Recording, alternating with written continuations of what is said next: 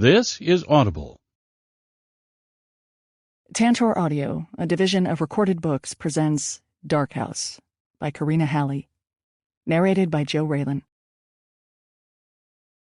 Chapter 1. I stood in a round, white room with only a porthole-shaped window to break up the monotony. The view outside was nothing more than an inky void. The smell of tidal pools and rotting kelp seeped in through the cracks where the silicone had crumbled away. I didn't know where I was or why I was there, but I knew something had summoned me. I spun around, suddenly conscious of a door, and saw a saffron-colored glow spilling out from underneath the door frame, mildly illuminating the stark walls. Chilled air flowed in with the light and tickled the tops of my bare feet. The blue nail polish on my toe was chipped, making it look like I had half a toenail. This caught my attention more than the cold hardwood floor and the rough splinters beneath. The lights went out. The door whooshed open almost soundlessly, and a huge rush of Arctic wind battered my body, whipping my nightgown around me like a pink polyester flag. The floorboards creaked. I felt the weight of some unknown mass travel along the length of them to my feet. I couldn't move, and I wasn't sure I wanted to. The lights from outside the room came on again, illuminating the air abrasively. My eyes stung. A pounding sound filled my ears. I covered them with my hands until I realized it came from my very heart. In the doorway, I saw the silhouette of a man. My heart and the pounding stopped. The man came for me, a mass of unfathomable malevolence. I screamed and screamed until the black depths of his silhouette was all I could see. I fell into him, fell into the darkness in one never-ending cry, until a pair of hands grabbed my arms and pulled me up. They shook me until the darkness behind my eyes bled out into a blinding white. And suddenly I was in my bedroom, lying underneath a smorgasbord of tangled sheets, with my sister Ada peering over me, her forehead furrowed with concern, making her look years older than 15. She let go of my arms and stepped back. "You scared the shit out of me, Perry," she grumbled. I propped myself up on my elbows and looked around my room at the concert posters on the walls and stacks of vinyl and CDs in the corner, taking comfort in their familiarity. My rarely touched electric guitar rested haphazardly against the window seat, a pleasing contrast to my stuffed animal collection. I eyed my alarm clock. 2 minutes until it blared uncontrollably. The observation was hazy, like I was not quite in my body yet. "Well?" Ada said, crossing her arms. She was still in her pajamas, but her heavy-handed makeup was meticulously applied. "Well, what?" I repeated. Hello? Any explanation why your screams made me put down my mascara in mid-stroke and come rushing in here?" "You have good hearing?" "Perry." Her voice bordered on a shrill hissy fit. Ada was always a degree or two away from full-on teenage angst. "Well, I don't know. I had a bad dream or something." It was a dream now, wasn't it? My memory was disintegrating into bits and pieces, and the more I tried to recall it, the more I came up blank.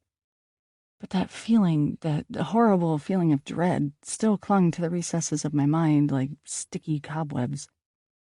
Even the bright autumn sunshine that shone through my window wasn't cleaning it up. "Or something," Ada scoffed. "It sounded like you were being murdered, you know. You're lucky Mom didn't hear you." She peered at me closer, inspecting my face for signs of mental illness. She did that often. I rolled my eyes and got out of bed, feeling self-conscious, with my thunder thighs rolling beneath my long Bad Religion t-shirt that doubled as a nightgown. Ada was thin as a rail, but in the most envious way possible. She got the wholesome, toothsome Swedish good looks from my mother's side of the family. Smooth skin, bright eyes, naturally blonde hair that she bleached for some reason, and a long, lean build. As my own luck would have it, I got my dad's Italian side. Short, I'm 5'2", with thick, dark hair and big, gray, blue eyes that acted as a mood ring, so I've been told. I've got a curvy build. At least that's what I say when I feel like being nice to myself. In reality, I used to be about 60 pounds heavier. But despite the weight loss, it's not enough. The fact is, I'm always blaming everything on those last 15 pounds. I walked over to the mirror and searched my face for blazing signs of craziness. I looked like crap, but often did in the morning before my 5 cups of coffee kicked in. Blarp! My alarm went off. Ada and I nearly jumped out of our skin. She held her hand to her chest as I ran over and whacked the alarm off. I gave her a quick look. I'm okay, Ada. It was just a dream. I don't even remember what it was about anymore. She cocked her penciled brow at me. Okay, but if I get called out of school because you were in an accident again, I'll be very upset. She turned and left the room. I let out a snort. No, you wouldn't, I thought. You would love any excuse to get out of school. And frankly, I would have loved any excuse to get out of work. I sighed deeply. I felt a bizarre tinge of sadness now that the excitement of the dream was over. The terror that had pumped through my veins faded quickly in the morning light. I got ready for the day and left the house, making my way to my motorbike that rested in the driveway. At least my mode of transportation was still exciting. I know, a motorbike. I've heard it all. It's dangerous, I'll die, I'll look like a douchebag. It's all true, but I wouldn't trade in putt-putt for anything in the world. Putt-putt wasn't a big bike like a Harley. I'm not that kind of douchebag. But a black 2004 Fireblade. I thought it was the bee's knees. Sleek and quick as hell. I wasn't a reckless driver, though, and most of the time I stayed at the same speed as all the other vehicles on the road, until there's a traffic jam, and then I'll overtake everyone on the shoulder yelling, "Later, bitches!" through my helmet as I pass. I got putt-putt 4 years ago for my 18th birthday. I was going through my stunt woman phase when I thought becoming a professional stunt woman would be more exciting and lucrative than a career in advertising. After motorbike lessons, a year of karate, a few skydiving lessons, and weekends spent at the firing range learning how to use a gun, I abandoned ship and ended up getting a communications degree. Not that being a stunt woman wasn't for me, but I honestly lost interest. My mother calls me wishy-washy. I just think I'm delightfully impulsive. Oddly enough, I kind of regret getting my degree. They say sometimes you have to go to school in order to find out what you don't want to do versus what you want to do. And guess what? After 4 years at the University of Oregon, I decided advertising wasn't the career for me. But what can you do? After I finished school and moved from Eugene back home to Portland, the economy hit rock bottom, and I was lucky enough to get a job, let alone one related to my degree. I got hired at an agency in Portland, which could not have made my parents happier. I, on the other hand, could be happier. I've been a damn receptionist for almost a year. But as my parents like to remind me every time I complain, at least I have a job. A soul-sucking job I hate with all my being, but at least I have one. They have a point, though. At the moment, it's really the only sense of identity I have. Anyway, my job is where I was headed that morning. I brought Putt-Putt down the long driveway and contemplated taking my bike in the opposite direction. East would be nice. I could zip along the Columbia River until I hit Idaho, then maybe join the cowboys in Montana, or head south to the deserts where my heart would soar like the mesa grazing eagles. But as I had done every weekday before this one, I shook the fantasy out of my head and roared down the road towards the city and responsibility. Having a motorbike was such a tease. "Good afternoon, Allingham and Associates, Perry speaking," I said into the phone. Lunchtime was approaching, and I desperately wanted this mundane morning to end.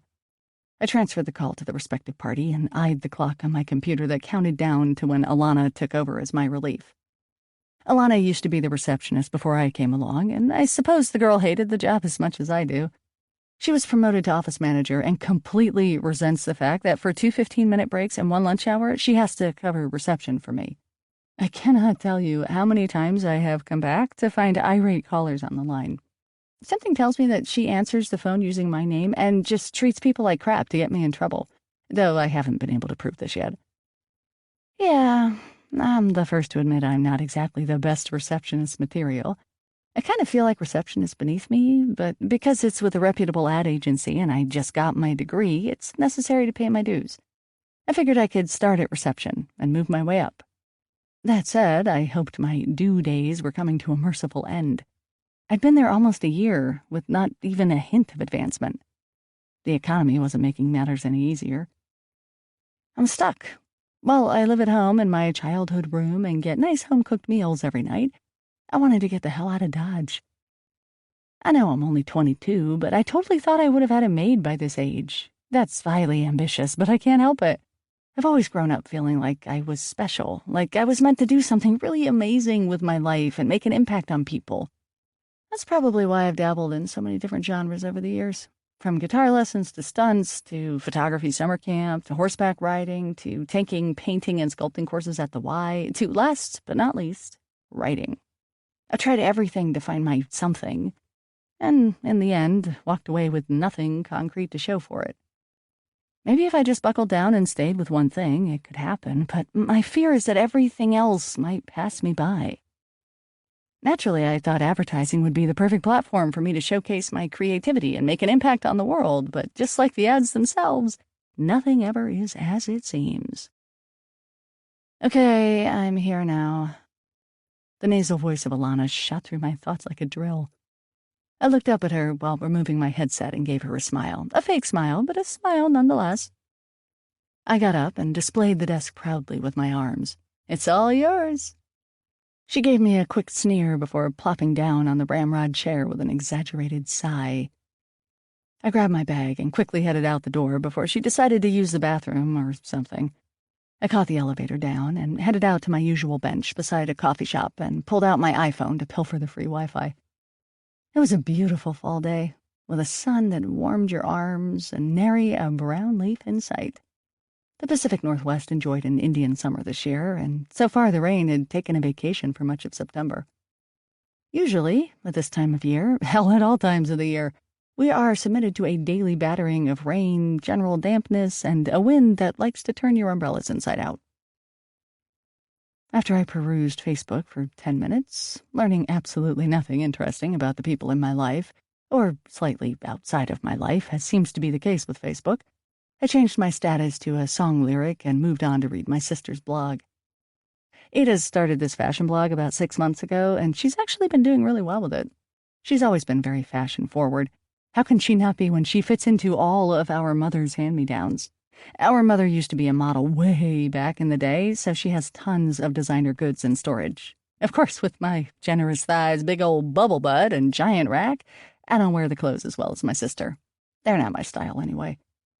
But I appreciate the way my sister can rock the designer stuff with vintage items, and apparently so does everyone else. Just by posting a picture of herself every day and writing a blurb about what she was wearing, she gets tons of hits to her blog, enough so that she started making money from advertising. It's funny, my sister and I kind of grew apart when I went off to college. I guess the age difference was really apparent, and to be honest, I had no idea how to relate to her. She was a preteen when I left, and when I came back, I still wanted to treat her like my cute little sister. Now, because we've had a year bunked in the same house again, I do feel closer to her. She is starting to become more like a friend, which is great in some ways, but sometimes I wonder when I should play the role of big sister. When I see her posing flamboyantly in a skimpy outfit on display for the entire world to see, I can't understand what she's after. I wouldn't feel comfortable putting myself out there like that. But the last time I mentioned she could become a prime target for stalkers, or even worse, she just brushed it off and made the point that Mom approved. I'll admit that I am a little jealous, which is kind of ridiculous because I'm her older sister. But she's got her path. She's following it and making progress. The exact opposite of me. My cell rang, leaving that depressing thought in my head as I answered. "Hi, Pumpkin," my mother said in her lilting voice. She still had a faint Swedish accent, but for the life of me I couldn't really hear it. "Hi, Mom," I answered with a sigh, knowing she was just checking up on me to make sure I was all in one piece. "How are you feeling? Any troubles?" "No, I'm fine." "How is work? You still have a job, right?" I let out a puff of air again and muttered yes. This was her daily question, the daily reminder to not even think about quitting my job. It's like she knew. "Listen," she continued, "what are you and Ada doing this weekend? Uncle Albert was hoping we could all get together." My dad's brother, Albert, lived on a huge plot of beachside land on the foggy Oregon coast, and thanks to the proximity to us, we often drove out there to see him. He was divorced and lived alone with his twin boys, Matthew and Tony, two 19-year-old troublemakers. I had nothing planned for the weekend. If I didn't go to the coast, I would just end up sitting at home and having a lost marathon by myself. After I told her I'd be there and hung up, I stretched back on my bench, the sun heating up my maroon leggings, and half-heartedly nibbled on some cut-up veggies. I eyed a nearby Subway and almost succumbed to the call of a melted bacon sub, but resisted. I finished up and plodded back to the office, defeated by the drudgery of the 9-to-5 life. The sun teased the freckles across my nose, and the lightest breeze tossed my hair so I could see the shades of violet dye in the black strands. I wanted to stay outside, surrounded by the quaint buildings, the golden green trees, the people bustling to and fro in lives more exciting than mine. And most of all, I wanted these last rays of summer to last forever. But duty called, as it always did. I walked into the lobby and waited for the elevator. As I stood there on the cold, hard tiles, I felt the presence of someone behind me. Strange. I didn't see anyone when I came in, nor did I hear the door open or close behind me. A creepy feeling swept over me. I remembered the dream I had. Suddenly, I felt inexplicably afraid. I hesitated at turning around. In my overactive imagination, I thought I would see something horrible, but I did it anyway. There actually was someone there, sitting on the white lobby couch. It was an old lady who looked like she was trying disastrously hard to be a young lady. She must have been about 80, wearing a red taffeta dress adorned with tiny pom-poms and outlandish makeup smeared across her face. She had exaggerated purple eyeliner, Tammy Faye Baker eyelashes, a swipe of orange across her sagging cheekbones, and, most disturbing of all, red lipstick that was half on her lips and half on her teeth. She sat there, smiling broadly at me. Frozen, it seemed, or locked in time. I tried to hide my shock. I don't know how I didn't see this piece of work when I came in, and gave her a quick smile before promptly turning around. I felt relieved when the elevator doors finally opened. I walked quickly inside and hit the close button before anything else. I looked up at her as the doors closed. She was as still as ever, the wide, maniacal-looking grin still stretched across her face. Her eyes, white and unblinking, did not match her smile. The door shut, and I let out a large sigh of relief. I had actually been shaking a little bit. That horrible feeling lasted for another 5 minutes, until I slipped on my headset and the daily barrage of rude callers and impatient visitors wiped the scene out of my head. Chapter 10. The house was empty when we came back in. It was only 10 p.m. at this point, but it looked like the boys had gone out somewhere. It was Saturday night, after all. Even Uncle Al was presumed missing, until I found a note he left on the kitchen table. Gone to play poker at a friend's house. I was absolutely exhausted. Saturday night or not, and all I could think about was going to bed and sleeping for the next couple of days. Only there were a few things we had to deal with first. Dex and I stood in the dim kitchen looking at each other. It was kind of awkward. Neither of us knew what to do or what to say. I felt like if I tried, I would break down in tears. I was bordered with crazy town. Dex sighed. Well, I guess I should be going. What? You can't go? I couldn't help but cry out. He glanced at the clock on the wall. It's 10. I've still got to check into the motel. He couldn't just leave me alone in this house after everything that happened. I felt the floodgates opening. I turned around and faced the fridge, trying not to blink and trying to control my breath. Dex was the last person I wanted to break down in front of. I wished I had a safety pin in my pocket so I could distract myself with a touch of pain. Hey, I heard him whisper and come closer. I waited for him to put his hand on my shoulder, but he didn't. He just stood behind me, probably unsure of what to do, which was every man's response whenever a girl was crying. But I wasn't crying. I was desperately trying to not let that happen. I sucked in my breath through pursed lips and regained control of my teasing tears. I was a tough cookie. I just had to suck it up. I turned around and looked at him. I smiled what must have been a very brave but very fake smile. I knew my eyes were moist and fearful, not matching up with my grin at all. He was staring at me, not looking as confused as I thought he might be, but curious. "Okay," I said. "You go check in. We'll meet in the morning and head back to Portland." He took another step closer, those relentless eyes searching mine for something, anything that would satisfy him. "Is that what you want?" he asked. No, it wasn't. "I'm sorry I ruined your show, Dex," I said meekly. He stared at the ground for a second and shook his head. "You shouldn't apologize. It's not very becoming of you." He looked up. "Besides, it's not my show, it's our show.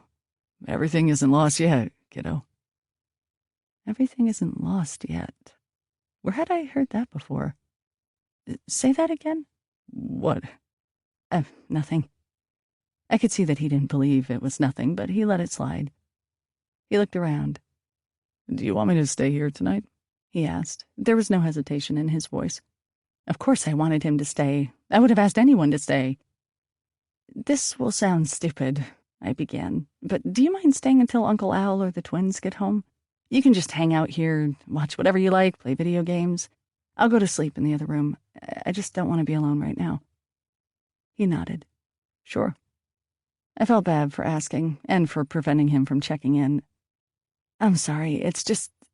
I can't even begin to explain what I saw out there. He took a step towards me, shaking his head. Don't explain. I want to hear it, but we can discuss it in the morning. And please don't apologize, either. That's a weakness, not a strength. I don't need your apology. In fact, none of this would have happened if I hadn't left your side, so I'm the one who is sorry." "Dex, it was dark." "And so anyway, you can see why I don't mind having to stay here for a few hours." "Okay." I smiled. The relief that was pouring through my body was amazing. "Thank you," I said, starting toward the spare room. "And good night." "I'll be here if you need anything," he called after me. I paused at the door to the room before closing it behind me. I didn't have to turn around to know that he was still there. The next morning finally arrived after waves of dreamless sleep. I say dreamless because I didn't remember anything appearing in my dreams, but that didn't mean my mind wasn't running in a half-delirious, half-sleep state the entire night. Despite being so tired that my body literally could not move an inch once I lay down on the bed, my mind still raced on in a horrific rampage. Flashes of the night, the lamps, the face, the trees, the sweater, the woman on the phone. It all kept swirling through my brain. I had so many questions. Nothing made any sense, which is probably why my brain was still trying to process it at 3 a.m., even when I wasn't consciously giving it an ounce of thought. Needless to say, I did not feel rested at all the next morning, especially when I woke up to the sound of rain on the roof and a heavy chill in the air. I wished getting out of bed wasn't an option. But I had places to go, home, to be precise, though every time I thought about stepping into the warmth and security of my house and seeing my family's faces, I also had the accompanying feeling of guilt. Ah, yes, me and my guilt. I felt horribly guilty for packing up and leaving this place without accomplishing a single thing. True, I managed to scare the shit out of myself, but that would have only been something if I had my camera with me. We would be heading back to Portland, knowing the entire weekend was a waste. Worse yet, I felt like it made me look bad, and it made my sister's blog look bad. Who would believe me now that I wasn't even able to go into the lighthouse again? I had told the world what we were doing, and now there was absolutely nothing to show for it. I was going to look like the biggest fool on earth, not only me, but Dex, too.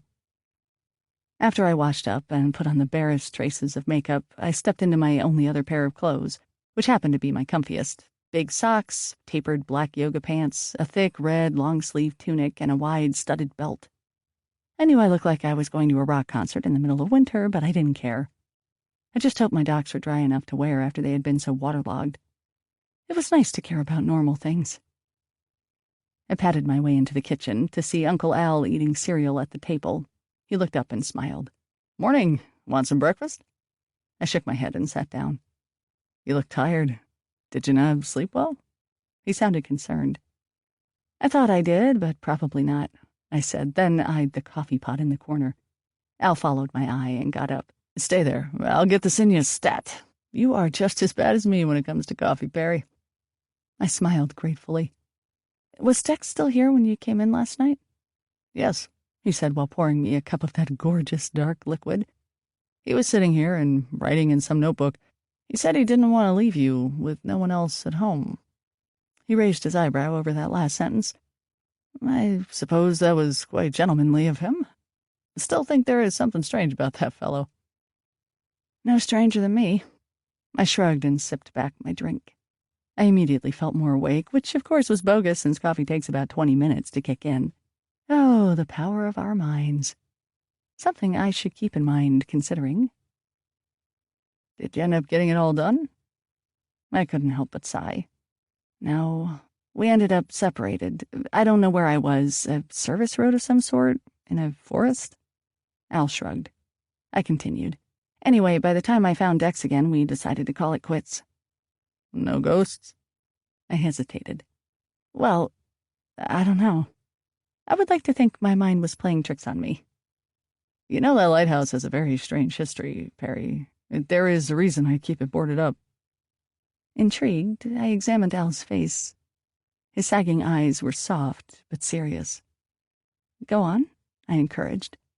He leaned back in his chair. First of all, I must state for the record that I do not believe in ghosts, but I do believe in evil, and I believe evil lives in that lighthouse. Uncle Al's eyes turned the shade of coal. My blood did as well. Evil, in my books, was 1,000,000 times worse than ghosts. You think it is evil and you let me go in there? I exclaimed. What happened to protecting your favorite niece? He shrugged again. I can't tell you what you can and can't do. To you, the idea that it is evil might be as ridiculous as the idea that it is haunted to me. I don't even know if it is haunted. That's why we plan to go back. Whether it is or isn't to you doesn't matter. It is evil to me. You see, the lighthouse was cursed from the beginning. It took forever to build, and a few workers died in freak accidents. And once it was finally ready for operation, the light started malfunctioning. They kept trying, but it seemed at least once a week, whatever bulb they put in, it would fail to work after dark. I nodded slowly, just as I had said. I must have read that somewhere. No way is my imagination that good. They planned to build a new lighthouse instead, one that was offshore. Not only would the new lighthouse hopefully work better, but it wouldn't get swamped by the fog as often. So the Tillamook Lighthouse, just off the beach there, was opened. You know of the shipwreck that happened there? I think so. The night before the lighthouse was to be lit for the first time, our lighthouse here failed for the last time. A ship from Malaysia that was heading up to the Columbia River had crashed into the rocks beneath terrible Tilly out there. Everybody was thought to have drowned in the wreck, but that wasn't the case. No? I asked. Well, that officially was the story, but it didn't explain why the partially burned body of an ethnic woman was found tied to the lightkeeper's bed with strands of kelp. I shivered violently, thinking of the charcoal tinges on the bed I saw in the lighthouse. Al stopped and gave me a surprised look. I waved it away in a motion for him to continue. The lighthouse keeper at the time was nowhere to be found. It hadn't really surprised anyone, though. There had been rumors flying around that he had gone crazy here with the isolation. And back then, there wasn't anything around except for fog and trees, or maybe he'd been tormented by the ghosts of the people who died building it. Some people started wondering about the supposed curse on the lighthouse. Maybe it had never been cursed to begin with. Maybe he was tampering with the bulbs all along. Sure, but why? Al took a languid sip of his coffee. Many reasons: attention, boredom, and maybe he just wanted to see a couple of ships crash and burn. I guess he got his wish. Yes, he did. There had been numerous shipwrecks just off the coast here, but it took a long time for them to stop. They still continued even, with terrible Tilly lit up. Well, if they found a body in the lighthouse, how did they know it came from the ship? I mean, was it even normal to have women on those ships? She was probably a local or something, caught in some creepy kelp sex game. Al looked disgusted at the mention of a kelp sex game. It wasn't normal to have women on those ships, but people would be snuck aboard all the time. America, the brave new world, the better life. The body that they found was dressed in foreign clothing and was of Asian descent. So, rumor has it that she must have swam or floated to shore to this lighthouse and tried to find help there. I took it all in as much as I could. Things were starting to make sense in the weirdest way possible. Part of me thanked my lucky stars that nothing horrible had happened to me when I was in the lighthouse with Dex. Part of me was more curious than ever to go back and start exploring it all over again. I believe this was a battle between the rational part of my brain and the crazy part of my brain. I hoped my rational part would win. So, she comes across Lighthouse Man. Old Roddy, he interjected. Right, I said slowly. She comes crawling ashore and runs into old Roddy, who turns her into a sex slave before tying her up and attempting to burn her alive. How do we know she didn't wash up dead and then he had his way with her? Again, we both grimaced at my suggestions. You have a terrible imagination, Perry, Al chided. Well, that's humanity for you. We are a terrible species. Some of us are terrible. Some of us are good. What went on in that lighthouse must have been the height of all that plagues us. Like I said, I don't think it's haunted, but I think there's been some sort of curse, some evil on that place all along. It's just waiting for another person to take in. He looked at me sternly, perhaps with a bit of fear in his eyes. I understood what he was saying. I felt what he was saying. Haunted by old Roddy or cursed by some demon, I knew there was something in that place that so desperately wanted me. And the most disturbing thing of all was that I kind of wanted it, too. And so what happened after? I asked. I needed to ignore my feelings. I mean, did you board it all up? Was it open when you first moved here? I didn't know what we were buying when we first moved here. I hadn't heard any of the tales, and neither had Paula, his ex. But I knew deep, deep down there was something terrible about that place. I only stepped foot in it once, and that was the first time we all went to explore it. I think Matthew found a part of a jawbone from some sort of animal in one of the rooms. The place just felt too unsettled and dangerous, not to mention how weak the structures felt on the second floor. And really, what was the point of having your own defunct lighthouse? It made no sense to me, so we had it boarded up and pretty much forgot about it. Until last week. My lip wiggled sheepishly. Yeah, sorry about that. Don't worry, Perry. I'm just glad nothing happened to you. He watched me intently as if he was trying to suss out whether something had happened to me or not. No, I said slowly. I guess nothing really did happen to me, but since you think the lighthouse is evil, a lot of the feelings I had about the place would back that up. He patted my hand. And I'm glad you're not going back in there. I smiled at him. I felt happy for getting to know my uncle better. Maybe this weekend wasn't such a waste after all. Though, I must say, he started. I thought last night Before he could finish that thought, there was a loud knock at the door. I jumped in my seat, the coffee finally giving my heart a boost. Al got up and opened the front door.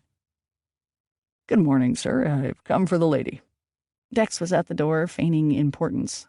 He had a cap on his head and tipped it jauntily. Come in, Dex. Al ushered him inside and closed the door. Dex walked over to me with a smile on his face. It also gave my heart a jolt. Good morning. Care for some breakfast before we go? He asked. Sure. I eyed the clock on the wall. Sorry for just dropping by. He looked at both of us. I tried calling your cell a few times, and I texted you, but there was either no answer or I kept getting the wrong number. His voice lowered over that last part. I studied his face. His grin faltered slightly. Was he lying? No one had called or texted me at all that morning. I got out my iPhone just in case and looked it over. Nope, nothing.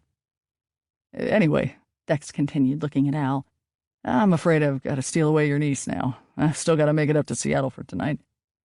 Be my guest. I'm sorry you guys are walking away empty-handed, but I suppose these things always happen for a reason. I believe that very much, Uncle Al, Dex said. He looked at me. Will it take you long to pack? I slammed the last bit of coffee down. I hated having to rush. I got up and picked up my bag. All ready to go. He gave me the thumbs-up sign, then promptly turned on his heel and walked out of the house. I looked at Al and rolled my eyes by way of explaining his actions, which I couldn't, so I hugged him goodbye and thanked him for everything, then scuttled outside after Dex. The SUV was running in the driveway. The steam rising up from its tailpipe gave it a warm, welcome look in the morning downpour. Though it was only a few yards, I was fairly soaked when I swung the door open and jumped inside. Dex put his hand on the gear shift and gave me the once-over. Were you even alive in the 90s? Because it looks like that decade chewed you up and spit you out again," he said mockingly. He put the car in reverse and sped the car out of the driveway.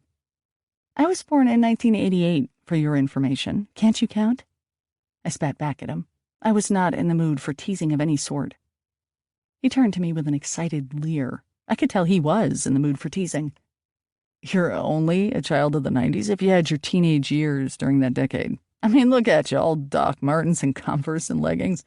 "You're the one with the eyebrow ring," I shot back. "I think it's better to emulate a time period you haven't properly lived through. Otherwise, you're just holding on to the past." He laughed. "I have no past to hold on to." He flipped his MP3 player on. To my surprise, Billy Joel came on. Scenes from an Italian restaurant, to be precise. Dex began to sing along. Here was the infamous voice of Declan Foray. It was smoother, deeper, and more powerful than Joel's. It seemed to float over the words, vibrating with rich tones. It was gorgeous, hypnotic, and so out of place. He continued to sing until he noticed me staring at him. I must have looked very confused. Dex turned down the volume. "I do this in the mornings. So, where did you want to eat? I saw this great stereotypical diner in town that must serve the blackest coffee this side of the divide." "Sure, sounds good," I said as he went straight back into song, snapping his fingers and wiggling in his seat. "He did this every morning?" I looked at the clock. It was 8:30 a.m. Where on earth did he get the energy to put on a musical at this hour? I wasn't complaining, though. It was fascinating to listen to and to watch once I got past the weirdness of the spontaneous and strange direction. I didn't think it was possible to outshine Billy Joel, but Dex was doing so as he was speeding down the coastal highway toward Tillamook. He smiled and sang to me, it seemed. My heart skipped a beat again. Did he know the quickest way to charm the pants off me was to sing to me? "I didn't know you could sing," I lied. "No?" He eyed me suspiciously. "I suppose there are a lot of things you don't know about me, kiddo. But you will, in due time." Right, I thought sarcastically. I knew that after this weekend, there wasn't going to be any more time for us.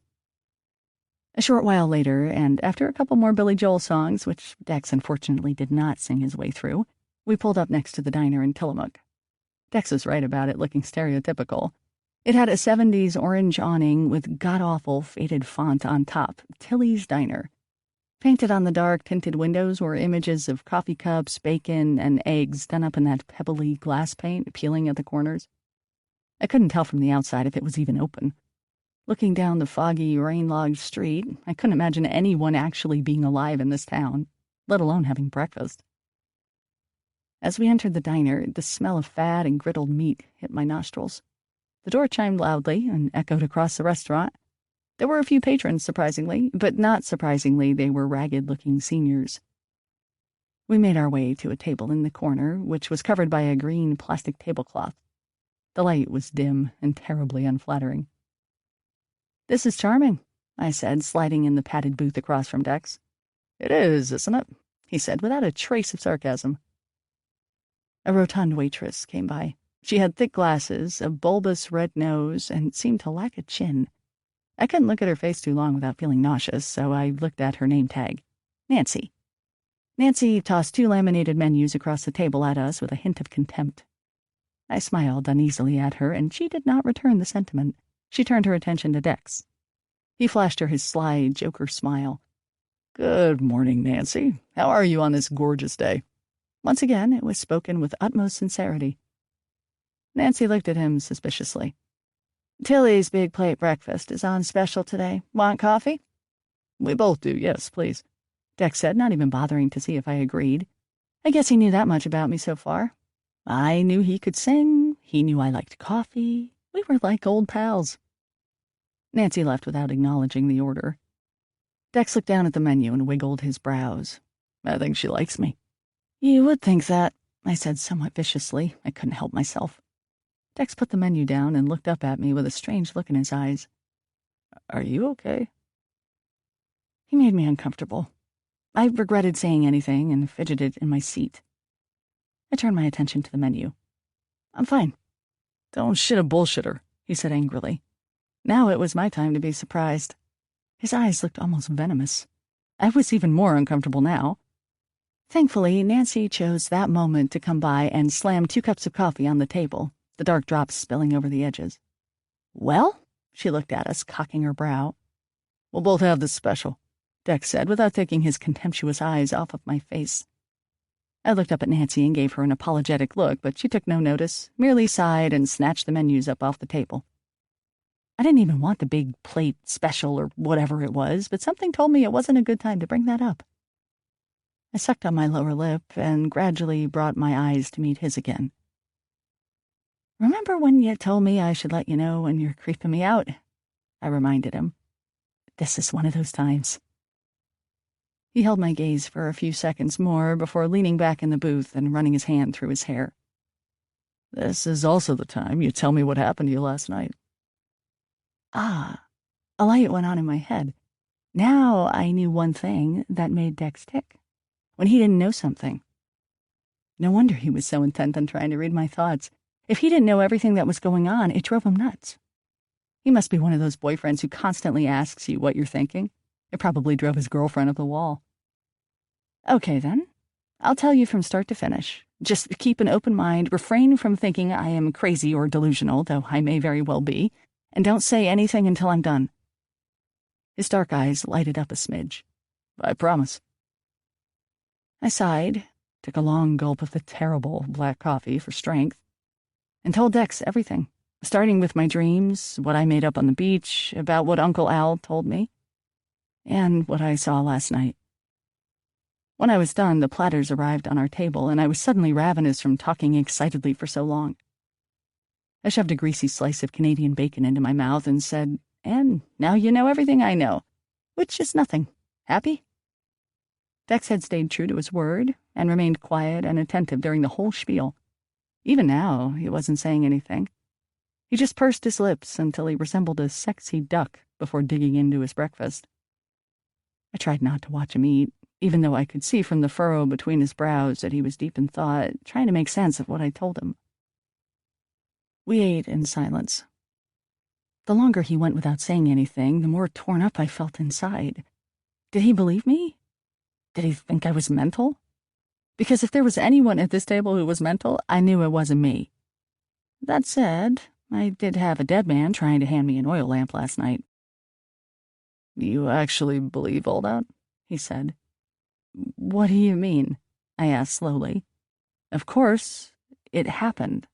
I don't know how else to explain it, but that's what happened." I looked at him closer. My mouth dropped a little bit. Was he doubting this whole thing? "You think I'm making all of this up? This was your idea." He laughed. "Come on, Perry. We didn't really find anything the first time we were out here. I wouldn't blame you for trying to make a mountain out of a molehill." I could barely form thoughts, let alone speak at his assumptions. "You think I'm faking it?" "I think you see what you want to see," he said, and shoveled an entire pancake into his mouth. I was too livid to even consider how gross that was. I couldn't help but reach across the table and grab his forearm. I squeezed it, hard. He looked up at me, pancake frozen inside his wide yap. "Dex," I said with as much intensity and seriousness as I could muster, "I'm not lying. I don't care about any of this. You found me. In the end, you found me. I'm just telling you the truth. You think that lighthouse is haunted. You're looking for all the proof, but I'm telling you now that I know it is. It is." He searched my face while slowly chewing the pancake until it was gone. I didn't know what he thought, but there was nothing more I could do at this point. "Look," I finally said, "I'll prove it. Let's go there right now. Hell, let's go tonight.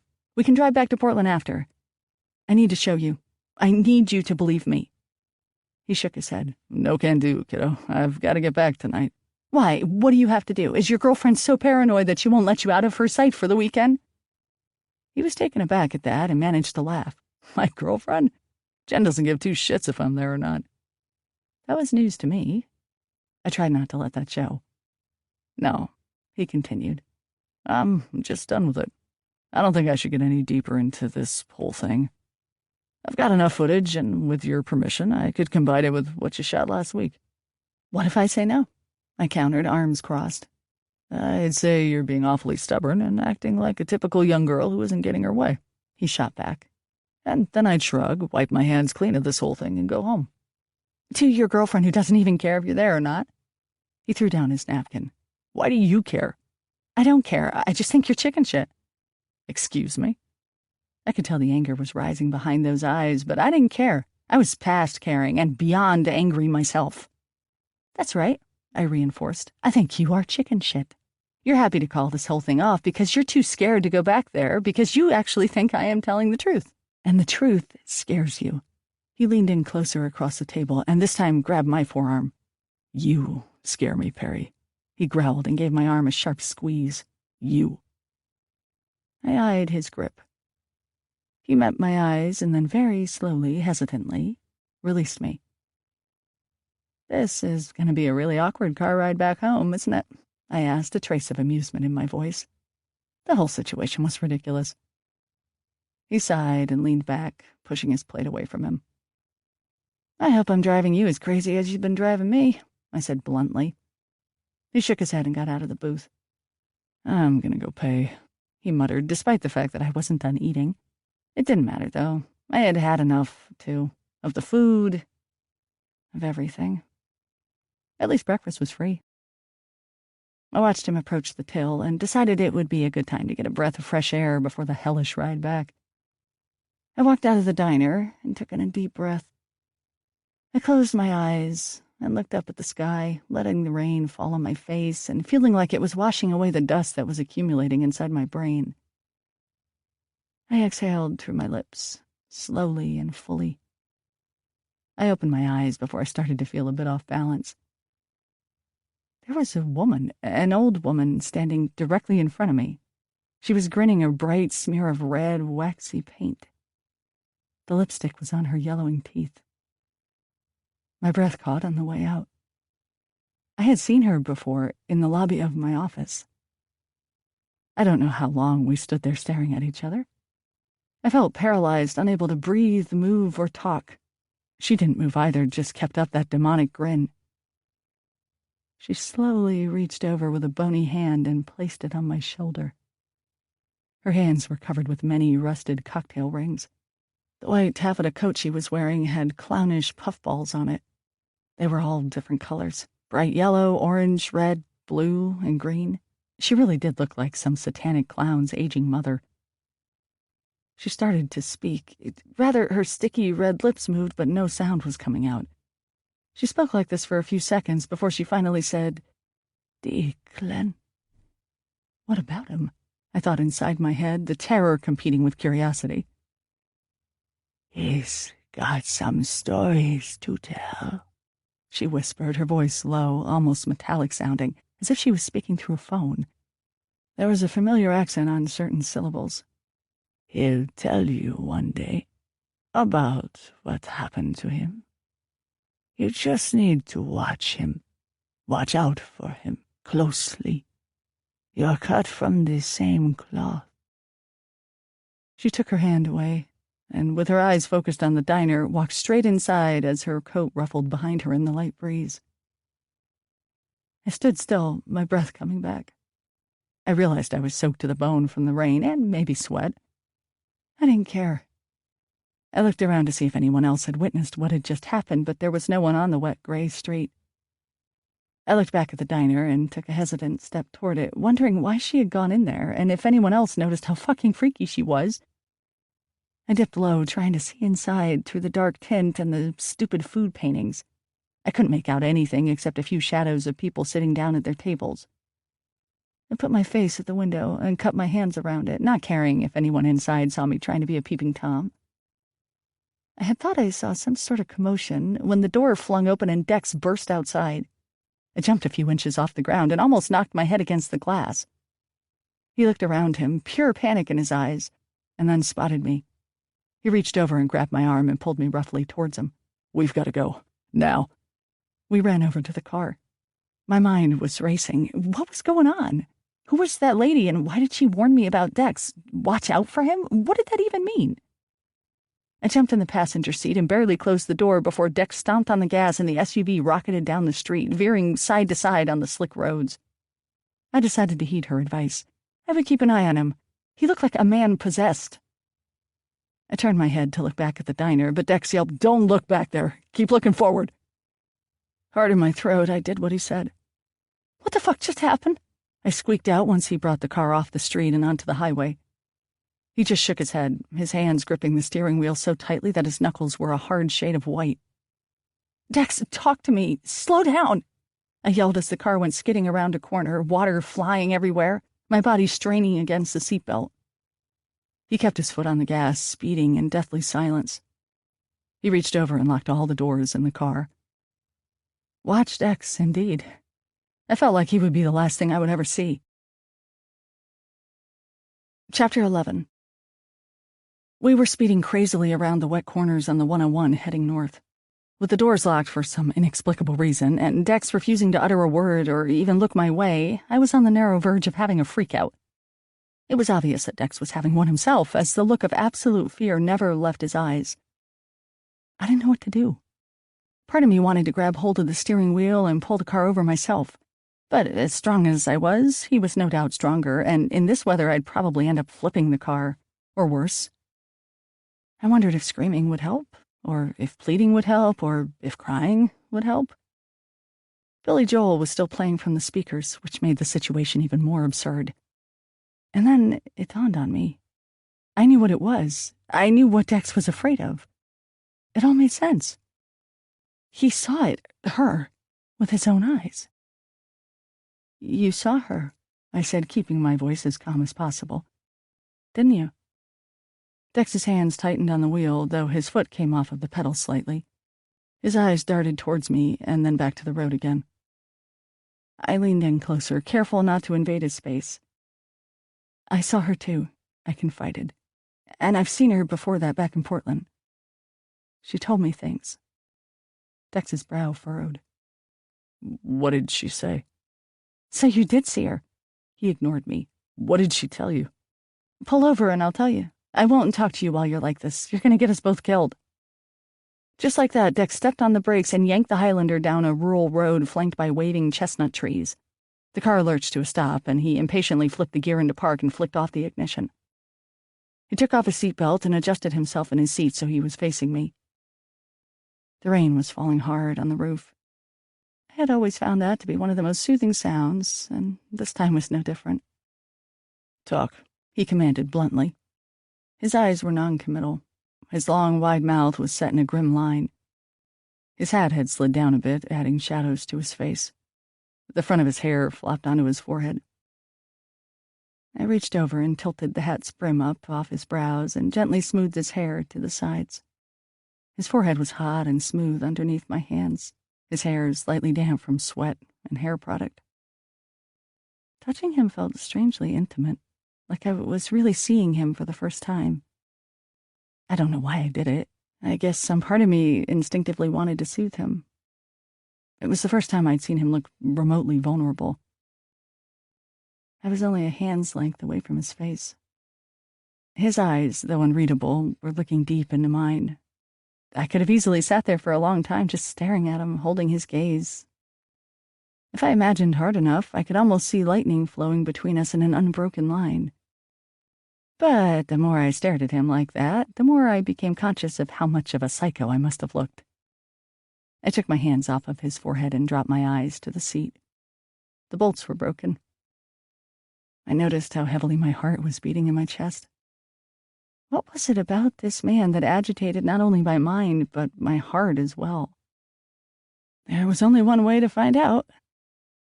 I took a deep breath and dove in. "Last week at work," I said, "I was waiting for the elevator. There was no one in the lobby, or so I thought. Then I noticed this lady sitting totally motionless on the couch. She was like no one I had ever seen before, like someone out of a David Lynch film, almost." I met his eyes again. They had never left mine, like they were waiting for my gaze to return to his. I felt like he was trying to hypnotize me. I was torn between feeling self-conscious and wanting to look away, or to fall deeper into them and lose myself. Then there was that accompanying feeling of tightness in my chest, the feeling that I wasn't getting enough air, that I was drowning in this indescribable whirlpool. I couldn't take it anymore, and quickly diverted my eyes to the outside of the car. The rain and interior fog had blurred the windscreen, but I could still make out the shapes of the trees dancing in the background. I focused on their movements, all the while knowing he was still looking at me. I continued talking. She was wearing, well, it looked like she was dressed for her prom, only she had to be about 80 or something. She had perfectly curled hair, like they did in the 40s, set with pins and everything, and a whole face full of the thickest makeup ever, like grease paint. And her lipstick, my God, I have never seen such a sloppy job. She even had it on her teeth, which was scary because this freak would not stop smiling at me, even as the elevator doors were closing. I shot a glance at Dex to make sure he was still listening, and gasped. There was a trail of blood running out of his mouth. He was biting his lower lip so hard that he was drawing blood. His eyes remained motionless and fixed on mine. I started to wonder if he was truly looking at me, or if he had gone into a trance, or was experiencing some kind of seizure. "Dex, you're bleeding," I said, trying to hide the horror in my voice. With a measured movement, he languidly licked his lips and dropped my gaze. I quickly reached into my jacket pocket and pulled out a tissue. He reached for it in his stupor. I pushed his hand aside and dabbed the tissue on his lips. With my other hand, I leaned on his shoulder and bent down so that my face was right in front of his.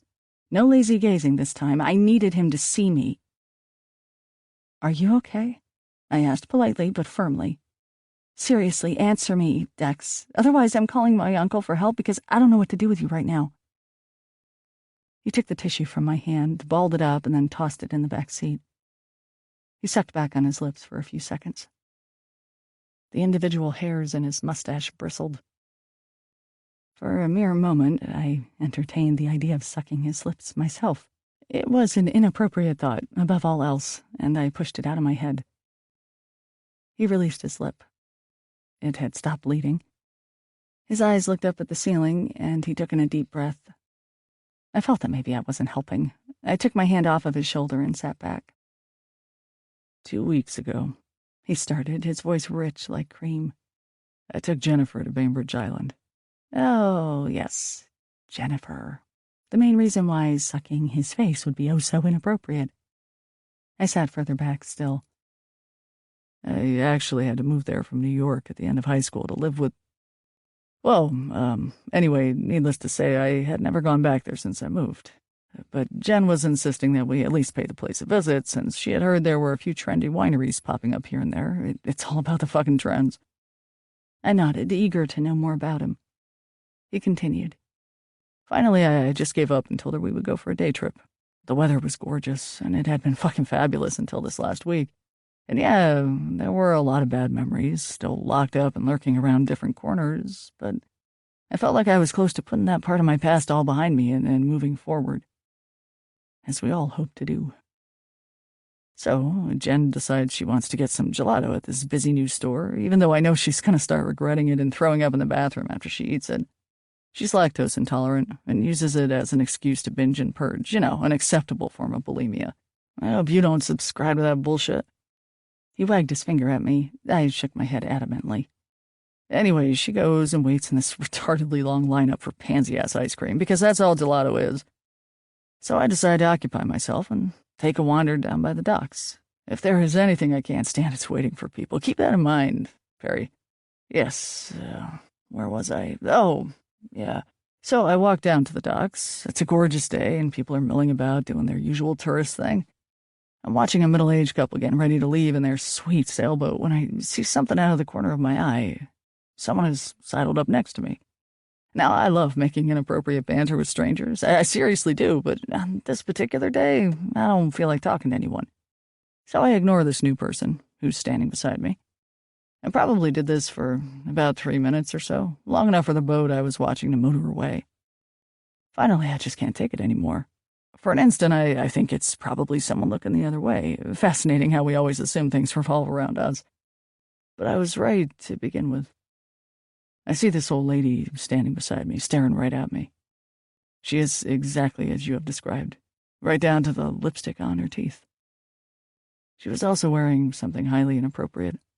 So much so that later on, when I described what I saw to Jen, I was shocked that she hadn't seen her.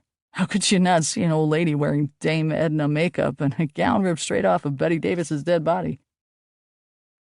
Dex's tale was creating shivers up my spine. "And what happened?" I asked, enthralled. I was suddenly very glad we were close to each other in this car. I was about ready to jump into his arms. He cleared his throat. "Well, I don't know.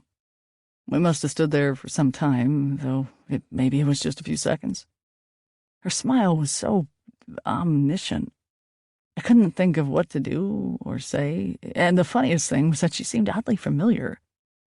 She said some stuff to me that, well, she seemed to know everything about me. She said... His voice trailed off and he looked down at his hands. A lock of hair fell forward again. I waited for him to continue, not wanting to pry, since the topic seemed to be more than personal. Basically, she said that I'd find someone who could help me find what I was looking for. Someone who would help me get closure. Then she started to leave. For some reason, I just couldn't bring myself to run after her as slowly as she was moving. I could only ask her who. She told me exactly this. "You will find her in the lighthouse." And then she went around the corner and was gone. "You didn't go after her?" He shook his head, the white of his eyes showing clearly. "I couldn't. All I could think was that I had to get back to Jen. I didn't want to see that woman again." "But she knew all that stuff about you that no one else would know," I cried out. "I know," he said, "but I didn't want to know how she knew." "The lighthouse," I mused. Well, it didn't make much sense to me until later when I came across, well, you. And it still didn't make any sense, at least at the time, but... He looked at me with a tinge of yearning. Maybe it was amazement? Maybe I was seeing what I wanted to see. Anyway, I knew I had to get you on board with my idea, no matter what. "You told the twins that it was your boss's idea and that you were just doing what the man says," I pointed out, still annoyed over that revelation last night. "I lied," he said simply. "Why?" "Because sometimes I lie, Perry. We all lie, even you. But not everyone is brave enough to admit it." I wasn't satisfied with that unsettling answer. I knew it would only serve to make me second-guess everything he did and said now, but I ignored it and urged him to continue. "So you wanted me because I was the lighthouse lady?" "At first. And then it made me realize that perhaps it was a sign that I was on the right track. That this was the time to finally break away from Wine Babes and get something started on my own. Wine Babes was always Jen and Jimmy's idea. I was only brought on at a later date when the last cameraman quit." "Well," I said and sat back against my seat. I wasn't sure what to make of this now. "Well," he agreed. We sat in silence for a few moments. Finally, I had to ask. "And then you saw her, just now in the diner. What did she say to you that made you freak out like that?" His eyes flashed with fear. He fixed them on me. They held me there. "I'd rather not say. Basically..." He sighed and started to chew on his lip. I watched him intently to make sure he didn't draw blood again. "She basically said that this was only the beginning, and that we had to finish what we started." "And what do you think that means?" I asked. He ignored me. "Did she say anything to you?" I felt that if I told him what she said, if there was some truth to it, which I believe there was, it would only put him on the spot. But unlike Dex, I couldn't lie. He would know. "She said that you'd tell me what happened to you, whatever that means, and that I had to watch you." I left out the part about being cut from the same cloth. That notion was too ridiculous to even mention, and kind of insulting. "Watch me? For what?" he asked, almost uninterested. "I don't know. She's some creepy clown lady." He managed to smile and stared at his fingernails. "Yeah, she is. But she knows us. She knows both of us." "She knows you," I pointed out. "I only saw her once before this, and now she only talked about you." "She mentioned you, too," he admitted casually. My heart flitted a beat. I felt he was about to say something damning, though I had no idea what that could be. She knew something deep, dark, and secret about Dex. What deep, dark, and secret thing could she know about me? What did she say? She said that I needed to take care of you, that you needed me, and that I had to keep an eye on you. He laughed at that last part. I think she was implying that you could be dangerous. Me? Dangerous. I gave Dex a wildly bewildered look to amplify the doubt and confusion that I was feeling. Don't look so shocked, he said calmly. I can see it. See what? I told you that you scared me, didn't I? He looked me in the eye for a second, and then looked away. Even though I had taken stunt lessons to feel powerful, to feel dangerous, what he just said chilled me to the core. I knew I could be vaguely dangerous with a hooking block, but to have this older, stronger, weirder man tell me he was scared of me? Well, that wasn't right. I wasn't like that. I'm 5'2" and as sweet as a mouse, I said defensively. He pursed his lips and raised his brow. You are short, and I know you can be sweet when you want to be, but there are different kinds of dangerous, kiddo. I'm just going to leave it at that. I had the need to vindicate myself and show him how sweet I could be, but perhaps that's what he was talking about. I suddenly found myself doubting my very nature. Hey, he said, and pressed his index finger between my brows, smoothing out the furrow that must have been there. It's okay. I'm a big boy. I'll watch out for you if you'll watch out for me. Deal? His finger felt hot against my forehead, melting into it like a knife into a warmed block of butter. Deal. I smiled shyly. He removed his finger and looked wistful. What now? I asked. He shrugged. I don't know. What do you think this all means? Again, I wish I knew. But I think we are meant to find out. Meant to? Like fate? Dex didn't strike me as someone who put too much stock into fate. Maybe. Maybe not. But I think you agree that this is much bigger than the both of us. That woman, what's happening to you, these aren't just coincidences. Things are happening for a reason. Be that as it may, I still don't know what we're supposed to do about it. I think you do. You said so earlier. Did I? I exhaled loudly and watched the rain patter on the window. It was slowing down, and the sky was lighting up a shade or two.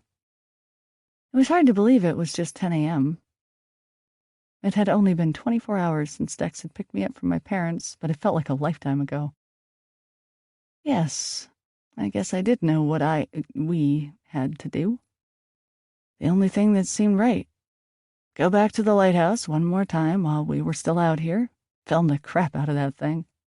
Get it done and get out, alive. I didn't add that last word for effect, even though I got goosebumps as I thought it. Something told me that going back this time would be a lot different, a lot bigger, a lot more terrifying. If we went back to the lighthouse, something would definitely go down. There was too much buildup, too many feelings for it not to. The woman told Dex that we weren't finished yet. Call me crazy, but I was inclined to believe her. When the woman talked to you in the diner, did anyone else notice her? I asked curiously. He thought a moment, then shook his head. I honestly didn't notice. I thought I saw the waitress give her a strange look, which would mean the lady is in fact real. You know, not a ghost, if that's what you're asking, but I can't be sure. She's either real or she's not. If she's not real, she's a ghost. She could be something we are both imagining. Is that even possible? I think we'd have to share a consciousness if it were. I'm not big on fringe science, though maybe I should start looking into it. Take a community college course on it. They have paraphysics at ITT Tech, right? His smile stretched lazily across his face. It pleased me to see the color had returned and his eyes were calmer, pliable. I felt calmer, too, just knowing that we were both in this together. So, then, I guess the only thing left to do is to go back and try again. Today, I announced, newly determined. Tonight, was his rebuttal. All logic and rational thought points to a daytime visit, I argued. You know nothing is going to happen during the day.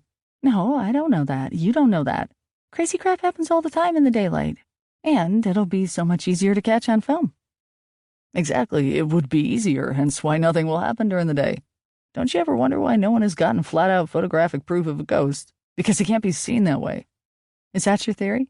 Yes, and it's a good one. Ghosts, the paranormal, weird shit, there is never solid proof because whatever we are hunting refuses to be captured. They refuse to be seen by everyone. They exist enough to lure us in and seduce us, but in the end will never give us anything solid. It's like ghost law. Didn't you see Beetlejuice? Uh-huh, I said slowly. Though an awesome film, I had no idea what he was getting at.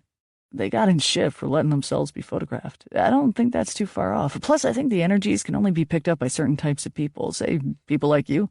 And, well, it just makes for more suspenseful filmmaking. I thought you didn't believe there were ghosts. A lie, remember? Oh, right.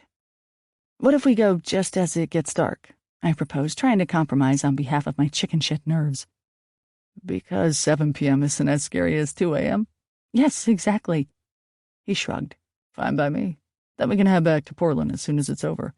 You do have work tomorrow, don't you? I nodded. I did have work. I had that meeting and had almost forgotten about it. I didn't want to go into the meeting looking and feeling like hell, but I knew I didn't have much of a choice. That being said, of course I did have a choice. I could call the whole thing off and forget about it. Get on with my life. But I didn't want to get on with my life, not the life that I left behind in Portland. Even with the promise of a promotion in the wings, I couldn't imagine going back to the way things were. It was unnerving, horrifying at times to feel like your grasp on reality was loosening, to be dealing with things that were way beyond anything you understood about life and death. And yet it was so enthralling. Somehow, by dealing with the dead, I had never felt so alive. And having Dex at my side helped too. In fact, I don't think I would be able to go on if it wasn't for him. Somehow, he made the dreams, the scares, the unknown, all bearable. And now, after talking to him in this cold, rain-beaten car parked on the side of the coastal highway, I felt I was one step better to understanding him. Well, one step with a million more to go. But still. He sat back in his seat properly and put on the seatbelt. He adjusted his jacket and gave me a smile that made me weak at the knees. I was glad I was sitting down. Shall we head back to your uncle's place and plan this thing properly? I smiled and nodded. Not so much at what he had just said, though. I nodded to myself, realizing that as I was getting to know Dex better, I needed to be on my guard. Regardless of evil curses, old Roddy, or creepy clown lady, falling for this man would be the scariest thing of all. Chapter 12. Suffice to say, Uncle Al was mighty surprised when we showed up at his door again. As much as he loved the company, I was sure he breathed a giant sigh of relief when Dex and I had left that morning. Sorry, Uncle Al, you can't get rid of us that easily. Still, he was gracious enough to let us lounge around in his house all day. The boys were up at this point and playing video games, which suited Dex just fine. I decided to make myself useful and relinquish some of the guilt I felt by making an apple pie for the men from scratch. Yeah, I know I don't seem like the type of girl who would slave over a stove, and I'm not. My cooking skills are atrocious. But I did have my way with the oven. Besides, it was something to do in order to pass the time. I had already used the twins' internet for an hour, just answering emails from people and checking out the blog comments. Ada was back in full swing and fully immersed in proving her blog was her blog and no one else's. In fact, she had posted every day since I left. It felt like she was trying to bury my posts under heaps of fashion and frivolity. It didn't really matter, though. I knew I had a backup plan, Dex, and I was still getting inquiring emails about my adventures anyway. A local ghost hunters chapter out of Salem, go figure, Oregon, was asking if they could interview me or perhaps come see the lighthouse. I decided to let them stew on that for a while, even though the answer at this point was a flat-out no. Yet I couldn't help but bring it up with Dex as we sat down at the kitchen table, armed with pens and pads of paper, ready to plot out the course of the evening. So, a local ghost hunters club in Salem was hoping I could come aboard their team and perhaps show them around the lighthouse, I said casually. Dex stopped whatever he was writing, but didn't look up at me. He cleared his throat. And? I haven't gotten back to them, I answered truthfully. He opened his mouth to say something, but then abruptly shut it. But then he opened it again. Well, you can do whatever you want to do. You're a free agent. We haven't signed anything. He sounded nonchalant, like he sincerely didn't care what I did.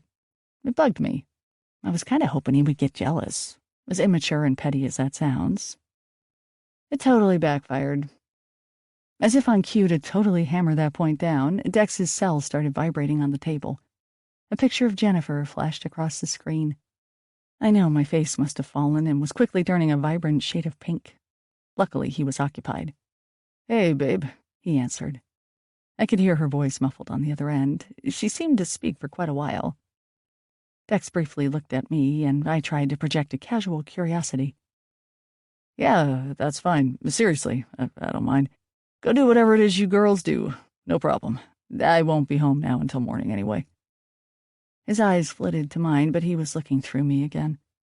His voice was different when he was talking to her. It was a pitch or two higher, and none of that sexy, gravelly warble. I wondered what that meant, if anything. "Yes, not yet.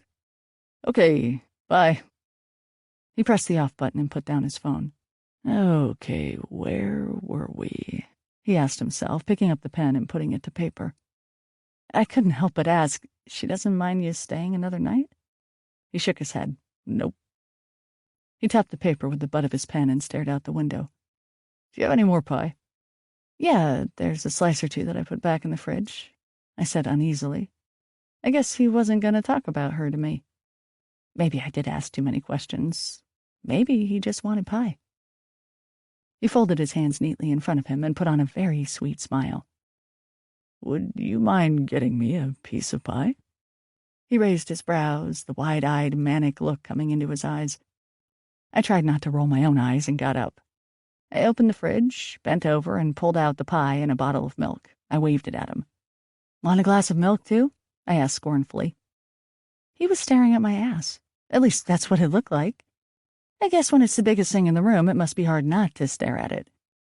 I waited for him to look up. He eventually did and gave me a bright, innocent flash of straight teeth. I narrowed my eyes at him. "Were you staring at my ass?"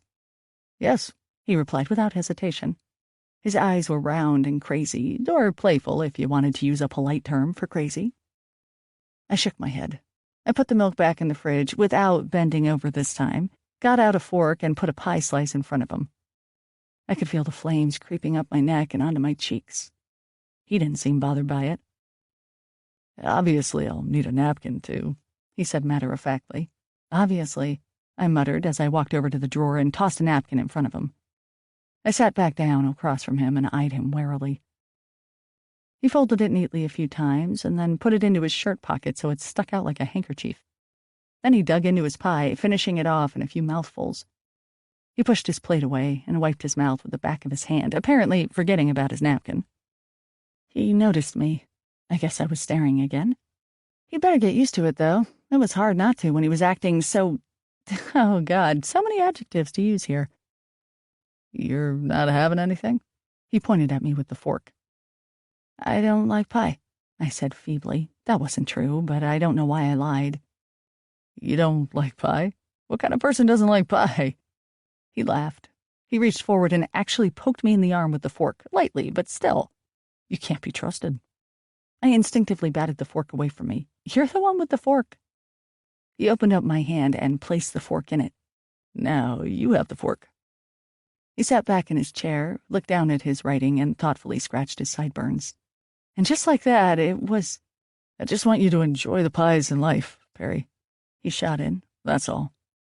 "I enjoy pies," I managed to say. I wasn't about to charm him with my wit, that's for sure. "Pies are a metaphor," he said quickly. He exhaled, then slammed his fist down on the table. The pie plate jumped. I jumped. I'm pretty sure the twins in the other room jumped. "All right, enough lollygagging," he barked. "Let's have a concrete plan of action for tonight. As much as I love to fly by the seat of my pants and shit everywhere, I don't think we can afford to do that this time. Maybe next time. Sound good?" "Oh, God, whatever," I uttered under my breath. "That's the spirit," he mused and started scribbling furiously on the paper. I soon realized he was drawing a detailed layout of the lighthouse. "Now, there were 4 levels, right?" I couldn't remember. "I don't know. How far did you make it before I showed up?" "Not to the top." He finished the sketch and jabbed at the tower with the pen. "We'll be going up there tonight." So much for having enough events to keep us in the safer downstairs levels.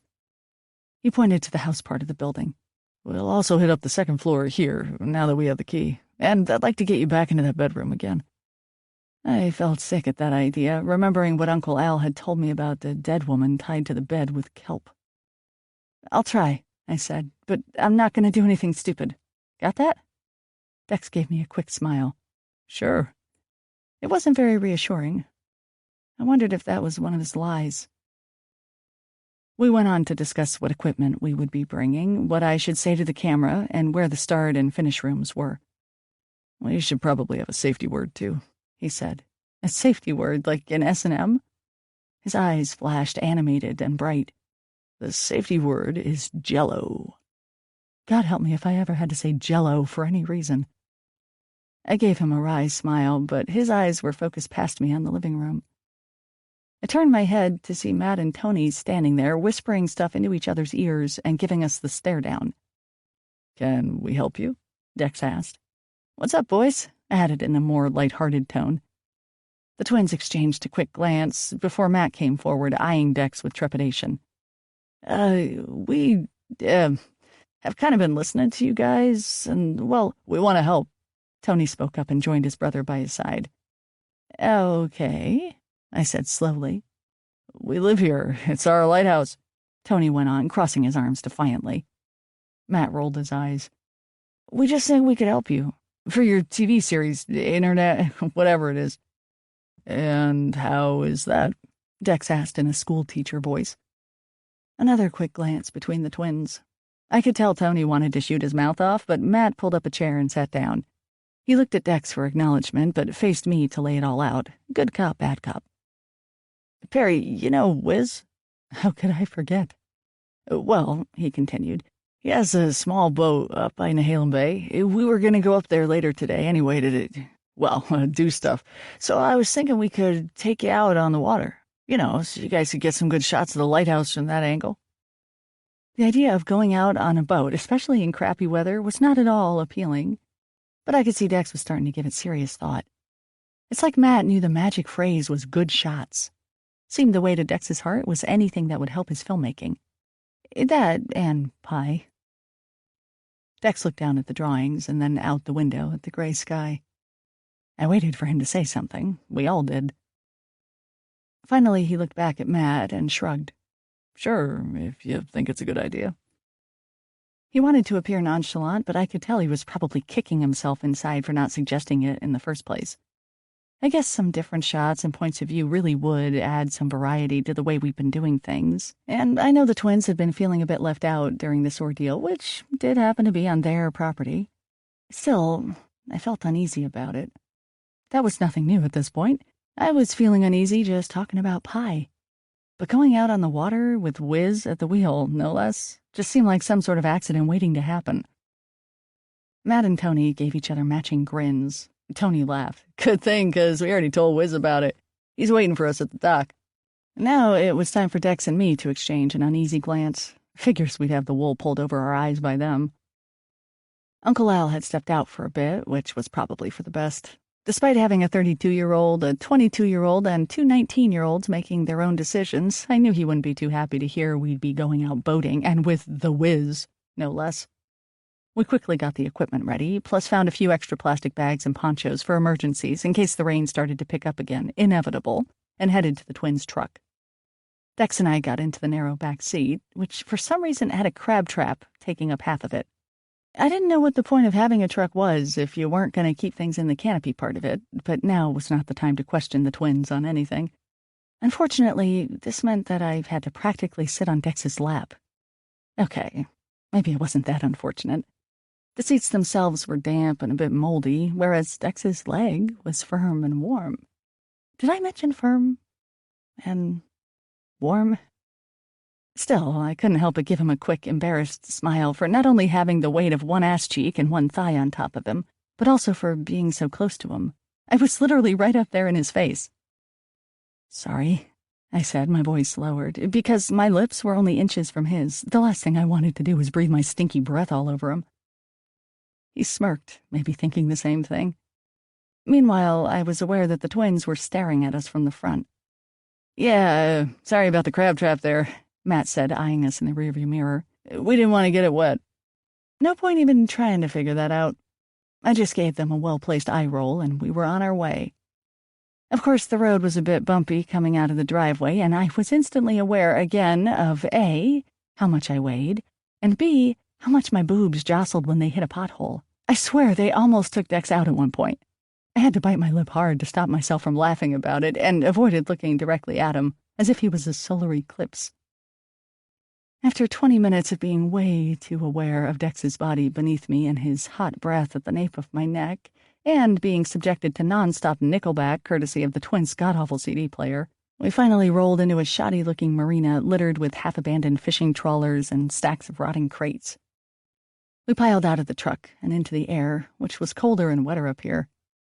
Wiz sauntered over to us, looking every bit the punk that I remembered from a week ago. A scruffy face, fraying hoodie, and sleazy eyes.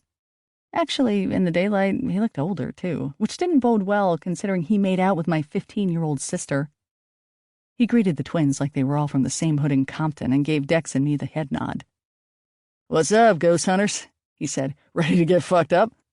I said, looking up at Dex. I could see Wiz was going to grate on his nerves in 2 seconds flat. "We'll get fucked up later," Max said and gestured to the boat. "How about we take the boat out first?" "Sounds sensible." Wiz laughed and took a Mickey of rum out of his front pocket. He took a swig and winked at Dex and me. "It's my right as a pirate." He walked off to the docks with the boys following close behind. I shook my head and muttered, "Can't believe you made out with my sister." Dex laughed.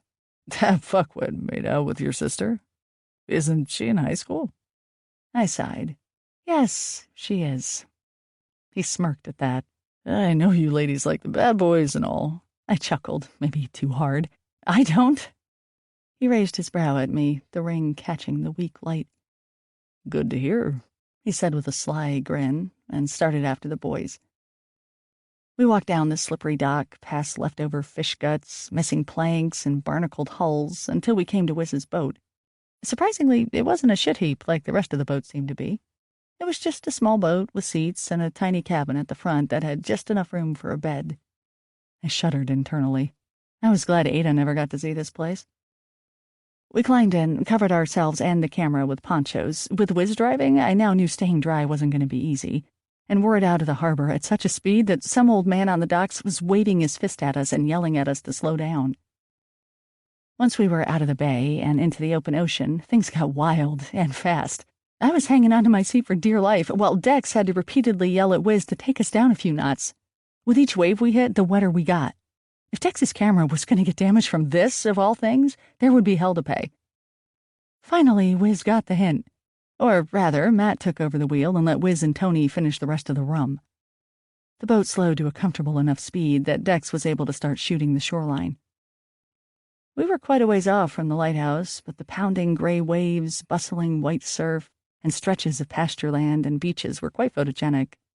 And on the other side of us, off on the horizon, was the faded speck that was the Tillamook lighthouse. Terrible Tilly. I pulled the poncho tighter around me. I felt miserably damp and just a tiny bit seasick with each lurch of the boat. To turn my mind off of it, I watched Dex as he lined up the shots, adjusted his camera, and panned around us. "Are you going to need me to be in the shots?" I asked above the roar of the motor. Not that I was filming material at the moment, with my damp, matted hair and garbage bag type attire, but I could have used something to keep me from throwing up. Funny how I'd never gotten seasick before. "I think I'm good," he said, keeping his eye on the viewfinder. "These will probably just have some narration over them later." He gave me a quick, curious look. "Are you okay?" I was about to answer when Wiz decided to shove the bottle of rum underneath my nose. "This'll fix you up," he yelled, slurring already. Well, that was enough to get me to move. I got up to my feet unsteadily as the boat rocked all over the place and made my way to the back. Hey, careful," Dex said, grabbing my arm to steady me. I motioned for him to let me go. I felt uncomfortably close to vomiting. I walked to the opposite edge of the boat, where the Pacific stretched to meet the matching sky, and went down on my knees. "She's gonna hurl," Wiz yelled from the front. "Shut the fuck up," I heard Dex tell him. "You okay, Perry?" Matt asked, ignoring the two. I motioned for them to just stop talking and leave me alone, and concentrated on not losing my lunch over the side. The bottom of the boat soaked my knees, but I didn't care. I gripped the edge with my hands and put my head over until all I could see was the sloshing gray surf beneath me. The guys were all yammering on about something, but somehow my brain was cooperating with me and slowly drowning them out, like my ears had a dimmer switch. I kept my focus on the churning ocean, concentrating on the myriad of muted, cold colors and the shapes the creamy seafoam was creating with each crest and fall. The waves of nausea continued to pass through me, though. The only thing that felt worse was the uneasiness and panic that also coursed through my veins. I was fearful, and I didn't know what of. I closed my eyes and breathed in the salt air. The roar of the engine, the buoys, and sound of the waves subsided until all I heard was the throbbing of my own heart in my head. "Perry." It was a female voice. I opened my eyes and looked. All I could see was the ocean. "Perry," it said again. It was eerily familiar and coming from in front of me, from the waves. "Perry, are you okay?" Could I be hearing things? I slowly turned and looked at the rest of the boat. Dex's back was to me, still filming the land and the lighthouse, which was now coming into view. Matt was focused on driving, while Wiz was yapping to him about something. Tony seemed to be paying attention to him while eyeing me in his peripheral vision. "Perry, help me," I heard the voice say again from the direction of the water. My eyes widened and heart slowed. I had no choice but to look back over the edge of the boat. In the water, it looked like something dark was moving beneath the waves. At first, it looked like a passing shadow of a crest or manipulation by a whitecap. But the more I stared, the more I could make out something. Was it an arm? It moved like one. Then fingertips. I could see a hand just below the water's surface. I tried to scream, to say anything, to move, but I couldn't. I could only watch a hand reach out of the water, turning from a watery shadow to a physical object. It was shades of green and white, but it was real, with blue veins running up the arm. And then the arm was joined by another, like a headless person was treading water. I was riveted to the spot where the head should be. I could see the swirling shadows beneath it. One of the hands started wagging a finger at me. I casually recognized the blue nail polish on its finger. I had that same shade. Still gripping the edge with my hands, I slowly got to my knees until I was standing right above and peering down at the body. The head broke through the water. It was me. I was looking at myself, floating in the water, eyeing myself down with dead, glassy eyes that streamed green fluid. "Save me, Perry," she said. My mouth dropped open. I felt like my body was going through a free fall. My mind reeled. And before I could react, she lunged out of the water and grabbed hold of my poncho with both hands. I let out a scream that shook my bones to their marrow and was pulled forward over the railing of the boat. The water rushed up to greet me, turning black before it was about to swallow me into its depths. Then I was grabbed from behind and pulled back up, just as my face could have kissed the waves. I fell backwards into the boat. Someone caught me. "Perry!" they yelled, and the boat came to a full stop, throwing me further into the person. It was Tony. He was gripping me hard from behind with both hands, while Dex had his hands on my shoulder, gently shaking me.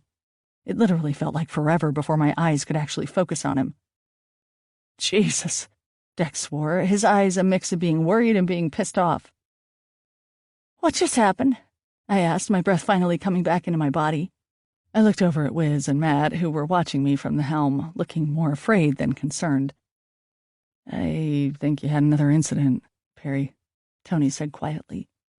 Dex gave Tony a sharp look, but I ignored him. What had happened? I turned to look back at the water. The waves rushed past as they always had. There was nothing there. "You didn't see her in the water?" I asked meekly, knowing how crazy that made me sound. "See who?" Dex said. Tony let go of my arms, and Dex pulled me in a little closer to him. "Who was in the water?" I shook my head. Forget it." "Seeing things again," Matt spoke up. "Shut up, Matt," I said, though frankly it was kind of true. I thought Dex would have jumped all over what he said, but he appeared to let it slide. We were calling for you. You were just staring over at the water. I'm guessing you didn't hear us." I nodded in agreement. I was feeling stupider by the minute. He sighed and led me over to the seats. He snapped his fingers at Matt. "I think we should head back now.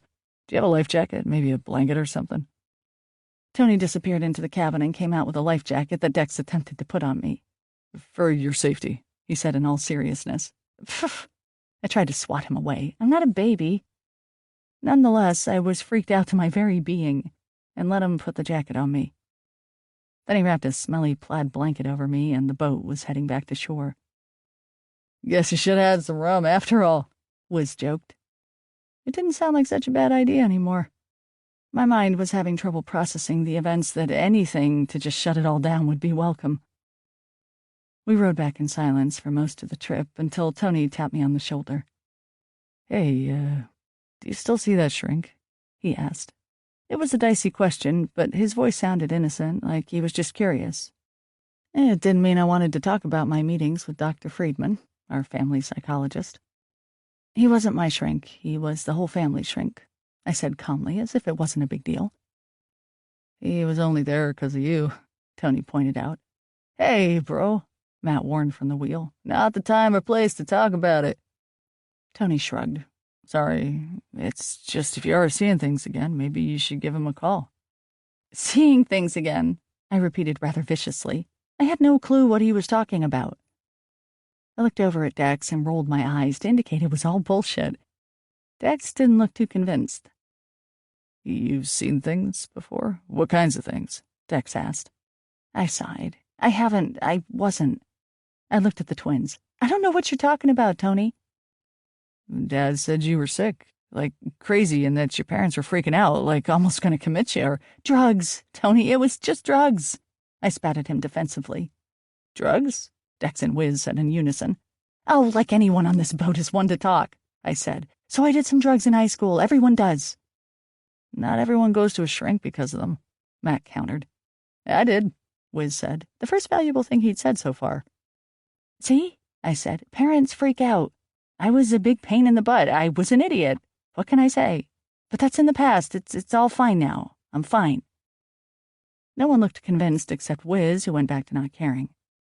Dex looked the least convinced of all. He kept staring at me, trying to figure me out, trying to read my thoughts.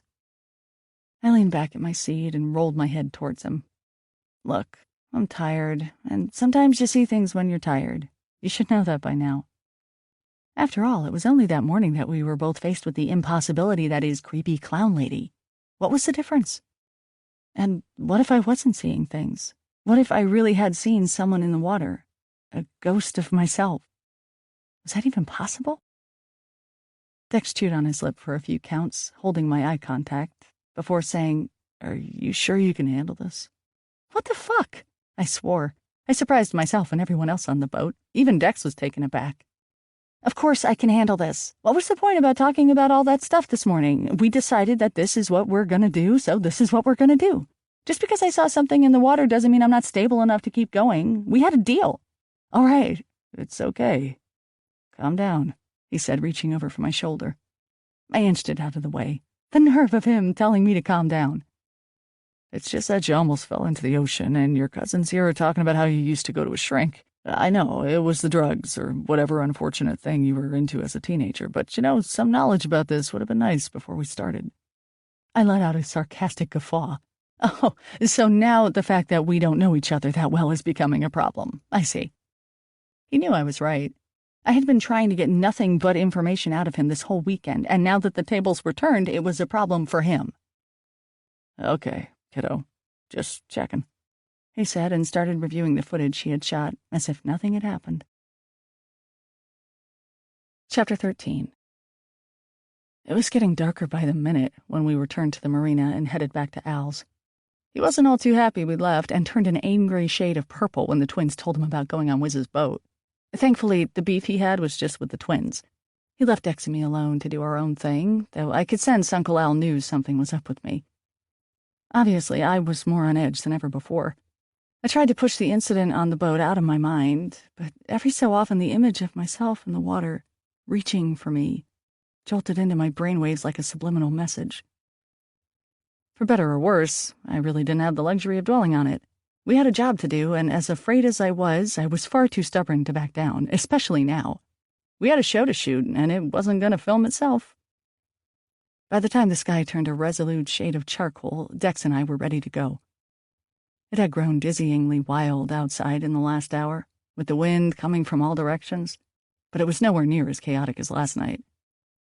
We wanted to be as prepared as possible this time, so I wore Dex's black cargo jacket on top of the rest of my clothes. It wasn't camera-friendly like he had hoped, but he also didn't want me to get pneumonia. I didn't mind. I figured all black would possibly hide me from all the ghosts. Plus, it smelled like him. Really nice. We stood outside the back door, side by side, watching the distant waves catch the yellow light projected from the house. Dex seemed to be deep in thought, with his camera hoisted up on his shoulder. I didn't want to think about what we were about to do until I absolutely had to. Finally, he turned to me, his face shadowed by the light and glistening from the light rain. "Are you ready for this?" he asked gravely. "As ready as I'm going to ever be," I answered. He reached over, picked up my hand with his, and held it in front of us. "I'm not letting go of you this time." His voice was gruff. I knew he meant it. I nodded. He squeezed my hand. It felt warm and strong. I squeezed back, hoping I never had to let go. I wanted him to put his arms around me and make everything okay. Instead, he nodded. "Let's go shoot some ghosts." He walked off, pulling me along by the hand, and soon we were on the beach heading south with determined strides. I felt like we were heading into battle. I could almost hear dramatic World War II music in my head. That and the theme song from The Matrix. We made it through the dunes and up the embankment without much fuss, aside from me slipping at a point or two. Dex held on to me every time. In fact, his grip tightened after each near miss so that by the time we actually found ourselves in front of the lighthouse, my hand was numb. I didn't know if the third time would be a charm or not. I didn't see any crazy lamps in the forest, no bloated dead guys on my trail, and Dex was in my sight and within my grasp the entire time. But that didn't stop the sight of the Darkhouse from taking my breath away. It felt like the fear was bringing tears to my eyes. Dex looked up at it, taking it all in. He slowly let go of my hand, which responded with pins and needles, and took his camera off his shoulder. He began to adjust it and shot me a sympathetic smile. "I'm not leaving your side. Jello, remember?" I smiled bravely for him, appreciating how normal he could be when he wanted. He brought the key out of his pocket and got it ready in one hand. With the other, he flicked on the camera light. I winced at the brightness and shielded my face with my hand. "Sorry," he said. "You'll have to get used to it. Ready to roll?" Not at all, but I nodded just the same. I almost felt like I had stage fright on top of everything, but realized I should embrace it with open arms. It was a lot easier to deal with than death fright, for lack of a better phrase. Dex hit the record button and gave me the countdown with his fingers. Go. "We are standing in front of the Rocky Point Lighthouse," I said loudly, "about to make the first journey inside with a professional camera crew, hoping to capture on film any traces of old Roddy or any other terrifying spirits who may inhabit these ocean-battered walls." We decided to have very little narration on film and fill in all the historical facts with voiceovers afterward. Dex just wanted me to explore naturally and react to what we saw. I immediately knew I was going to look like the biggest chicken shit. I felt hypocritical for calling Dex one earlier. He passed me the key and took the camera behind me. The key was cold, long, and slimy in my hand. It felt unnaturally heavy. I slowly walked to the door and inserted the key into the lock. It clicked. The sound was powerful, even in the howling wind. I put it in my pocket, turned the rusty handle, and pushed the door open. It opened halfway as the groan and creak of the hinges echoed across the dense room. Dex's light shone forward, illuminating the dust particles in a greenish haze and casting the blackest shadows to either side of me. I know Dex wanted me to walk into the room, but I couldn't. I still had time to run away. I didn't have to go back inside this place, which had become larger than legend in my life, a place that held everything I ever feared and didn't know I feared yet. I'd experienced a lot this last week. It felt like it was more than I had ever been through in my entire young life. But at this moment, standing at the threshold of a dead, evil place, it felt like I was at the gates of hell. Hell with an ocean view. Dex cleared his throat behind me. It grounded me somewhat. He said he wouldn't leave me. I had to bet my life that he wasn't lying. I stepped into the room and opened the door the rest of the way. My boots thudded against the wood floor with each step.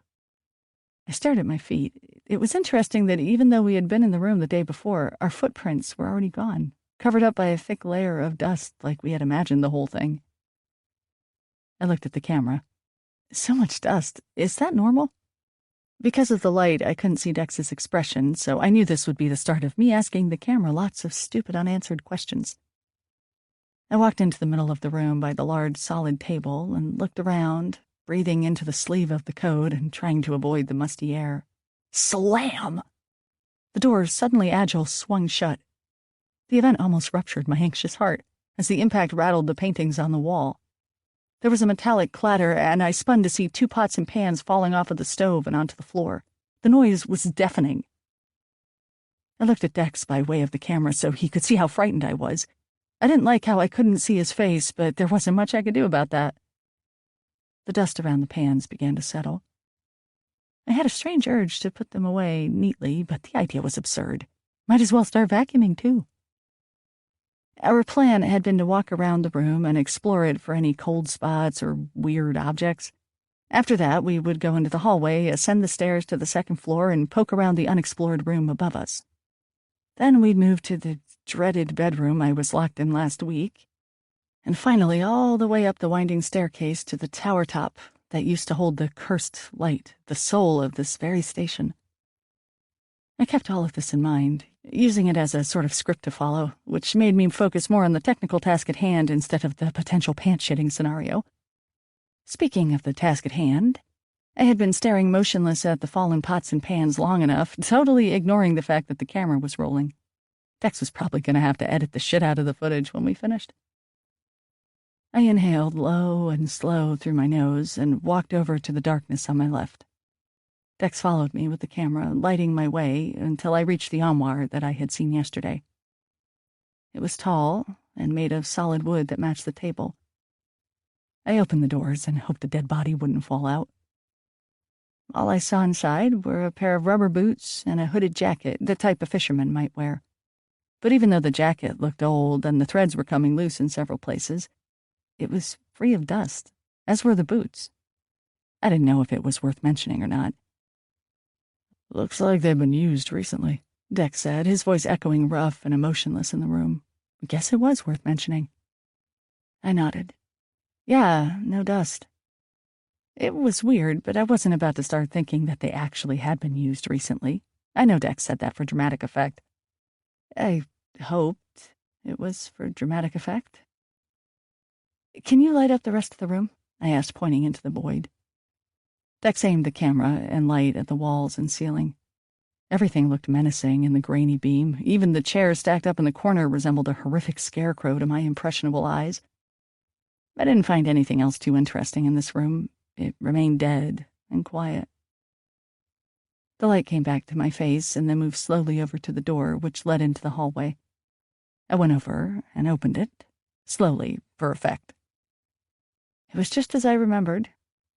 The room across from us, where I busted in the window, was closed, but I knew it wasn't worth the look. Dex stepped into the hallway beside me and lowered the camera. It felt nice to feel his body against my shoulder. I felt so disconnected when he was in filmmaker mode. "You're doing good," he whispered. "Thanks," I said, looking at him even though I couldn't see anything with the light pointing in the other direction. Let's go upstairs. Go slowly, though. With the light coming from behind you, you probably won't be able to see where your feet are stepping. I turned to the staircase as he put the camera back on his shoulder and shone it my way. "Okay, just promise you'll stay right behind me. I don't want to repeat of last week," I pleaded. "No?" he asked, sounding surprised. I looked behind at him, the light blinding me. "Are you serious? Of course no." The beam moved with the shrug of his shoulders. "It would be more entertaining." "This isn't supposed to be entertaining," I said. Dex was silent for a moment. Then what is it? Standing at the foot of the staircase was not the place to have this conversation. I couldn't believe he was concerned with making this entertaining. It's scary, I admitted. It's supposed to be scary. That's why we are here, for the show, remember? Yeah, but you said we were meant to come here. Yes, to film the show. Get out of that little head of yours and think about the big picture here. I glared at him in the dark.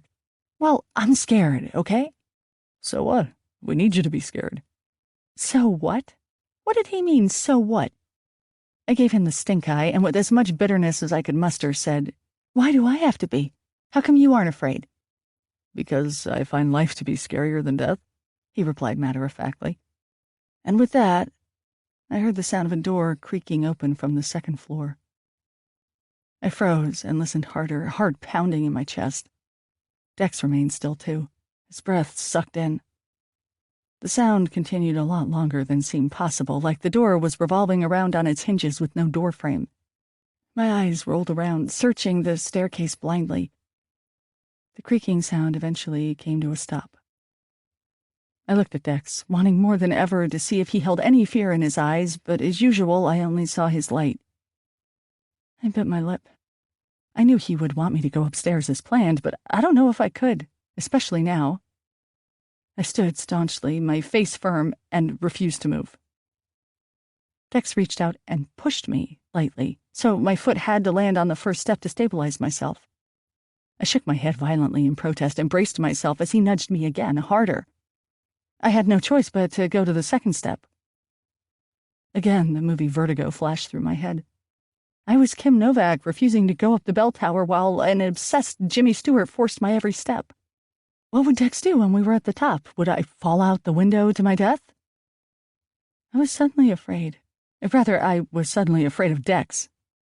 Earlier, he seemed to be on my side, but now he was practically forcing me to go up the staircase to the source of a sound that was obviously caused by someone or something that was inside the building with us. Something evil. Every bone in my body told me to get the hell out of there. But if I wanted to run, would he let me? Maybe his handsome face and obscure charm were blinding me.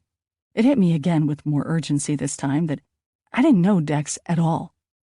Beneath those deep eyes and high cheekbones, he could be a complete psychopath. Actually, I was sure he was at least a partial psychopath, and an admitted liar to boot. Would he stop me if I tried to get out of here? I thought madly. I had no doubt he would at least try. I cursed myself for being so immature, for thinking this man really cared about me, some young, chunky girl he had just met. I had always seen the uncertainty stretched beneath his hooded lids. I had chosen to ignore this. I guess while thinking this, I was staring at him in absolute horror because the light came off of my scrunched face, and Dex reached out to put his hand on my shoulder. I recoiled slightly from his touch. I couldn't help it. Now there were two things to be scared of, and I knew at least one of them was able to hurt me. Hey, he whispered. Come with me. He squeezed past me until he was 2 steps ahead on the landing. He aimed the camera light forward with one hand and reached for my hand with the other. He squeezed it, though I felt no comfort in his grasp this time, and continued to walk up the stairs, pulling me up with him. If I let myself go limp, would he drag me to the top, step by step? I followed reluctantly, not about to start dragging my feet. The blackness and unknown nipped at my heels. I needed to feel the lack of fear that Dex seemed to have. We got to the second floor to find both doors closed. From the sound we heard and the fact that we never heard a click of closure, I expected at least one of the doors to be wide open. This was better, somehow. Perhaps what I heard earlier was all in my head. After all, Dex never acknowledged the sound to me verbally. Maybe I was slowly going crazy. I kind of preferred that idea. We stood there as the light bounced between both of the doors. I knew he was expecting me to choose a room to enter. I also knew he would make that decision in the end. He aimed the camera at the room I could not get into last week. I took the key out of my pocket and turned it over in my hands, feeling the weight and reveling in what was known and real. This simple key was of this world. What it opened may not be. Dex didn't say anything. He was waiting. I could be stubborn and refuse. From the rigidness of his stance, I knew he was preparing for that. I stepped toward the door and quickly inserted the key and turned the lock. I looked behind me at Dex, not the camera, which I could see was recording again. "Nothing will happen to you," he said, sounding certain. Famous last words. I turned the latch and pushed open the door. Dex's light shone inside, but revealed nothing except green dust particles floating in the blackness. I couldn't see any furniture or walls. I couldn't even see a ceiling. The light just penetrated blankly until it eventually faded off in the distance. The room was freezing cold, too. The air flowed toward us fast and sharp and smelled fresh like the ocean after it rains. Against all better judgment, I walked 3 steps into the room and stopped. I had stepped onto something soft and slippery. I peered down at my feet, but the light didn't extend that far. I looked behind me at Dex. For a second, I thought my eyes had adjusted to the dark because I could kind of make out his silhouette as he remained in the doorway. Then I noticed the light on his camera slowly fading. The red recording light now flashed blue and yellow. "What's going on?"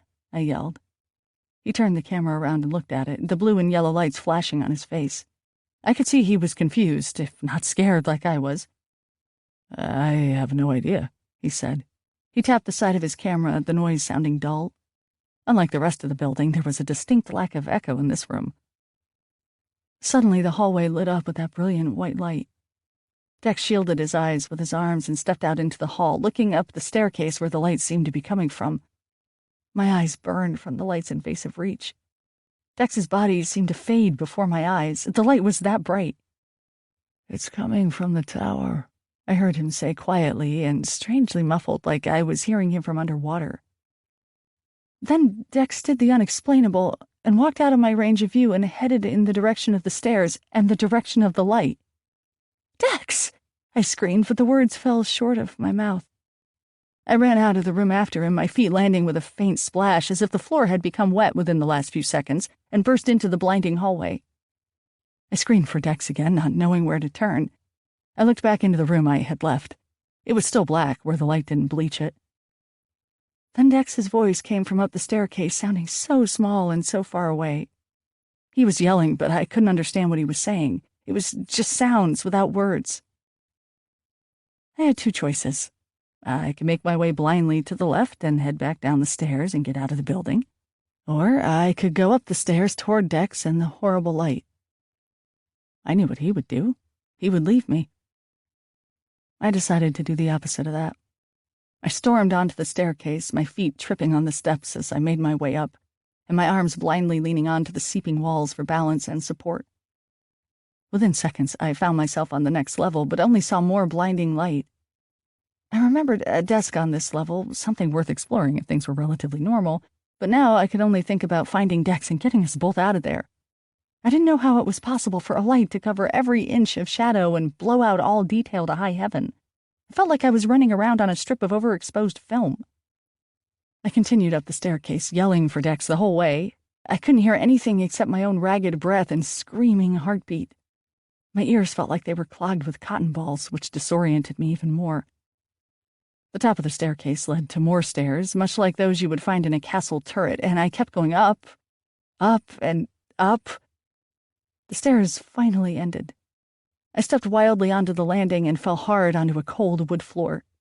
My elbows caught the brunt of my fall, and I felt the immediate burn of scraped skin and a million splinters. I slowly pushed myself up and brought my knees under me. Then the light, that horrible alien light, began to weaken. Details and shapes filled my eyes until the light had as much power as your average 150-watt bulb, and I could see exactly where I was. I immediately wished I was blind again. Chapter 14. With the light now faded to a weak glow, I found myself on the top floor of the tower. The light was actually coming from the huge lighthouse bulb itself, a round satellite dish-type glass bulb perched delicately on top of a tall white wooden base. This was the infamous cursed light that failed to illuminate the shores for passing ships year after dark year. The circular room had tall walls that were glass from waist level up and interspersed by rounded white metal beams. The rest of the room was empty, except for a single chair on the other side of the light. From my position on the ground, I could see the feet of a person occupying the chair. I wished I was staring at the bottoms of Dex's black Fluvog boots with the swirl pattern at the laces, but this was not the case. I was staring at a right foot clad in a yellow rubber boot, the very same I had seen in the armoire downstairs. The toes of the boot tapped in slow motion on the floor with a piece of kelp running down it. Motionless, I absorbed the details of the scene while deciding what to do next. I did not want to look up, get up, or move. But I couldn't keep lying on the floor either. I watched the foot rise and fall soundlessly as the piece of kelp swung subtly from side to side, sticking to the sides of the boots. I knew this wasn't Dex. This was old Roddy, the lighthouse keeper. I had no time to figure out whether old Roddy was a ghost or a real person. Somehow the latter was scarier. "Aren't you going to get up?" a metallic, sick voice asked, seemingly from inside my head. I pushed myself up onto my knees and looked up and around the light fixture. I took in every detail. A man sat on a wooden chair that splintered along the armrests. The man wore the same raincoat I had seen downstairs. It was done up halfway, and a fuzzy woolen sweater poked its way out up until the neck. The hood covered the man's head, and I couldn't see his face, though I could make out the white shine of jagged-looking teeth. The teeth glinted at me. "Where's Dex?"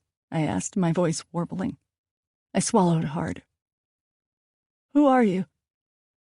"I am the lighthouse keeper," the man replied. Again, the voice came from inside my head, and the teeth did not move. "You are trespassing on my property." "I'm sorry," I managed to say, "but this lighthouse has been in the property of Alberto Palomino for many years now. I'm afraid you are on his property." I don't know where I got the balls to say that, and I immediately regretted the decision. Before I knew what was going on, the man stood up so fast that he knocked the chair back from under him. It landed on the floor with a deafening clatter that enveloped my ears. In a flash, dark strands of kelp flew out of the man's sleeves, for he had no hands, and wrapped their sticky, pulsing ropes around my neck. I reached up at them with my hands to pull them away, but before I could get a grip, they tightened around my larynx and I was yanked forward at a startling speed. Unable to breathe or move, I was thrust face first into the lighthouse keeper. I was inches away from the black void of his hood, and as he spun me around and slammed the back of my head hard against the glass window, I caught a glimpse of his face in the passing beam of the light. It was the one in my nightmares. Its skinless, pussing, purple, mealy surface was so close, I could see the tiny, broken veins that snaked along the top of his shattered nose. Amazing the things you notice when you're on the verge of death. The kelp pulled tighter, and I felt my body growing limp. I couldn't feel the ground beneath my feet as they dangled helplessly. He pulled me closer to his face again. His jagged mouth, which reminded me of an old dog's with its black, puffy gums and misshapen fangs, was open, and I shut my eyes, fearing I was about to lose half of my face to it. Instead, he paused, and I was soon moving backwards again. I braced for impact as the back of my head cracked. I felt precise pain and the sharp tickle of glass as the window smashed and sprinkled down the back of my neck and coat. I felt rain and wind on my face as the window gave way behind me to the night sky. I opened my eyes and saw the moon as it peered out from behind a cloud. The moon was on its nightly orbit across the earth. I found a soothing comfort in that. It was so soothing I almost didn't notice I couldn't breathe anymore and that everything on the sides of my vision was growing black. Was this it? Was this to be my death? To be thrown out of a lighthouse by a dead man? With the last ounce of strength I had, it was tempting to laugh at the absurdity of it all. It was also tempting to just let go. The waves crashed bleakly on the cliff below, and I had no problems joining them. Blackness almost enveloped the moon now. My eyes were closing. And then I heard something amongst the crashing waves, the shattering glass, the wind, and the grunts of the lighthouse keeper. who still had his slick strands along my neck. It was Dex. He was calling my name. Perry. Perry. It floated up on the breeze and filled my ears and brought me back to life. Instead of laughing, I took the last bit of strength and kicked up with my legs. I felt the satisfying crunch of a broken jawbone as my right foot connected with Roddy's face and felt him fall back under the impact. I twisted myself forward from the waist and out of the window as the kelp fronds released my neck. I landed on the floor and took in the biggest gulp of air possible. Roddy lay on the ground, twitching. He yelped in pain, and once again I found myself wondering if he was dead or alive. Either way, I wasn't about to hang around and find out. I staggered past him toward the staircase just as one of his kelp fronds flew out and almost grasped my leg. I leaped over the snaking strand and landed with a thud on the first landing below. My shins felt shot, but I managed to keep going until I ran down a couple of flights of stairs. Far away from the dying light, everything was black, but I could still sense I was on the floor with the desk. "Dex!" I screamed. "Dex, where are you?" I heard a thump from upstairs and a sick, sopping sound. I knew Roddy was crawling down the stairs with the wet kelp trailing behind him. I ran down the stairs to the next level in a few leaps and screamed for Dex again. "Perry, I'm in here." I heard Dex's muffled cry to my left. I ran forward and hit the door to the room that we were in earlier. My feet were immediately wet. With no other light available, I fumbled for my iPhone and shone it at the door. Water was pouring out from the bottom and flooding the hallway. The door handle jiggled as if being pulled from the other side. Dex had to be in there. "Dex!" I pounded on the door. "Perry, the door's stuck. I think a pipe burst. It's flooding in here and fast," he yelled from the other side. I frantically pulled at the door, but it didn't budge. The sound of Roddy slowly coming down the stairs only added to the urgency. "Dex, there is someone else in here with us. Roddy, he tried to kill me. You have to get out. There's a window. You'll have to jump out of it. I have to go down the stairs." "Don't leave me in here," I heard him scream, and my heart dropped a little. He was finally as terrified as I was, and with good reason. "I'm sorry, Dex. I can't get in, and we have to get out now." A thump, followed by a clatter. I spun around and saw an oil lamp slowly coming down the stairs toward me. It slowed and curved as it rolled, and then proceeded to crash down the rest of the stairs to the floor below. It landed around the corner with a smashing sound and the tinkle of glass. The staircase below me lit up, and within seconds hot flames licked the walls and made their way back up the stairs toward me. "Perry, the key!" Dex cried. Of course, in my oxygen-deprived, fear-rattled brain, I had forgotten that I had the key. I heard the thump of Roddy come closer. He must have been on the landing just above me. The flames had now climbed to the landing below me, and I had the key to get us both out of here. Holding my phone with one hand, I fumbled in my pocket with the other, my stumpy fingers feeling around awkwardly for our saving grace. I pulled it out and stuck it into the lock, turning as quickly as I could. Before I could even pull on the handle, the door flew open and a huge gush of seawater flowed out into the hallway. The force knocked me over, and the stream pushed me into the bedroom across the hall. The water was about 4 feet deep, even as half of it flowed down the stairs to the lower level. I could feel the fluttering branches of hundreds of kelp slapping my body in the dark water, and I started kicking out frantically. It was black in the bedroom, but there was light coming from the flames that still climbed up the walls of the staircase as if it had been doused in gasoline. I got to my feet and called for Dex. I heard splashing and saw a silhouette appeared hunched over in the doorway. I would have thought it was Roddy had I not seen the outline of the camera being held high above his head like a trophy. Even when faced with drowning, Dex still had his priorities straight. He called out for me, and in seconds he was standing in front of me, the water only coming up to his chest. He reached over for me, his free hand coming for my shoulder. "Oh, thank God, he started. Before he could finish his sentence, and before his hand had a chance to grasp me, I felt the snaky grip of kelp around my ankle. I screamed, but it was too late. I was pulled under the water at an alarming rate. With my eyes open, I could only make out blackness through the murky water, highlighted by dancing orange fire above the surface. My lungs were filling with the salt water, choking me. In my disorienting underwater prison, I heard the muted yells of Dex and the faraway sound of glass breaking. I also heard the voice. "I've been waiting for another like you," came the disembodied metallic sounds of the lighthouse keeper through unseen underwater channels. "There just aren't enough ships anymore. I felt another kelp strand wrap around my waist and pull me farther away from the surface. As impossible as it seemed, I knew I was drowning in a bottomless ocean. And unlike earlier, the liquid that filled my lungs this time overtook me.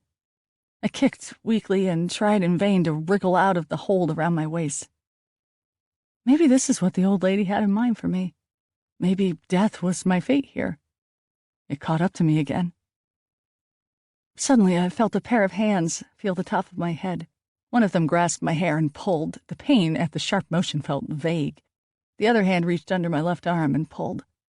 With one giant yank, I was pulled above the surface. Dex's voice filled my ears.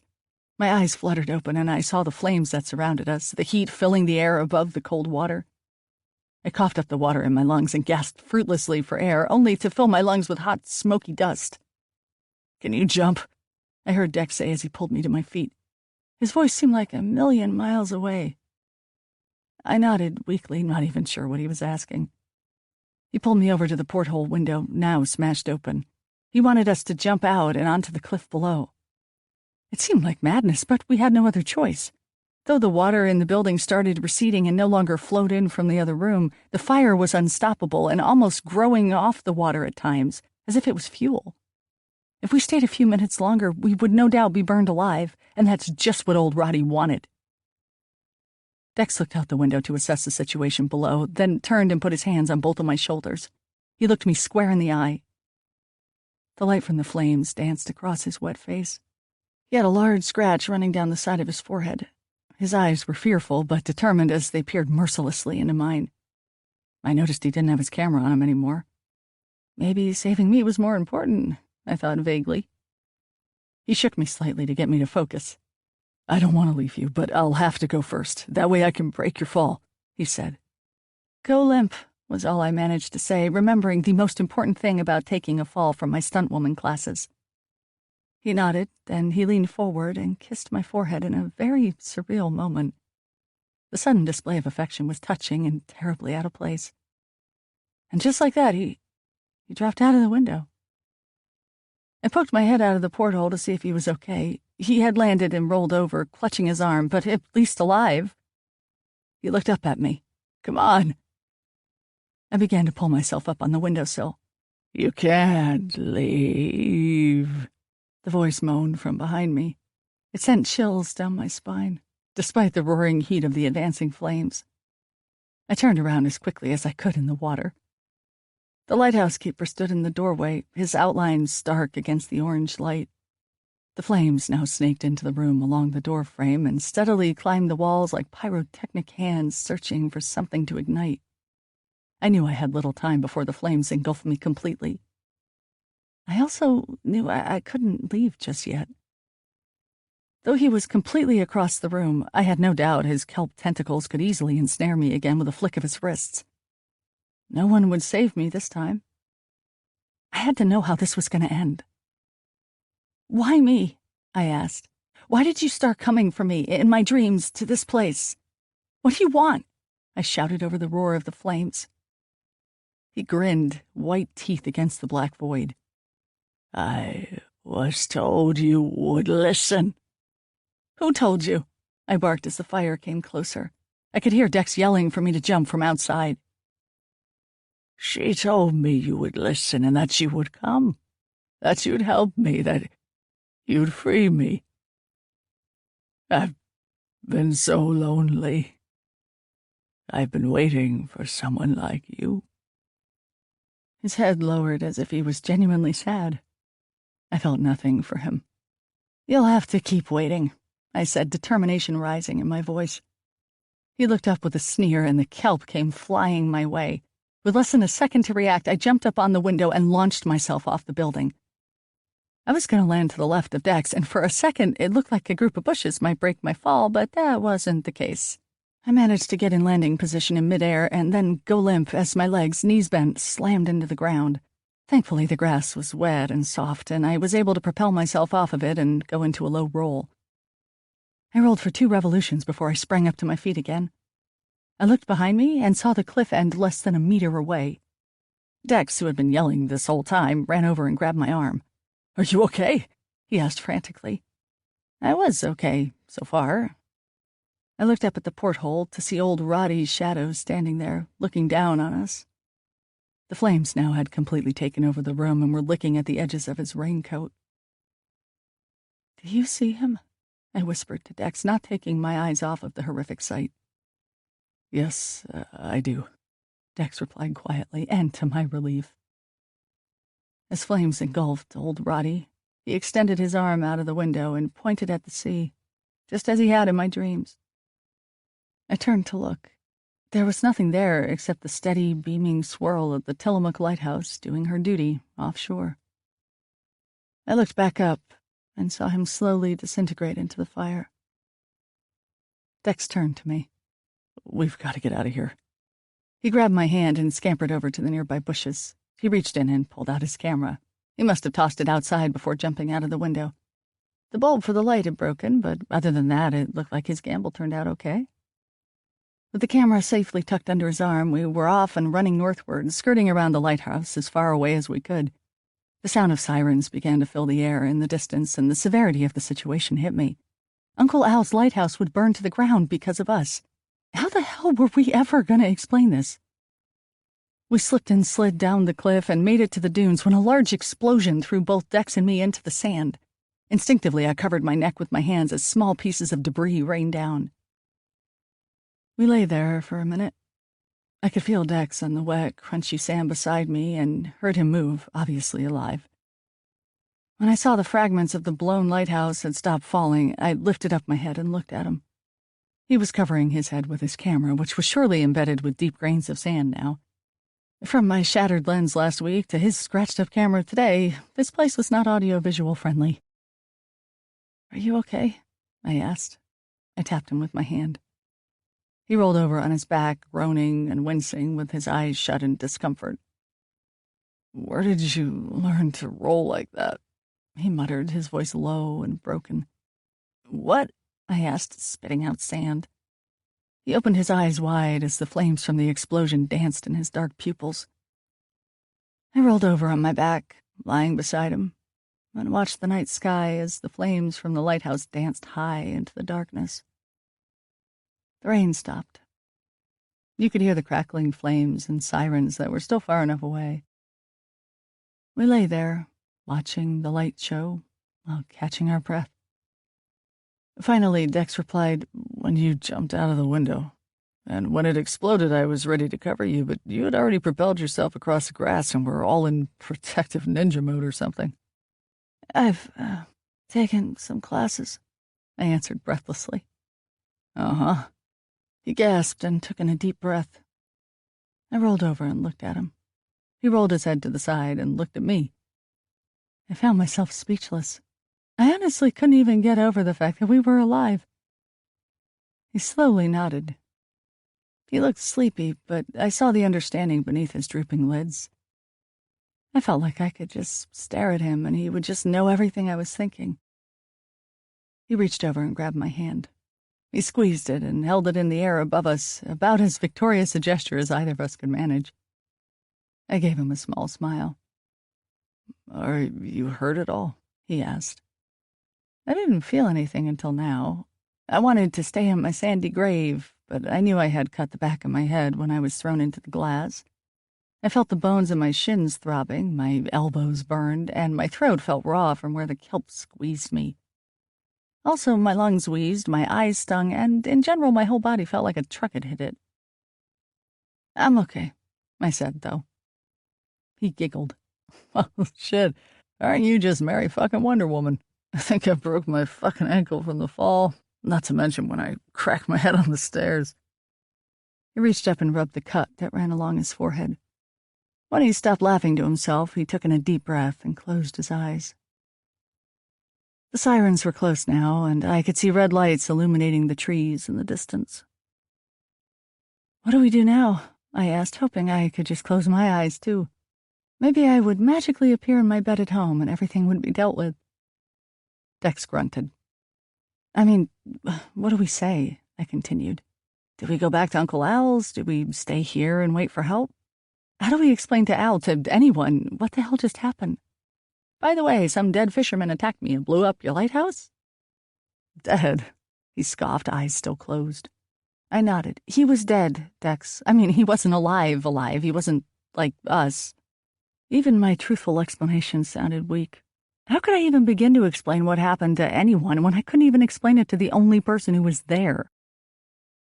He's dead now, he said without a trace of interest. And I honestly don't think that should even be mentioned. No one was supposed to be in the lighthouse at any rate, let alone some batshit crazy Captain Highlander. He opened his eyes and rolled over on his side to look at me. There will be no trace of him, whether he was already dead or not. We'll have to lie. No, we'll tell the police what we were doing there, and tell them I flicked a cigarette down the hall, and that started everything. Places like this have all sorts of fuels and chemicals still inside them. For emphasis, he fished a package of cigarettes out of his pant cargo pockets, scrunching up his face in pain as he did so, and pulled a cigarette out. I noticed how shaky his hands were before I really noticed what he was doing. You don't smoke, I told him. I hadn't seen him smoke at all this weekend, let alone smell it on him. I do and I don't. My toothpick friend comes out when I'm in quitting mode, he spoke. The cigarette bobbed between his subtly duck-like lips. He pulled out a gold lighter with his other hand from some other unseen pocket and lit the cigarette in one trained swoop. He took in a deep puff and blew the smoke out in rings that joined the flames in the sky. With a whoop, the urban sound of a police siren or an ambulance, I often confuse them, filled the air and echoed out of the trees. Dex coughed. Okay, time to do this. He got to his feet without making a sound, but I could tell he was in a lot of pain. He put his hand on his lower back and looked down at me. From his jaunty stance and wiggling cigarette, he reminded me of the silhouette of the Captain Morgan's pirate. Do you want me to carry you? He asked. I didn't know if he was belittling me or just being polite. I decided on the former just in case. No, I said forcefully and sat up. My abs burned with the crunch, especially the sides that bore the brunt of the kelp's pull earlier. I got to my knees and then slowly stood upright. I knew the hit on the back of my head would probably make me feel woozier than normal. I didn't dare touch it, though, in case Dex made a big deal about it. All I wanted to do was get home. And get to work. Oh, God. Work. The meeting? That thought alone had me starting to sway a bit. Dex reached out and steadied me with one hand and leaned down. Can you make it? I wasn't kidding about carrying you, he said. Well, it's better to be safe than sorry with you, isn't it? I thought. I shook my head, took in an invigorating breath of half ocean air and half burning fuel, and straightened up. The top of the embankment now swarmed with people in uniform and emergency vehicles. I guess the lighthouse explosion was one of the most exciting things to ever happen here. And now we were caught in the middle of it. Chapter 15.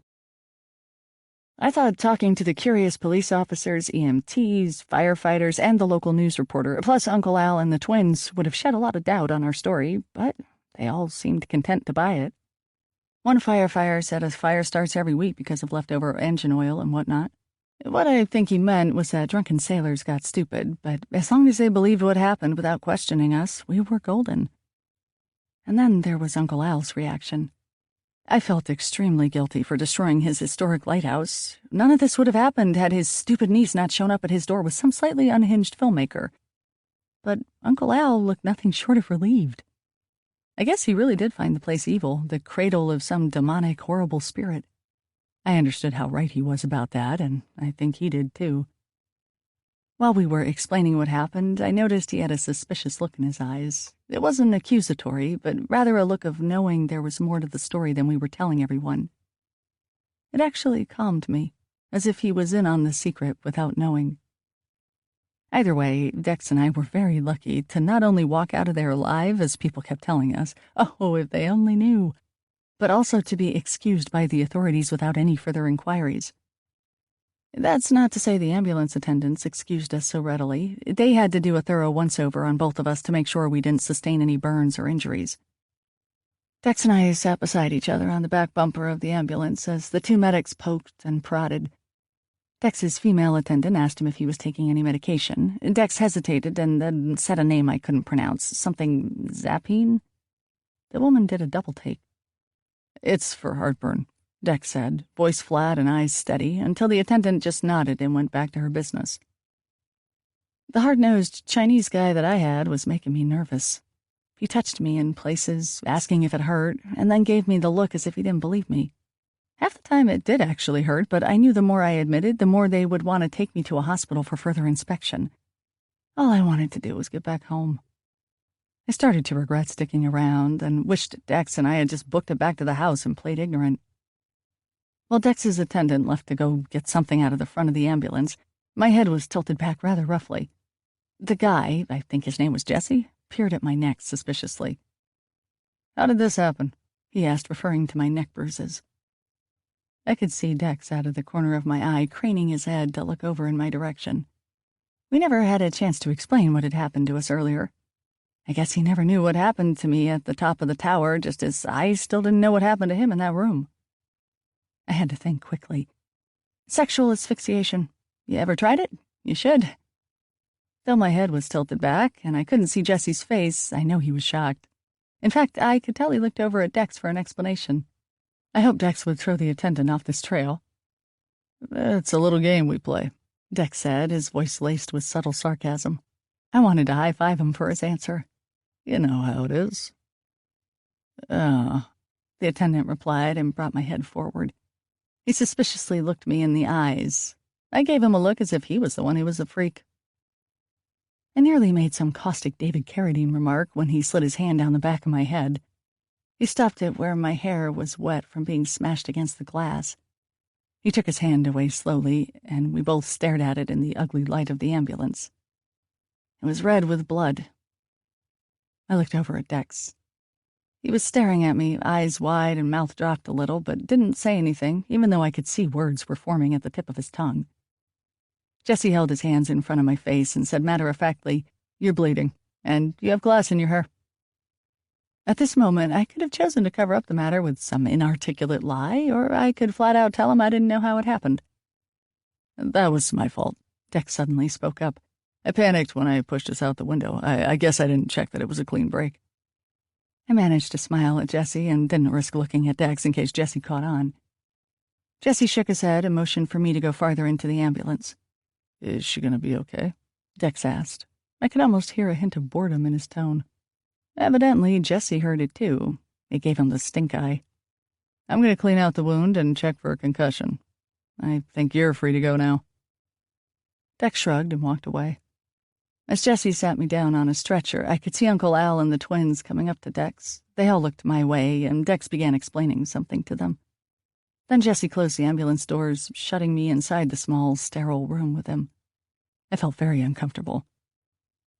He stopped in front of me and narrowed his eyes. There was something very vindictive about this guy, like it was his life's mission to mistrust everyone he meets.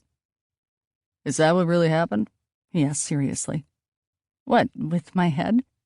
I wasn't about to tell him the truth, but I had a feeling he wouldn't have been satisfied with it anyway. Or he would have recommended I be sent to a different kind of hospital. He put a stiff hand on my shoulder. I eyed it with disdain, but he didn't remove it.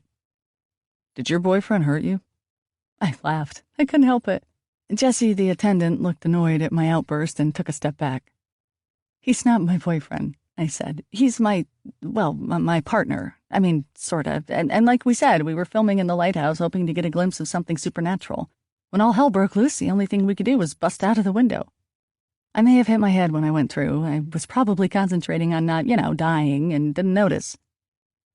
"May have," he said slowly, his head moving from side to side as if he had a slow-motion tic.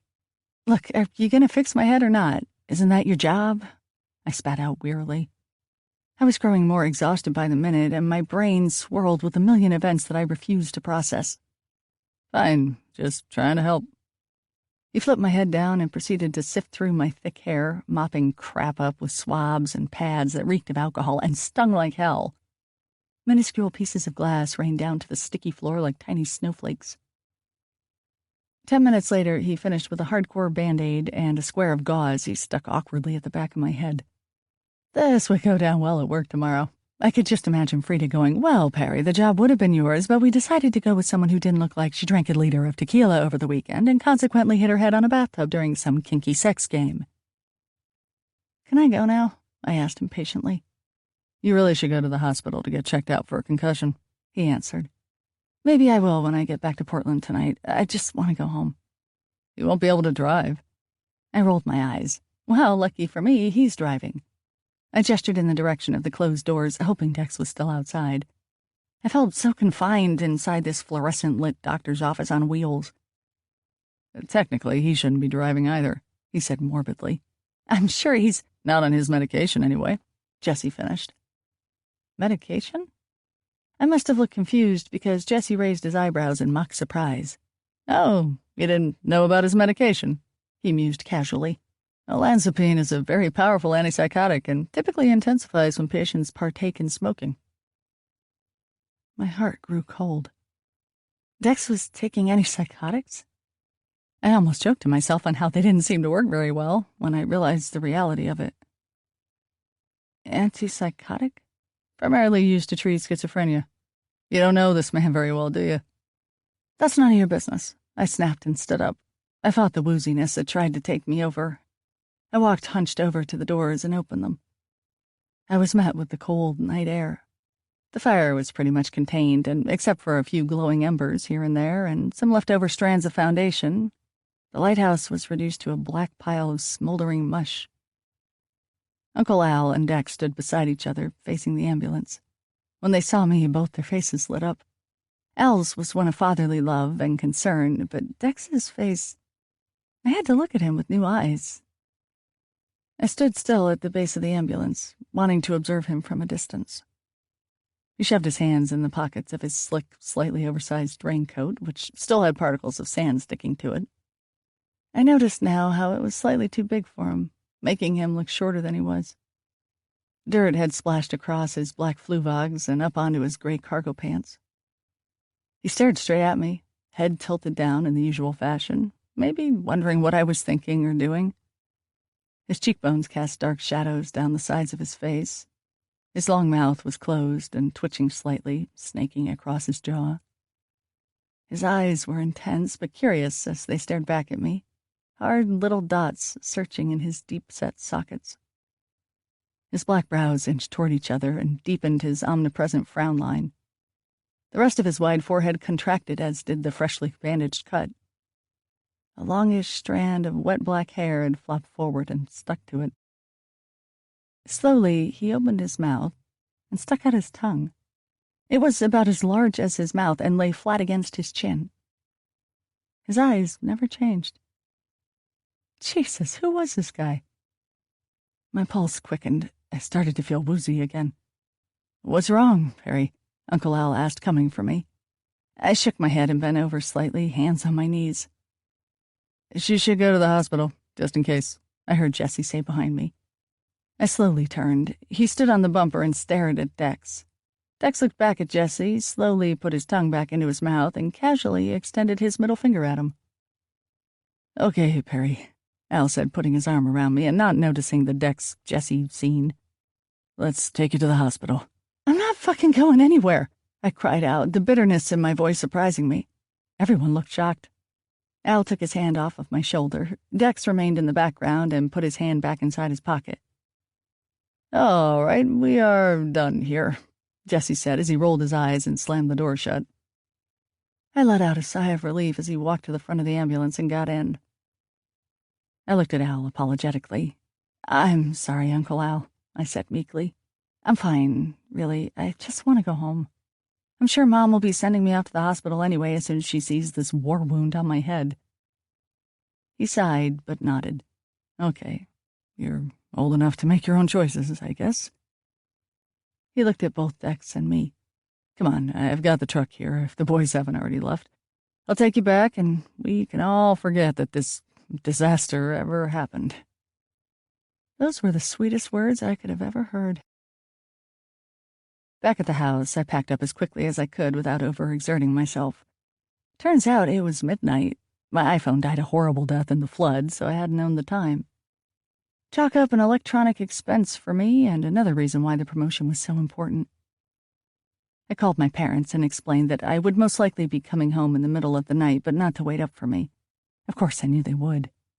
And, of course, my father was yelling at me over how irresponsible I was. Thankfully, Al got on the phone and calmed his brother down, explaining mostly everything and leaving out the injured part. I figured my dad asked about Dex, too, because Al said, "She seems to be in good hands. Yes, he's a trustworthy guy." Speaking of the trustworthy guy, Dex had actually been in the bathroom the whole time I talked on the phone.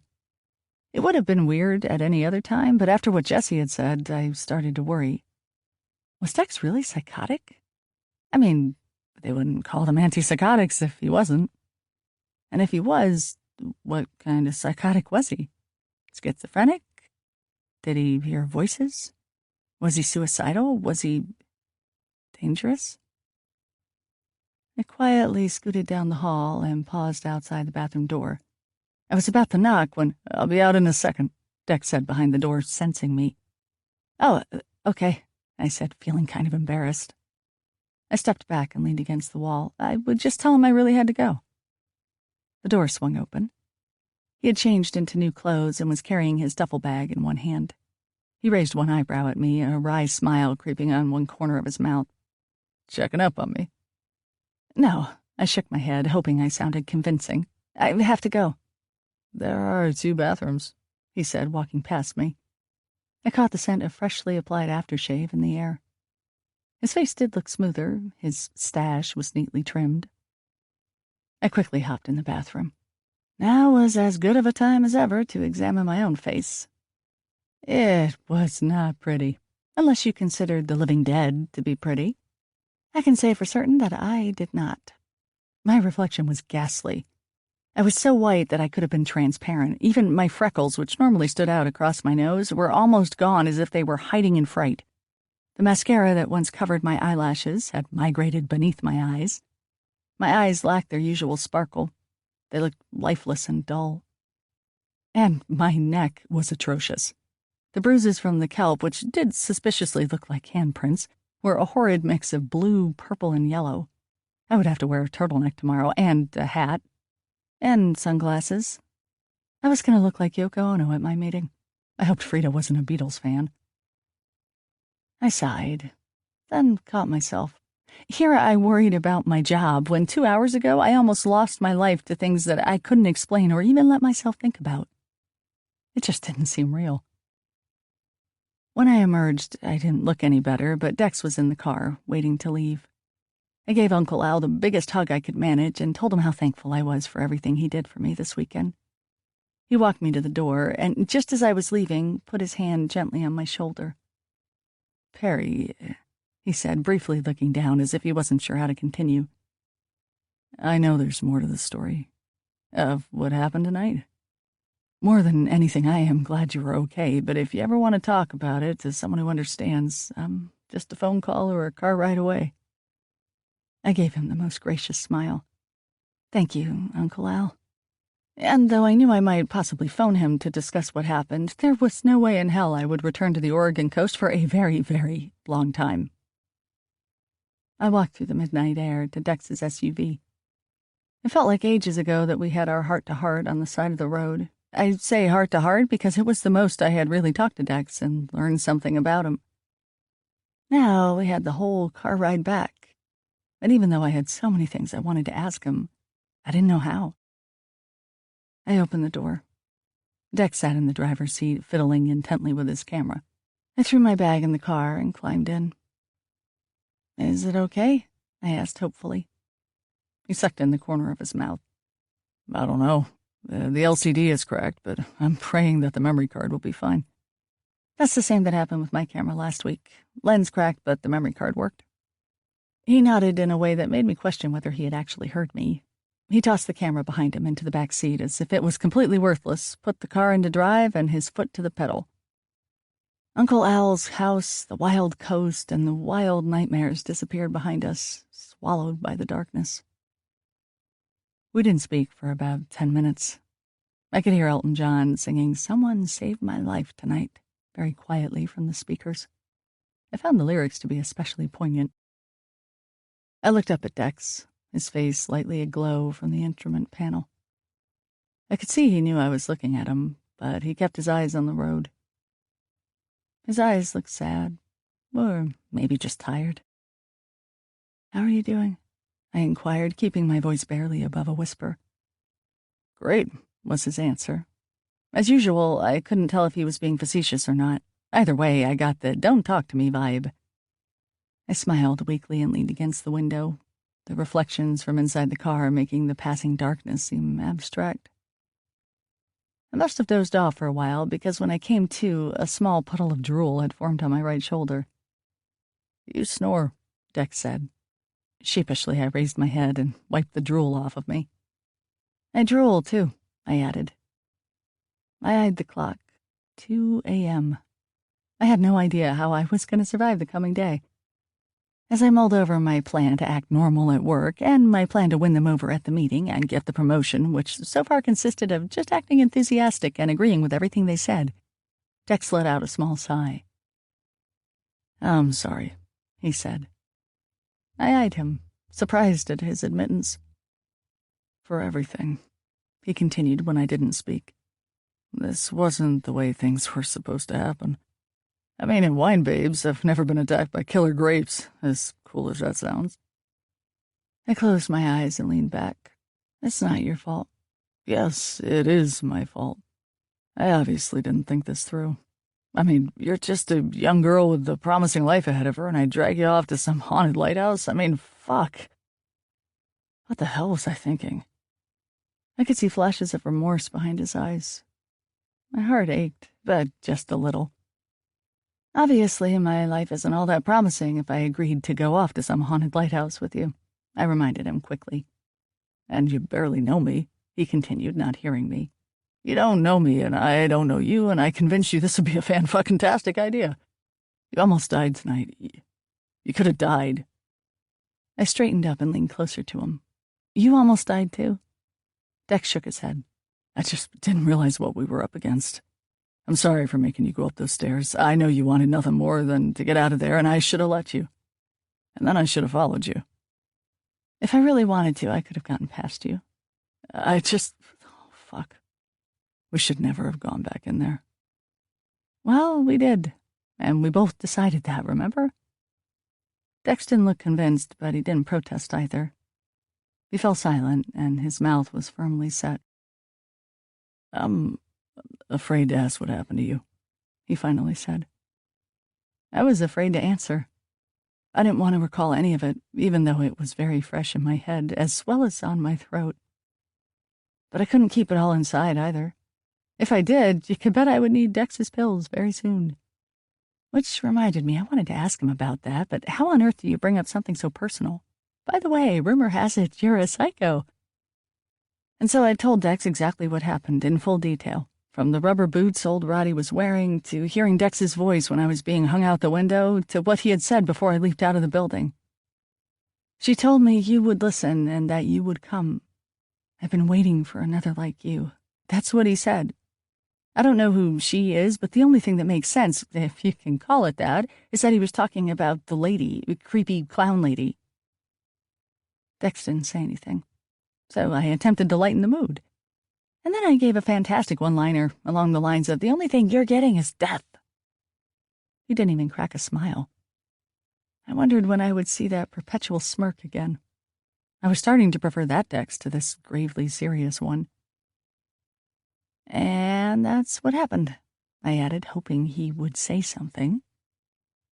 He chewed on his lip for a second before saying, You say that so casually, like this happens to you every weekend. Well, it kind of has. He shot me a look that made me shrink back a little. I'm taking this seriously, Perry. I wish you would, too. Well, I'm sorry I use humor to get through tough situations. This whole fucking situation is absurd, and I don't even know how I'm supposed to process what just happened, let alone feel it. It's just so impossible. It doesn't feel real, and in all honesty, how can it be real? It can't. It just can't. It can't. It can't. It can't. It can't. It can't. It can't. I started laughing at the absurdity of it all. A loud, howling laugh that shook my face and caused tears to run down it. A few wires in my brain began to snap. One by one, I could feel my thoughts unraveling as the face of old Roddy came back. The feeling of my head going through glass, the stickiness of the kelp tentacles, the cold water as it drowned my lungs. Snap, Snap, snap. My emotions were in an out-of-control funnel. My thoughts circled from reality to reality. I kept laughing and laughing and laughing until Dex pulled the car over to the side of the road. He put it in park and flicked on the interior light. "Perry," he said cautiously. He moved his hand over towards my knee. I whacked it off impulsively and cackled, "Who's the crazy one now, you or me?" Dex frowned, looking utterly lost. I couldn't blame him. I had completely lost control. "Shh, it's okay," he whispered and reached for me again. I didn't hit him this time, though I suddenly had the strong urge to punch him in the face. His eyes widened for a second as if he knew what I was thinking. "Perry, calm down." "Calm down," I spat out. "Calm down? You're the psychotic one, Dex. Better give me one of your pills, son." He pursed his lips, frown line deepening. "That's right," I exclaimed. "I know what olanzapine is. When were you going to tell me that I was pairing up with a schizo?" I know what I said was mean, but I didn't care. I laughed away the guilt. I felt this huge surge of energy, like trapped, tormenting emotions rising up from my belly. If I stopped laughing, I would probably start screaming. He took in what I said without a fuss. It was like he didn't hear me. Instead, he turned to face me and moved in closer until his face was right up in mine. I watched him in slow motion. I saw his eyes turn from a flat brown shade to a vivid, sparkling mahogany. His pupils contracted, turning into tiny pricks of black. They turned mean, very mean. "Hey!" He screamed so loudly that my ears felt numb. I could feel tiny droplets of his spit fall on my cheek. The impact of his voice literally stopped my heart. "Get a hold of yourself!" I don't know if you've ever had someone scream right in your face, but let me tell you, it's the most terrifying experience. In one action, I felt like I experienced all of the rage that I imagined tore Dex inside, and it was directed at me. I stopped laughing. I stopped breathing. I stopped blinking. I stopped moving. Full stop. Dex continued to look at me, eyes boring through mine with so much power and so much hate, it made my stomach queasy. Then he exhaled and looked down. When he looked back up, his eyes were full of apology and remorse again. "I'm sorry," he said quietly. "I had to." I expected him to move away and give me some breathing room, but he kept his head right there. I assumed he wanted to further torment me, but he looked so compassionate, such a 180 from 2 seconds ago, that I knew he was trying to make sure I was all right. It reminded me of the film Good Will Hunting when Robin Williams says, "It's not your fault," over and over again to Matt Damon until he snaps and breaks down. I had already snapped. With the tears that started to rush to my eyes, I knew it was time to break down. I kept my eyes open and unblinking for as long as I could until they were so full of tears that I had to shut them. Yesterday, I was too embarrassed to cry in front of Dex, but now I didn't care at all. And my tears were exactly what he wanted. I began to sob and bawl, letting out everything from tonight, everything from last week, and probably everything from the last 22 years.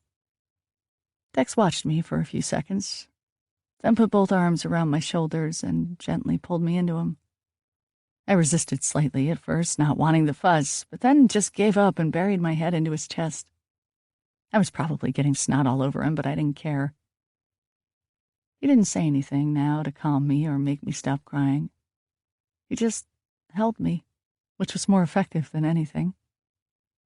It made me realize in the back of my wrecked head how much I needed affection, that human touch.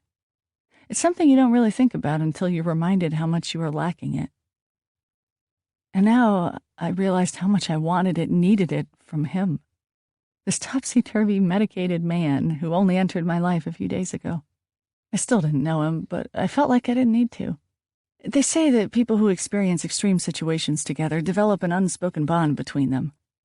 No matter how unsettling it felt to know he was a potential madman, no matter how frustrating it was to deal with him from minute to minute, and no matter how much I knew he would go back to Seattle in an hour, there was a line of unseen energy, a bond, drawing me to him.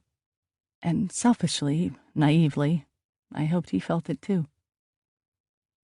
His neck smelled like that delicious aftershave and natural musk. Maybe I could stay like this forever. But my tears slowed, and my breath and heart resumed to a reasonable rate. And I think I soaked his jacket front. I reluctantly pulled away and grimaced. I fished out a damp tissue from my pocket and dabbed it up. "Sorry," I whispered, embarrassed. He looked down and smirked. "Hey, I've had worse things on me. Goat shit, regurgitated wine. This is nothing." I couldn't help but smile. I quickly wiped the now soggy tissue across my eyes and nose. His face remained only a hand's length away from mine, and I didn't want to look completely wretched.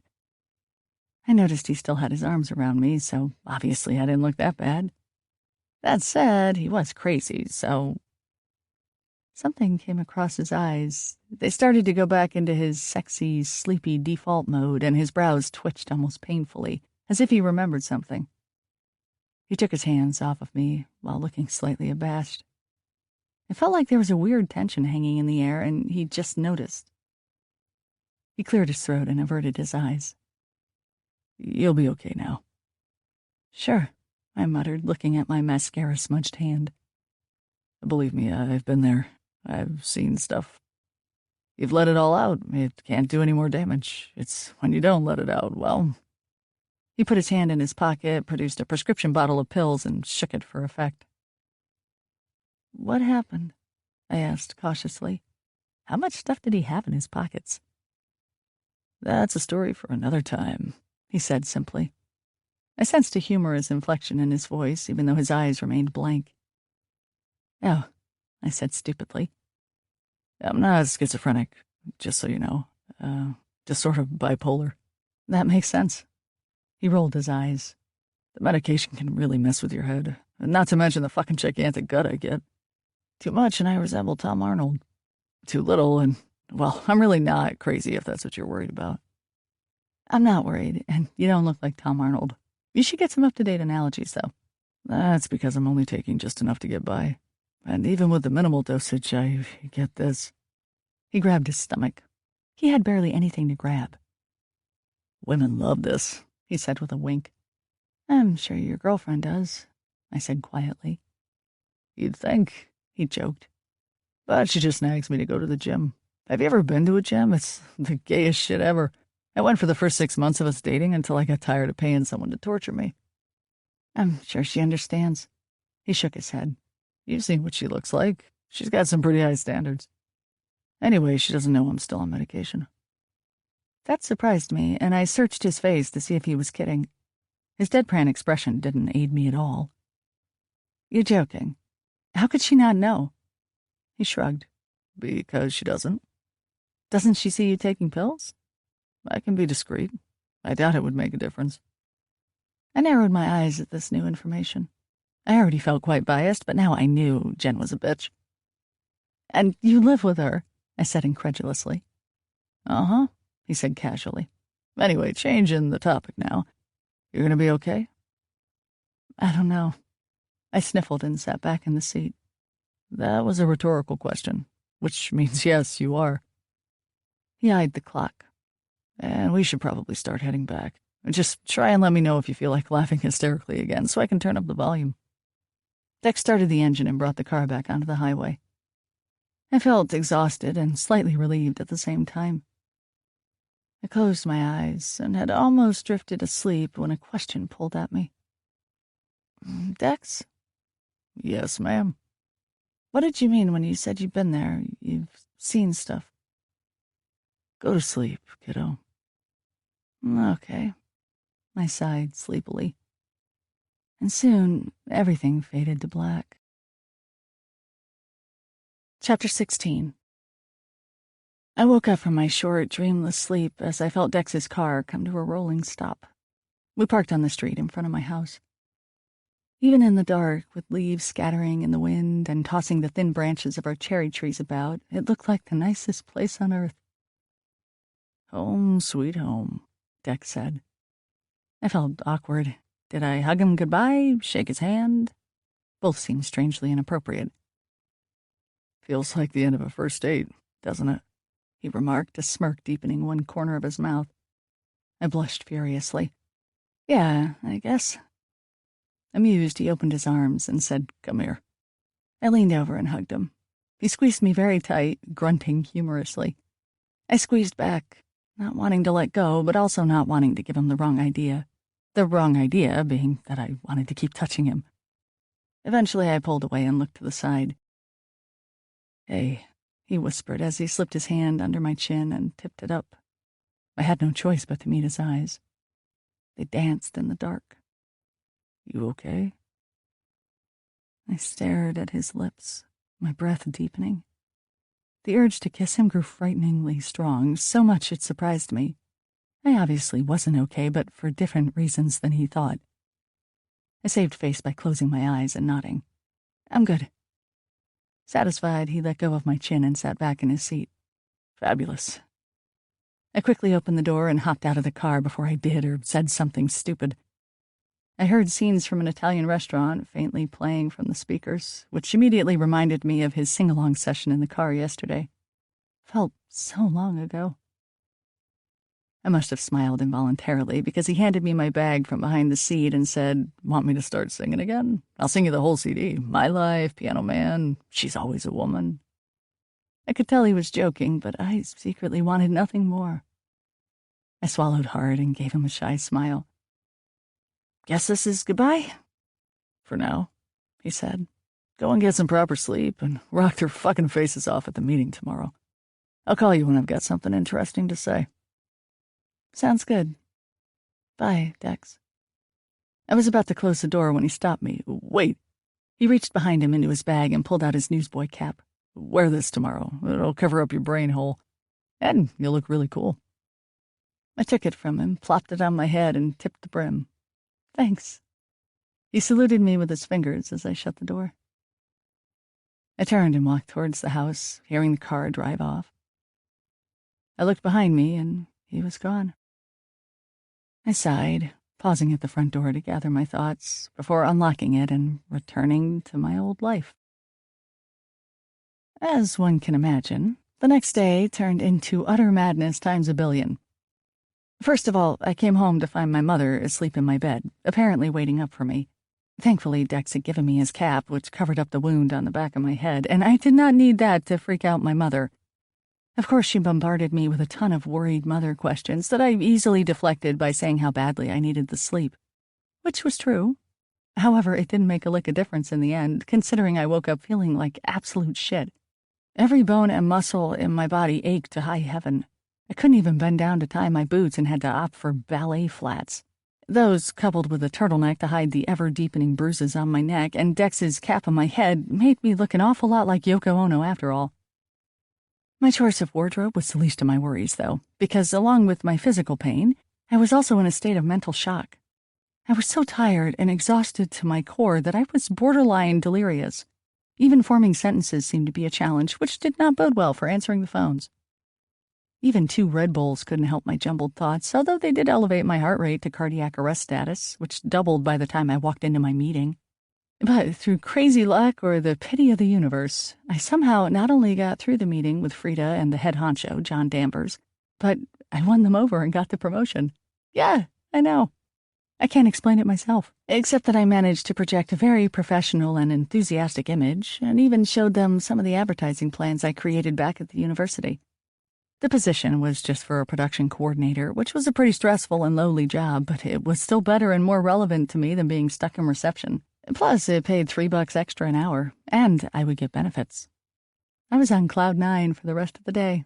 Literally, all the painkillers I was popping, plus the lack of shut-eye, made me feel like I was floating away to La La Land.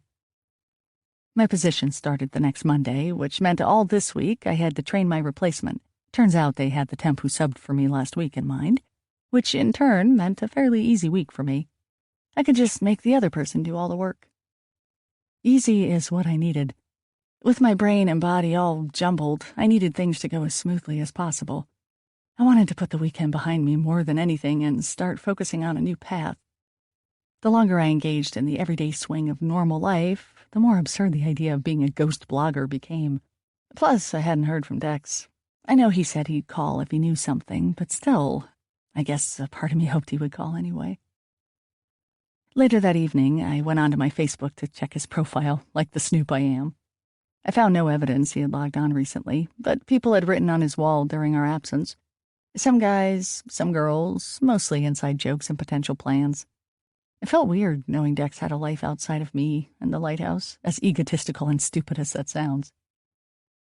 It only hammered home that Dex was still just a man. A befuddling man, but just a man in the end.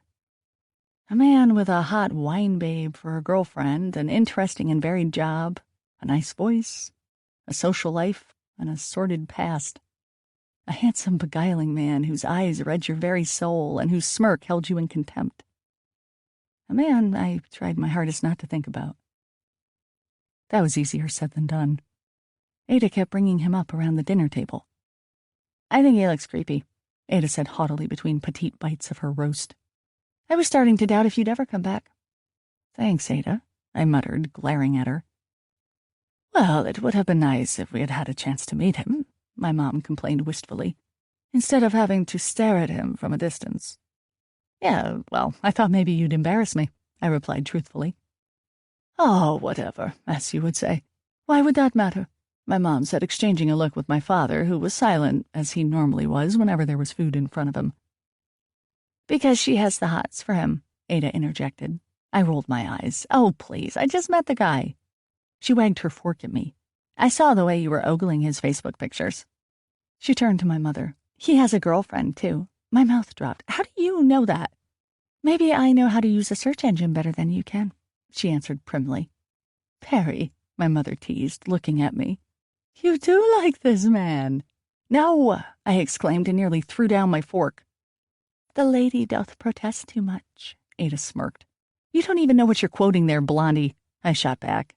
"Girls," my dad said sternly but gently, "let's let Perry relax a bit. It's not every weekend that you blow up my brother's lighthouse." I couldn't tell if my dad was actually angry, as was usually the case with him. I had, after all, blown up his brother's lighthouse, which couldn't be taken lightly. Even though it wasn't really my fault, it did look that way. However, I picked up some compassion in his voice and gave him an apologetic face. "We're just glad you were okay, Pumpkin." He reached over and tapped my hand. "And proud, too. Let's toast your new job. Chin chin." I beamed, despite myself, and we raised our glasses of wine. Ada raised her soda with a dry expression, though I could see the tiniest hint of sisterly affection. After dinner and more small talk about my new position, I retired to my room, ready to conk out. It was 7 p.m., and somehow even getting 12 hours of sleep didn't seem like it would be enough. I packed some things into my purse when I heard the door shut behind me. Fearing the worst, I spun around in a panic. It was just Ada, staring at me in horror. "What the fuck happened to your head?" she cried out and raced over to inspect me. I swatted her arms away and awkwardly felt my head. The cap had fallen off, leaving my snazzy Band-Aid exposed. "It's nothing. Go away." I glared at her. She crossed her arms to indicate she wasn't about to go anywhere.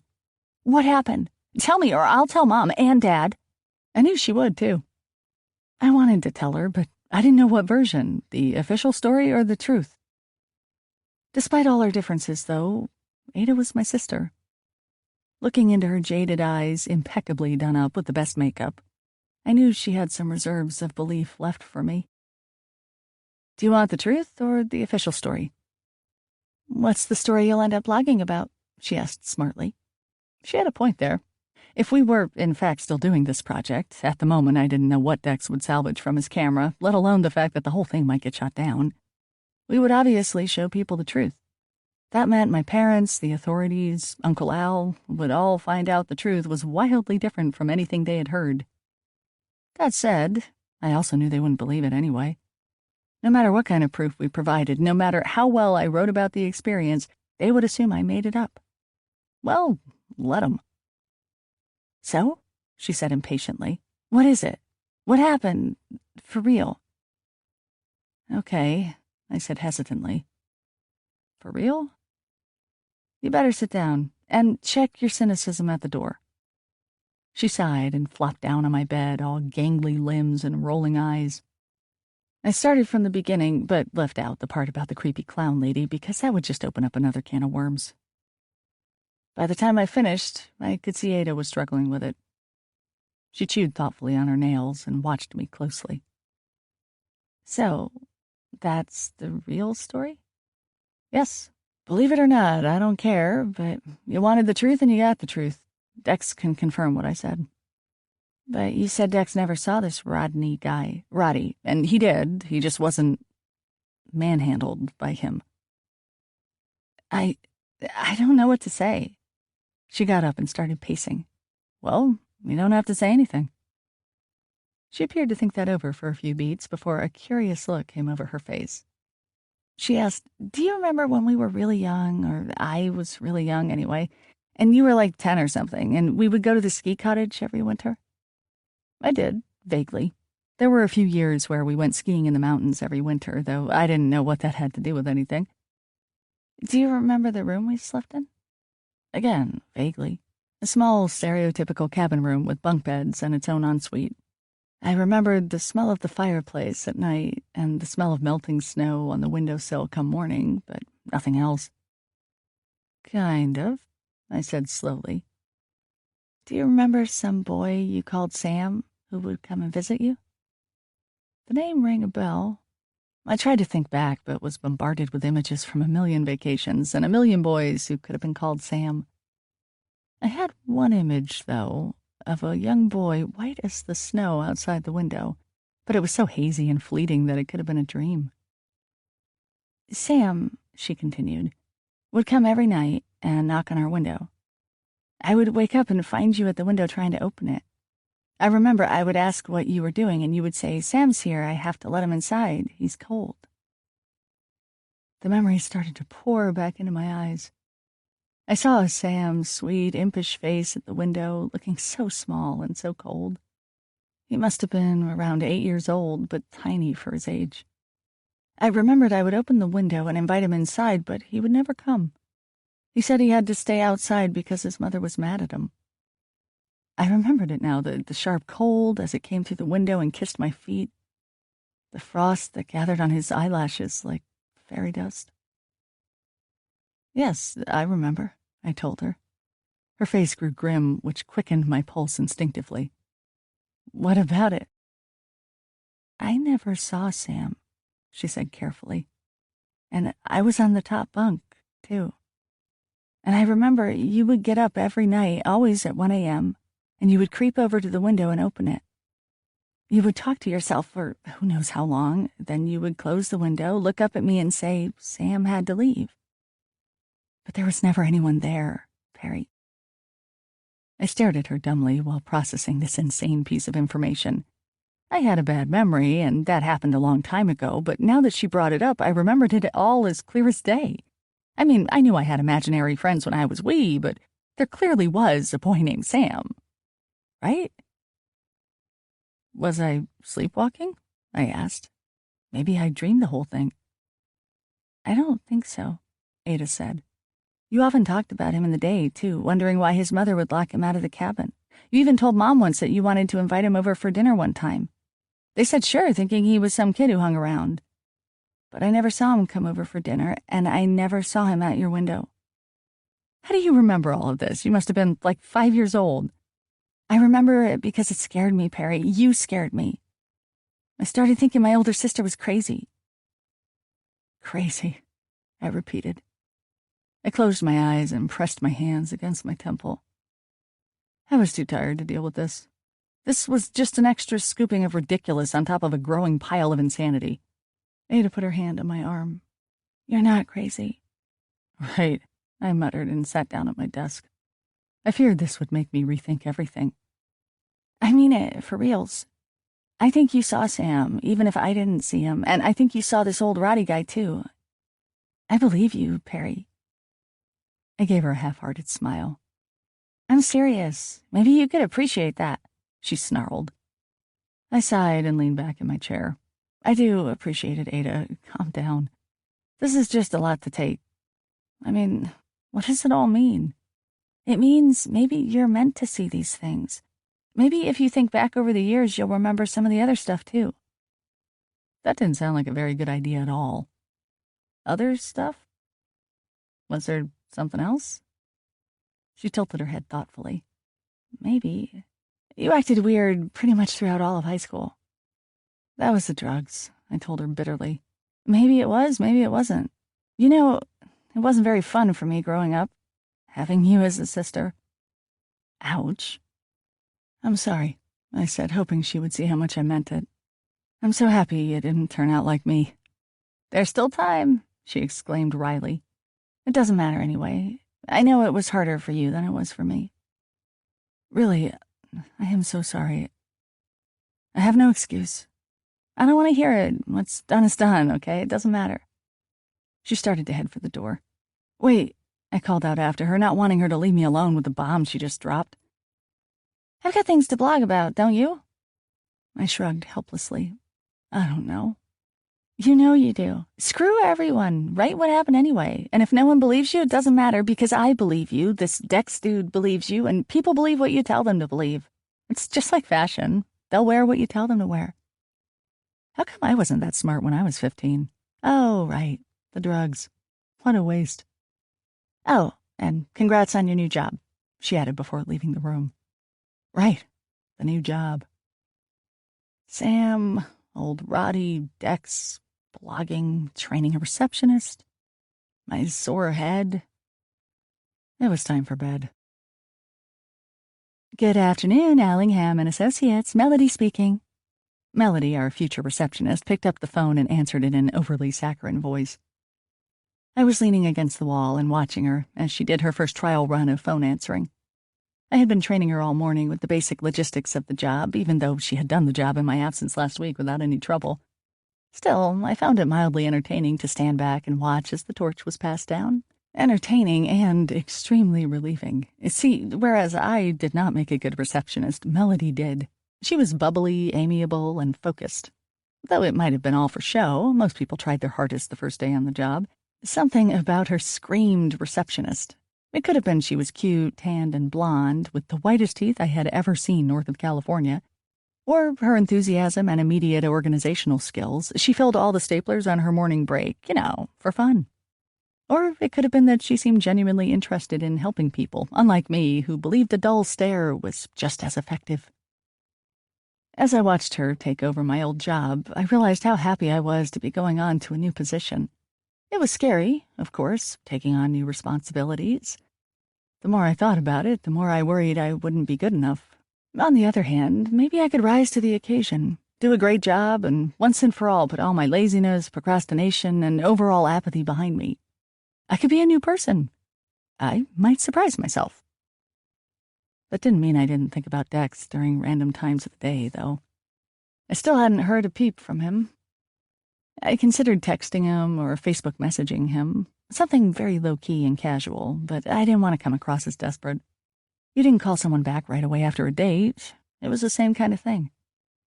It's stupid how I kept on comparing our adventure to a date when it was very much the opposite.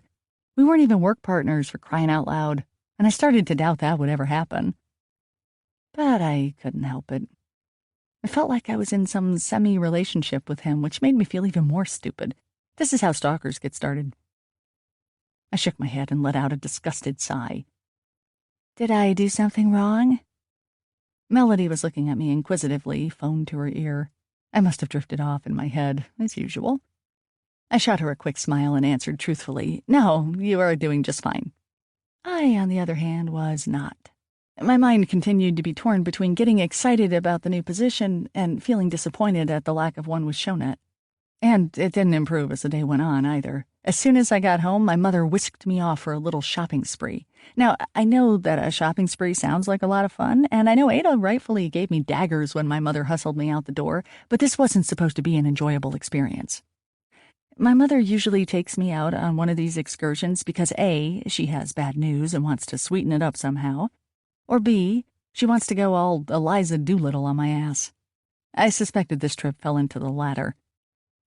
So, what's the deal, Mom? I asked as she gingerly pulled the car into the narrow mall parking spot for the umpteenth time. Is there enough room to get out? She asked, looking over at my side. There wasn't, unless she was imagining I was 30 pounds lighter, but instead of prompting another attempt at parking and perhaps a lecture about my diet, I told her to park. Somehow I squeezed out of the car, but not without squishing my boobs against the door. Glad the children in the neighboring car found that funny. Once inside the mall, I felt my heartbeat quicken.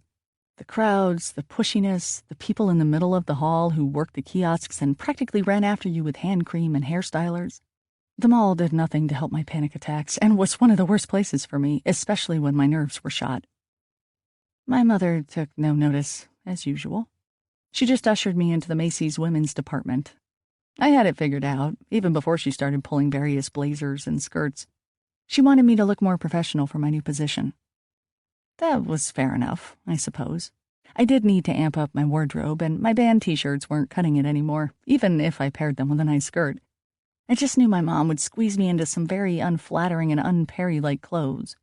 And I was right. 10 minutes passed, and I made it out of the changing room with just one new outfit that suited me and one hell of a lecture about my weight. "We could at least get you new shoes, maybe some heels. You can't gain weight in your feet," she said brightly, and before she had time to insult me again, I was dragged in the direction of the shoe department. Don't get me wrong, I love shoes, but I love my kind of shoes. And my kind of shoes are the funky or comfy kind. The shoes my mom wanted me to wear would be better suited to someone else. Someone like Jen. The thought of her quickened my pulse. I think my mom could tell because as the bored salesman shoved a pair of shoes back in the box, she said, "So, tell me about this man you were with. Dex? You mean the producer of the show?" I said, not wanting to go down this road with her. "He's really interesting."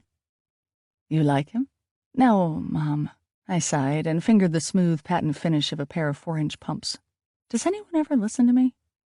"Pumpkin, you shouldn't let something like a girlfriend stand in your way," she said with a little too much conviction. I laughed. I couldn't help it. Even the salesman looked shocked at what she said, but he quickly hurried away before he could hear any more. "Mom," I managed to say, "that is terrible advice to give your daughter." She smiled at me, and for an instant, I felt like we were sharing our own private joke. "I'm not saying you should do anything. I'm just saying that sometimes life works in funny ways. When I was dating your father, there was a nice man who wanted me. He would send me flowers, ask me on dates when your father wasn't looking. I never ended up doing anything about it. I was loyal. But I often wonder what would have happened if I went for that other man. Ted was his name. Instead. Sure, your father might have been heartbroken, or at least his pride would have been lost, but he'd go on and find someone else. Ted was a very successful businessman. He went on to make millions with some sort of telephone company. My life might have been a lot better if I had ended up with him. You never know." This made my mind reel, never mind the pain shooting up from the balls of my feet as I attempted to stand in a pair of narrow-toed platforms. "Yeah, well, you wouldn't have had me or Ada if you went with this Ted dude," I admonished her while trying to keep my balance. She shrugged. "I guess. I'm just saying perhaps it's best to take a chance, that's all. You should take those to make your legs look skinniest." I looked down at the shoes. They didn't make me look anything except bow-legged. But I agreed for the sake of ending this horrible conversation. It's not that I thought my parents had the most perfect marriage, and I wouldn't even be surprised if they secretly yearned for different lives. But to hear your mother disclose that so glibly was disturbing, to say the least. But it wasn't over. Things kind of got worse at the till when she paid for the devil shoes. "Now, Perry, I hope this new advancement in your position means you'll think more about seriously getting your own place and moving out." "This too?" The salesman and I were able to exchange a look that said, "It's not over yet?" "Oh my God, Mom," I exhaled loudly. "Well, I'm just saying, you're old enough to be responsible and move out. Please don't think we want you to leave or anything, but with more responsibility comes more responsibility. And I'd really love to turn your bedroom into my own room." "What do you mean, your own room?" I eyed her suspiciously. She shrugged and took the bag from the clerk. He looked happy to be rid of us and relieved that he didn't have to go home with her, unlike me. "I don't know, Pumpkin. Sometimes you get to a certain age where you want your own room and your own place. Besides, your father snores. It would be nice to get a good night's sleep." I don't know exactly how long my parents had been married, but this was the first time I ever heard my mom complain about my dad snoring. I didn't like where this was going at all.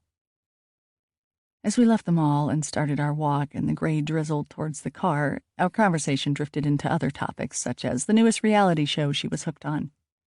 I pushed what she said out of my head as much as I could.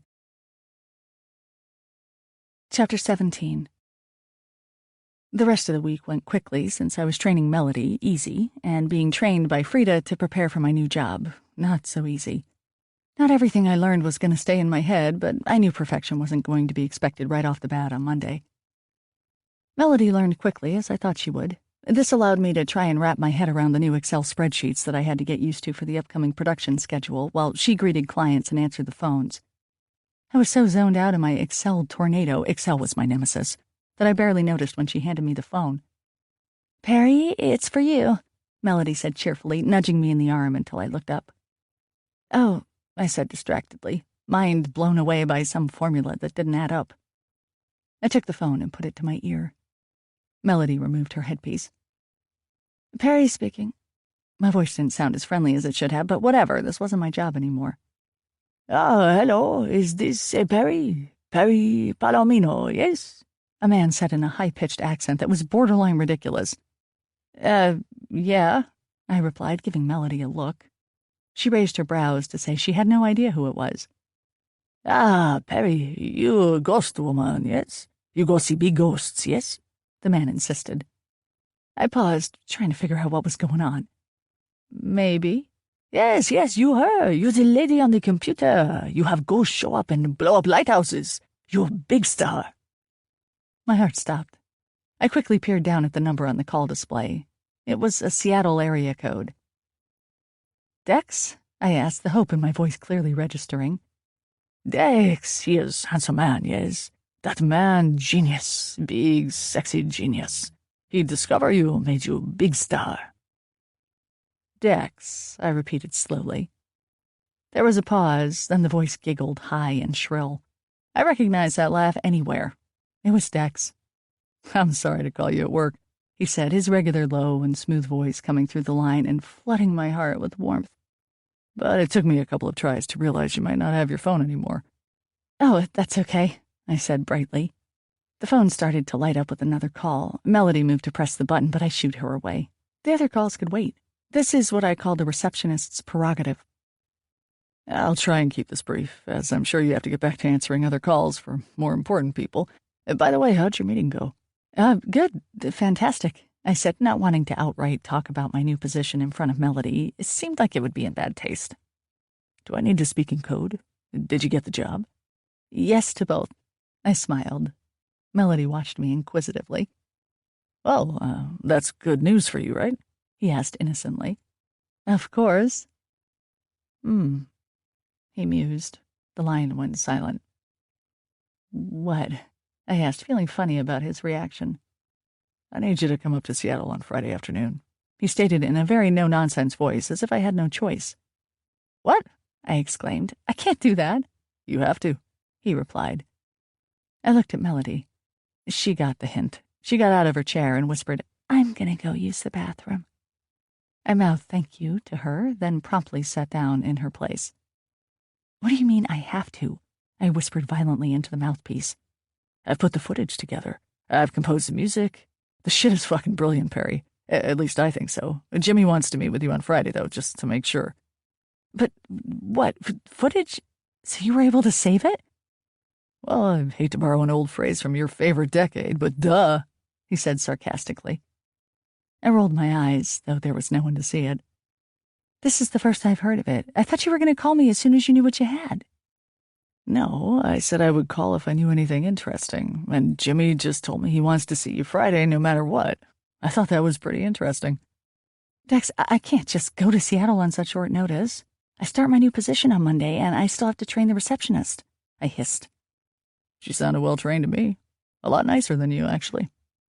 I swear I almost hung up the phone. I took a deep breath and hoped he would respond to reason. "Listen, Dex, I can't leave. Your Jimmy guy will understand. Maybe I could come on Saturday or next weekend," I said very slowly and calmly. "Yeah, that's not going to happen. It's now or never, do or don't, or die, depending on how dramatic you want to make this. Just call in sick." I did feel sick now that all this was going on. I should have known this wouldn't be a simple situation. It sure as hell hadn't been simple so far. "Oh, I don't know," I said wearily. "Call in sick. Your receptionist will manage. She'll have to manage without you anyway, right? Listen here, I will fly you up here, no cost to you. You'll meet with Jimmy. He'll be won over by your personality, I'm hoping. You'll sign some papers, we'll have ourselves some champagne, and everything will be right with the world." That sounded all too easy. I sighed, unsure of what to say. It was another one of those moments where I knew my actions would determine a new branch in my life, another road to go down. Did I say yes, ditch work, and possibly damage my new job? Or did I say no, say goodbye to working with Dex and doing something truly interesting, albeit unconventional, with my life, and move forward down a more responsible path? Could I do both? Maybe. "Can I call you back? I'm not really free to talk," I managed to say just as Melody came back into reception. "You can call me anytime," he said dryly, "but I need to know your answer right now. I've got Jimmy right here in front of me, and he's starting to think I'm a bit of a liar." "You are a liar," I muttered and gave Melody an apologetic look. She eyed the blinking lines on the console, but didn't say anything. "Yes or no?" Dex said, impatience rising in his voice. I could just see his dark brows furrowed, his forehead creased. I took in a deep breath and closed my eyes. There was no point trying to figure out what was right, no point in thinking. I said the first thing that came to my mind. Yes. I said yes. "Thanks, Perry," he said sincerely, gently, almost. "I'll email you the flight details right now. I'll come get you at the airport and everything. The meeting will only take a couple of hours at the most, and then you'll be back on the plane home. Easy as pie. You remember the pie analogy, don't you?" "Yeah." "Good. See you soon, kiddo." And then the line went dead. I exhaled and slowly hung up the phone. Melody gave me a perky smile. "Man troubles?" I smiled despite myself. I guess you could say that. The next day and a half was completely upside down for me. Dex emailed me my flight tickets, which meant that everything was set to go. The only thing I had to do was call in sick on Friday morning. I didn't actually think Frida would have a problem with it, meaning she might feel inconvenienced and perhaps a bit fearful that I may not come in on Monday, though I would assure her I would. But I didn't think she'd jump to the immediate conclusion that I was playing hooky. After all, the swine flu thing was still going around. No, the problem I knew I'd have was with my parents. How on earth was I going to tell them I was sick and then hop a plane to Seattle? I had a cold that only a Seattle doctor knew how to fix. Might as well tell them I was going to Seattle Grace Hospital to get checked up by Dr. McDreamy. I knew if I told my parents the truth, they would be so terribly disappointed in me. I could tell they were relieved when it seemed like this whole ghost show wasn't going anywhere. And I knew how happy they were when I got promoted. I couldn't bear to disappoint them after so many years of constantly letting them down. It got so bad that on Thursday night, I had to sequester Ada in my room and ask for her advice. I lay on my bed, my stuffed elephant squeezed between my arms, staring hopelessly at the ceiling. Ada sat at my desk watching me thoughtfully. It felt like a bizarro shrink and patience scenario. "Well?" I asked, frustrated at how silent she had been while I poured my heart out to her.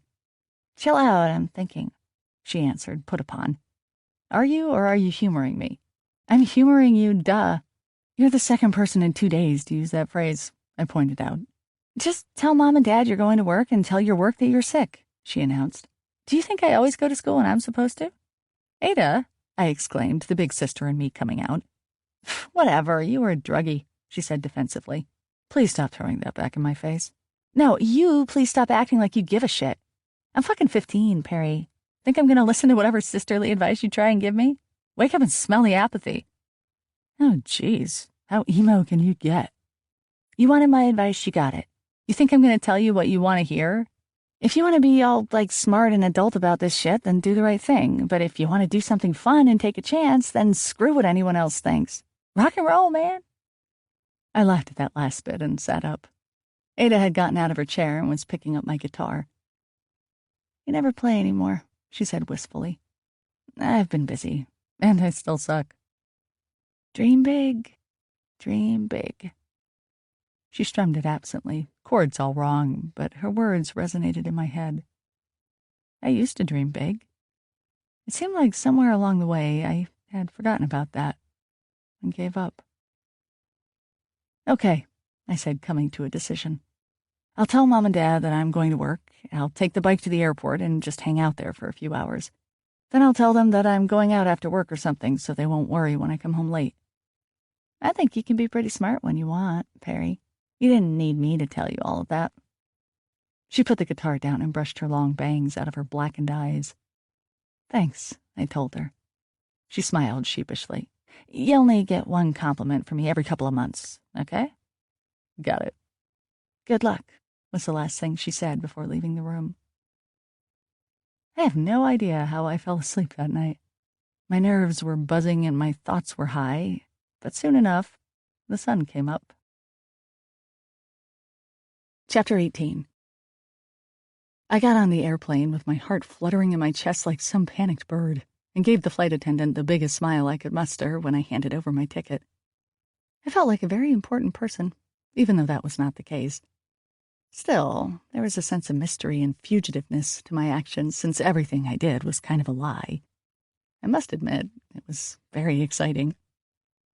I called Frida at 6:30 a.m. to add to the realism of my excuse. If there was anything I knew about calling in sick, it's that you rarely have the strength to call at the appropriate time. She did sound slightly suspicious, which made it hard to do the dance between sounding too sick to come, but not sounding so sick that it didn't seem like I would come in on Monday. In the end, though, there wasn't much she could do, and she told me to call her on Sunday night to confirm that I would be okay to work. My parents were a bit easier. I just got dressed and ready like I always did. I was jittery, though, and my excitement showed even before my morning coffee. While I grabbed my leftovers from the fridge, my mother asked if I was okay. Thankfully, Ada was there, and she switched the conversation over to her before I could say anything. I almost winked at her in thanks, but had my mom caught that, we would have both been toast. It was a short hop on a small plane before landing at the SeaTac airport. The flight was uneventful, but I couldn't stop fidgeting in my seat like a barrel of monkeys. By the time we landed and were coasting to the gate, the quiet old man next to me patted my hand and said, "It's okay, we're safe now." Oh, if only I knew that was true. When it was time to exit, I grabbed my purse and walked down the aisle to the door, brimming with excitement. I felt like a character in a romantic movie. Again, this was stupid girly thinking on my part, but there was no way I could pretend I didn't feel that way. After giving the pilot an enthusiastic salute as I walked into the terminal, I saw Dex. I wish I could say that he was just a man, as I had told myself all week. But seeing him standing there by the gate, it just wasn't true. He was leaning casually against a supporting pole, a toothpick darting in and out of his mouth. His dark hair was spiked up at the front, and the scratch down his forehead had faded. It still added a little roughness to his face, which looked younger and fresher than ever. His eyes were bright and shining, and I could have sworn his eyelashes were longer or something because he almost looked pretty. Even his Errol Flynn stash barely showed, and his goatee was groomed as clean as an early ski run. His attire was different, too. A white, long-sleeved dress shirt and black pants. He could have been a waiter if it wasn't for the oversized army green windbreaker he had on top. I can't lie. The sight of him made my heart turn into syrup, swirling around in slow motion in my chest. Our eyes interlocked, and as if I was in some hormonal tractor beam, I felt myself being drawn to him. Thank goodness the tractor beam had enough sense to stop as soon as I was within striking distance of him. "Hi," I said, my voice squeaking more than I would have liked. He took the toothpick out with one hand and flicked it on the floor in front of a woman walking by. She gave him a dirty look. He gave her a sleazy grin in return and wagged his eyebrows at her suggestively. Then he turned to me and grinned. "You came." He sounded surprised. "Yep," I replied, adjusting the purse on my shoulder, a bit unsure if I should hug him or not. "You're more foolish than I thought."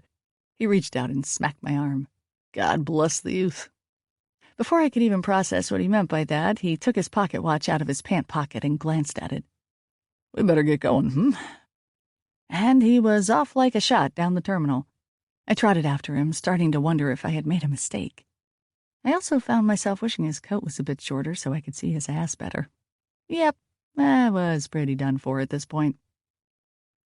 The drive downtown was fairly long, with traffic jams and construction zones clogging up the I-5. During that time, I was filled in on what had come out of the footage. At first, I thought we were fucked because a lot of the shots were just black, with the occasional sound coming through. But then I realized if I could at least save the audio and then play them at other parts, then it would add to the whole ambiance. And then if I could get your narration at certain points, it would fill up the blank spots. Watching Dex speak about the film made me realize how much he actually cared about the whole thing, and how he knew exactly what he was talking about. He could see the big picture, whereas I couldn't imagine how anything we shot would become remotely interesting. If I had the camera myself up in old Roddy's face, it would have been a different story. But Dex seemed so confident that he had something amazing on his hands, even if I didn't believe it myself. He must have seen the cynicism on my face, because he turned to me and said, "Believe me, it looks good. We've got a good thing going on here." One of those instances where I'm just gonna have to trust you, right? I would hope you'd always trust me, he answered rather seriously. I wasn't sure what to say to that, so I didn't say anything. I looked out the window. It's not that Dex wasn't trustworthy. He saved my life, in a way. But because he was so unpredictable, I had a hard time accepting everything he said. There was also the whole self-admitted liar bipolar thing, and the fact that I wanted nothing more than for him to pull the car over so I could climb on his lap and molest the crap out of him. Well, I knew from experience that you weren't supposed to trust the guys you thought were sexy as hell. Dark, brooding, and mysterious. Handle with care. And, of course, there was the term always, as if he knew for a fact we would be working together indefinitely. As much as I wanted to, the responsible adult side of me needed to know exactly what I was getting into. Would it interfere with my job? How much would I get paid, if anything? Basically, what was in it for me? The last thing I wanted was to be taken advantage of. I mulled these things over during the rest of the drive, and even until we were in an elevator going up one of Seattle's skyscrapers. I guess for a little internet company, they were actually doing quite well for themselves. We got off at the elevator and turned left at a sign that read Shownet. We paused in front of a French door made of pebbled glass. Dex reached for the handle and then stopped. He looked at me.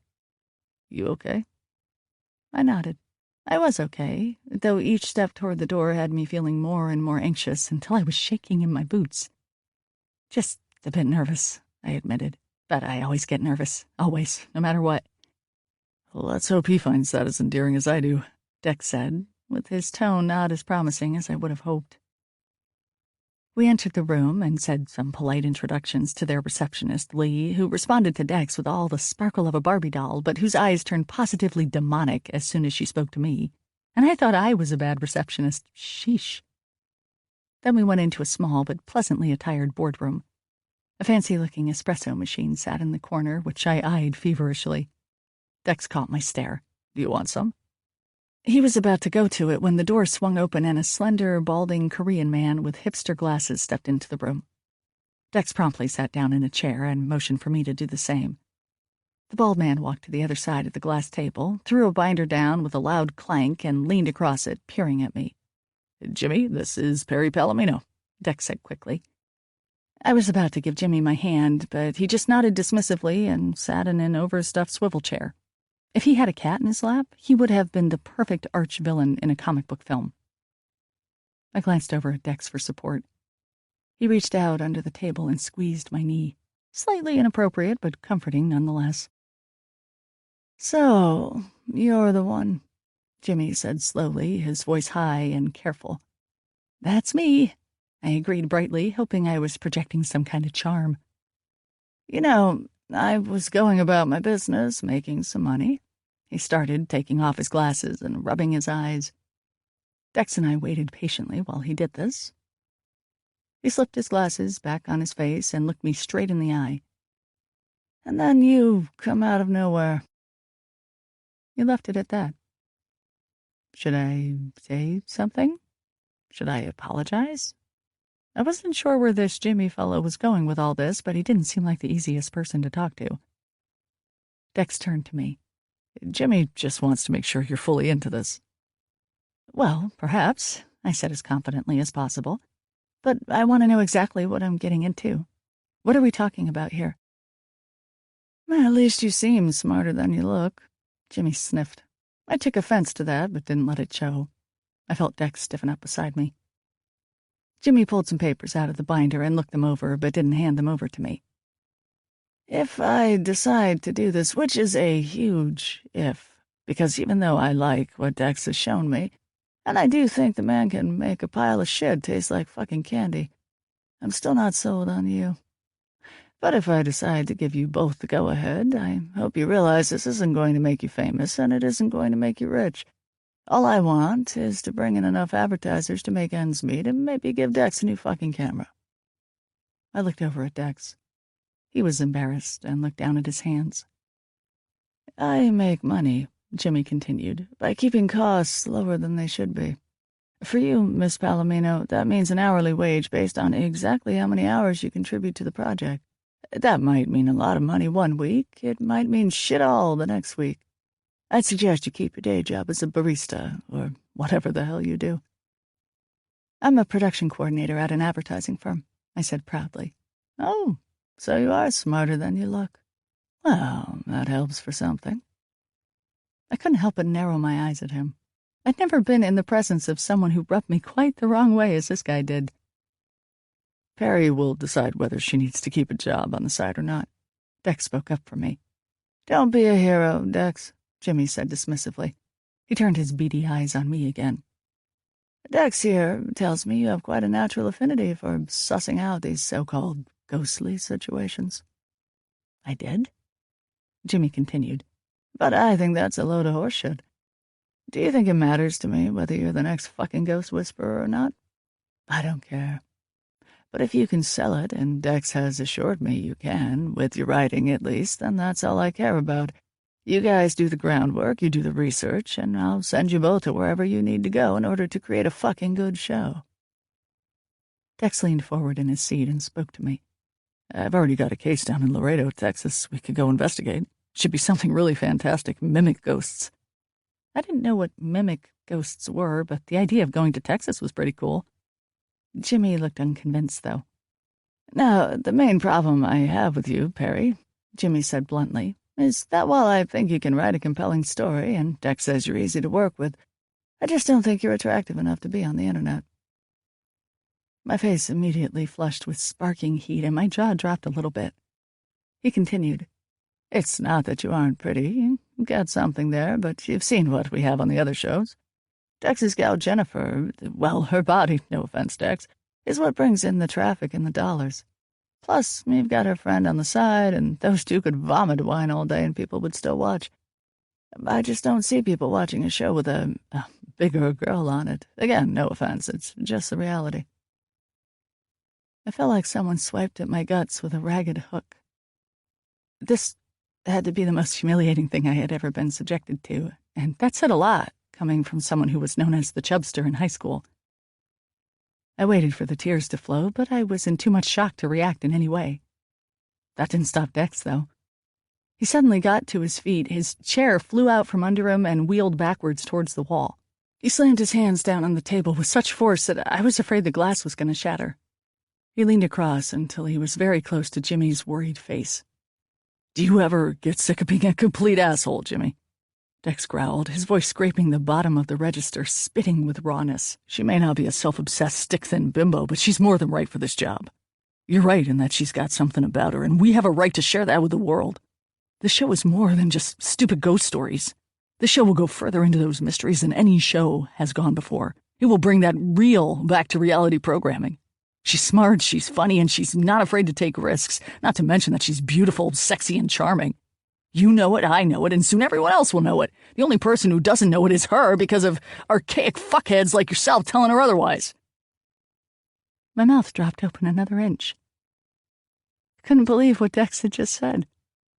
It had to be the most wonderful thing anyone had ever said about me, and his words and passion melted me from the inside out. I felt the tears finally coming. "Are we really going to argue about her?" Jimmy said after a few beats, thumbing at me. Dex continued to stare at Jimmy, rage pulsing at the corners of his jaw. This was too much for me to handle. The tears started to flow. Even though they were tears of frustration and anger, I didn't know what to do. So I decided to leave. I got up quickly, squeaked out an "excuse me," and bolted out of the room and the office before Jimmy, Dex, or the receptionist had a chance to say anything. I pushed the button for the elevator a few times before my vision was blurred by my tears. I decided the stairs might be the quickest way out. I got into the stairway and ran down. At first, I wasn't sure what I was running from, By the time I had gone down 10 flights and my knees were starting to hurt, I slowed my pace and started breathing in deeply. I probably shouldn't have run like that. I know it was totally unprofessional and made me look even worse, but what was the point in sticking around to be humiliated further? It's not like I was going to get a show anyway at this rate, no matter how hard Dex fought for me. The thought of what he said brought a sense of warmth into my aching, wheezing chest. I slowed down even more and sat down on one of the cold steps. The stairwell was empty, and I had another 30 floors to go down. I took in a few deep breaths and tried to run through what had happened. I had two feelings battling inside of me. One was that icky feeling you get when you know you've made an idiot of yourself. The other was a sense of unworthiness. Never in my whole life have I ever had someone put so much stock into me as a person and actually believe it. Or at least act like he believed it. I was a huge risk for him, and he seemed willing to jump with no rope or cord attached. It amazed me that Dex said all of that, and to his boss, no less. I'd be on my ass in a second if I ever said anything like that to Frida. And at that thought, I was shot with a third feeling. Guilt. The guilt of lying to my boss and putting my job on the line, all for nothing. I could see the shoes my mom had bought me, sitting proudly in their shoebox. I could have ruined everything for myself. What a mess, I said out loud, my voice echoing from the cement walls.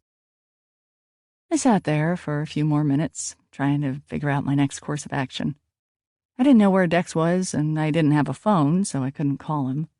But I did have money and a plane ticket. Getting a cab and heading back to the airport seemed like the smartest thing to do. Just go back home, try and buckle down, and make something good of my life, and forget all of this ever happened. Not that it was going to be that easy. To just let go of all those hopes that this had given me. Hope, potential, dreams. I really thought this was my way out of an ordinary life.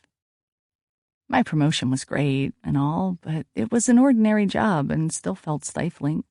And when I thought about this opportunity, it just paled in comparison. This had been a chance to actually prove to everyone what exactly I was capable of.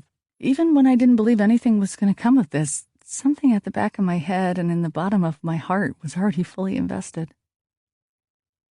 I sighed. I wiped away any makeup smudges under my eyes, brushed back my hair, and stood up.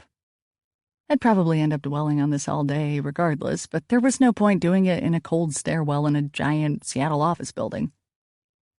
I made my way down the rest of the stairs and out of the lobby, walking quickly in case I saw someone I didn't want to see. Not that I thought Jimmy would be waiting to pounce on me and insult me further, but I was paranoid. Once outside, I scanned the street for cabs. It looked like there might be one across the street in front of a boutique hotel. I was heading for it, hoping no one else would take it, when I heard my name being called. It was Dex's voice. I didn't want to turn around. I wanted to be free of all this. I kept walking and ignored it. I didn't get very far. I heard footsteps behind me and my arm being grabbed. He stepped in front of me, panting slightly, a crazed look in his eyes. I looked down at his free hand. He had a pen and a stack of papers in it. "Perry," he said breathlessly, "why did you run?" I gave him a look. Was he serious? "I'm sure being humiliated is a normal thing for you," I sneered. He rolled his eyes. "Jimmy is Jimmy. Don't listen to him. I don't, and it doesn't matter. He listens to me." He let go of my arm and placed the papers in one of my hands and the pen in the other. "Would you do me the honor of signing this contract?" "What?" I looked down at my hands. I didn't understand. "We've got the show, kiddo, if you still want it," he said, peering deep into my eyes. "How?" He shook his head. "That's just Jimmy. Like I told you, he listens to me. He knows he would be stupid not to take a chance on this." Though I felt uncomfortable about all this, there was a tingling of excitement biting at my toes. "Dex," I said, looking down at the paper, but not really seeing it. "I don't want to do anything if you forced someone—" "I didn't," he exclaimed. "He likes a challenge as much as I do. Now what do you say? You know how I feel now." I looked up at him. Did I?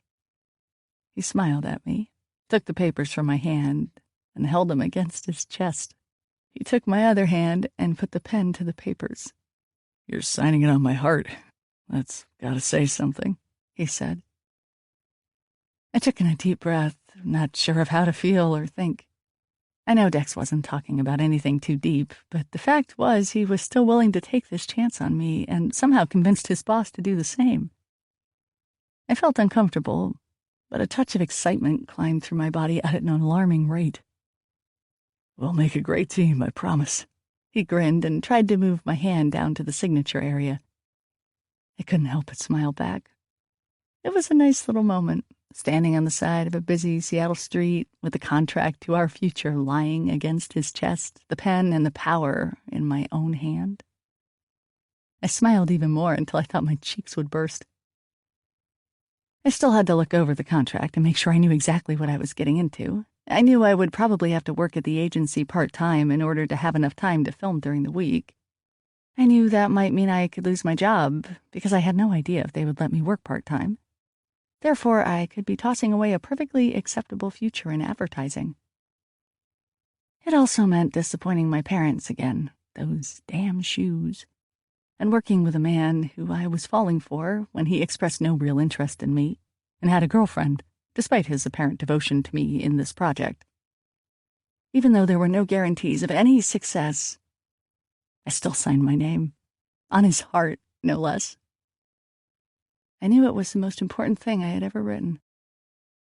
Dex laughed when I was done and patted me hard on the back. "You've made me a very happy man, kiddo," he said, folding the papers into his hand. "Now, wait here while I run these up to him. I'll be quick." He turned and sprinted toward the building, his hair flopping against his head with each stride. Now that I was alone again, it actually hit me. I was doing this. I was actually doing this. Things were never going to be the same again. I did a tiny Mary Tyler Moore jump in the street to the amusement of the passers-by. At least they met me with smiles. Dex wasn't long, and within minutes he was back at my side, wiping his hands. "Done deal," he said. "No turning back now." I nodded, and we started off toward his car. We walked in silence, mostly due to the little conversations we were probably having in our heads at the same time. But before we got in, I grabbed his hand and stopped him. I wasn't sure what to say or how to say it. I licked my lips nervously and looked up into those brown eyes of his. They were almost unreadable, but I detected a current of worry behind them. I let go of his hand. "Thank you." He pursed his lips and nodded. "You're welcome." That was all we ever said about what had happened. During the ride back to the airport, we discussed the logistics of our future endeavors. The episode, which I quickly reviewed on his laptop in the car, was very well done and well edited. There wasn't much in the way of ghostly proof, but there was a frightening atmosphere to the whole show, and I knew that I could write the perfect piece to go with it.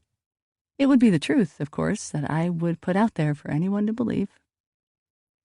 Dex said the episode would go live on a Sunday night in 2 weeks. He and I would then push hard for lots of exposure. I could use the existing YouTube videos and redirect people. I could use my sister's blog and even create my own separate dummy blog to increase more traffic. Dex said Jimmy was pretty good at getting advertising, which is something I could have done, considering my day job, but I wanted to keep that as separate from this as possible. In 3 weeks, we would fly down to Texas for the weekend and shoot our next episode. We decided the best thing for me to do would be to request that I work at the agency Tuesdays through Thursdays so I could have Fridays through Mondays to travel, shoot, and write. It was a gamble for me to think that work was going to let me do this, and even more imposing than that, it meant I was going to have no life for the foreseeable future. But what life did I really have before, anyway? As anxious and nervous as I was about the new path I was about to head down, a tiny part of me knew everything was going to be okay. It felt right. When we got to the airport, Dex pulled the car up to the terminal, got out, and opened the door for me. "Thanks," I said, feeling charmed and connected. "I've got a thank you present for you," he said with a jovial glint in his eyes. "Close your eyes." The childish part of my brain hoped that maybe it was something as simple and romantic as a kiss. I closed them. He placed something cold in my hands. I opened my eyes to see a shiny new iPhone sitting in them. "What?" I beamed. "You didn't have to." "I kinda did. And I kinda wanted to. Now you can return my crazy texts at all hours of the night." He winked. "It's more for my pleasure than for yours." I squeezed the phone in my hand and put my arms out to hug him. He embraced me wholeheartedly. Until his own phone started to ring. He broke away and looked at it. I could see on the screen it was Jennifer. "Sorry, I have to take this," he said apologetically to me and patted me hard on the shoulder. "Have a safe flight. I'll call you soon." I nodded awkwardly as he put the phone to his ear and said, "Hey, babe." He talked to her, sincerely engrossed in the conversation. I turned around, feeling a bit stupid, and walked away toward the ticket agent. I looked behind at him, hoping to catch him watching me. Instead, he was still talking and walking back to his car, his lithe figure cutting through the crowd. I felt pretty small as I walked to my gate and waited for the plane to arrive, but somehow pushed those thoughts out of my head. If I could just get over these feelings that I had for him, then I would be okay. After all, it was just a stupid girl crush that I had. What was really important was the fact that I was about to embark on a journey unlike any I'd ever been on before. I looked around the busy gate area at the nameless people sitting about and decided I should probably use the bathroom before I got on the plane. Though it was a short flight, I didn't have an aisle seat and I hated having to climb over people just because I had to pee. I walked down the hall, past the gift shops, bars, and a few more gates before I found the restroom. It was surprisingly empty, which was a nice change from what airport bathrooms usually look like. There was only one woman in a stall down near the end. I noticed her red patent Mary Janes and old lady stockings. I went into the nearest stall to the front. I hung my bag up on the sturdy coat hook, noting how damp the ground looked, and proceeded to sit down. As I did so, I heard the stall door at the end open and the woman slowly walk out. I didn't hear her flush, which was pretty gross, but expected in public washrooms. I swear, women were just as bad as men in these scenarios. It must have been some sort of internal rebellion mechanism like, I don't live here, so I don't have to clean. Instead, I'll act like a fucking monkey. As I was thinking that, I noticed how precise the woman's footsteps were as she walked down the aisle toward me and the sinks. Heel, toe, heel, toe, heel, toe. It was slow enough to be creepy, and creepy enough that I had too much stage fright to even go. I just sat there holding my breath and waiting for her to walk past. But she didn't. Heel, toe, heel, toe. And then it stopped somewhere outside my stall. Heel, toe, heel, toe. It was like she was walking toward me. What the fuck? Heel, toe. And then it stopped, just as the round toes of the red Mary Janes were visible beneath my stall door, facing directly towards me. This crazy bitch was standing right outside my fucking door. I didn't know what to say or do. I didn't want to move, but I was on the fucking toilet seat. This was the most vulnerable position ever. I kept my eyes on the toes, thinking at some point they'd move, or maybe the woman would say something. But neither of those things happened. There was a large enough crack between the stall doors, though, usually the bane of every public washroom. I slowly moved my head over so that I was looking through the crack. Maybe I could get an idea of what she was doing. And through the crack, I saw an eye, a heavily made-up, aging eye staring right back at me, face pressed up to the door. I screamed. I couldn't help it. I screamed and jumped off of the toilet, yanking up my pants far enough and flung myself out of the bathroom stall, fully ready to confront whoever the fuck was out there. But as I stumbled out of the stall, the door banging loudly, I didn't see anyone. There was no one there. I was alone in the washroom, and the woman at the end of the aisle was gone. I put my hand to my neck to feel how fast my pulse was racing. I closed my eyes and took in a few deep breaths. After counting to 10, I opened them, expecting the worst. I was still alone in the bathroom, my bag hanging on the door, which slowly moved back and forth. I grabbed it off the hook and hustled myself over to the sink. I could deal with peeing on the plane. At least I knew I wouldn't be alone there. I placed the bag on the part of the counter that wasn't wet and quickly splashed cold water on my face, avoiding my eye makeup. I looked up in the mirror and saw nothing but my reflection. I turned for the paper towels. Creepy clown lady was standing there beside the dispenser. I screamed again, but it was caught in my throat and came out as a breathless gurgle. It was her, as clear as day. Her wrinkled, pancaked face and violet-tinted coif. The bizarre taffeta gown with sewn-on pom-poms, her stocking legs and red vintage shoes. She kept her glassy cataract eyes on me, almost willing me to calm down and stop screaming, as silently as I was trying. I don't know how long we stood there, just eyeing each other, only a few feet apart. But at some point I found strength returning to my throat, a life force rushing around my heart.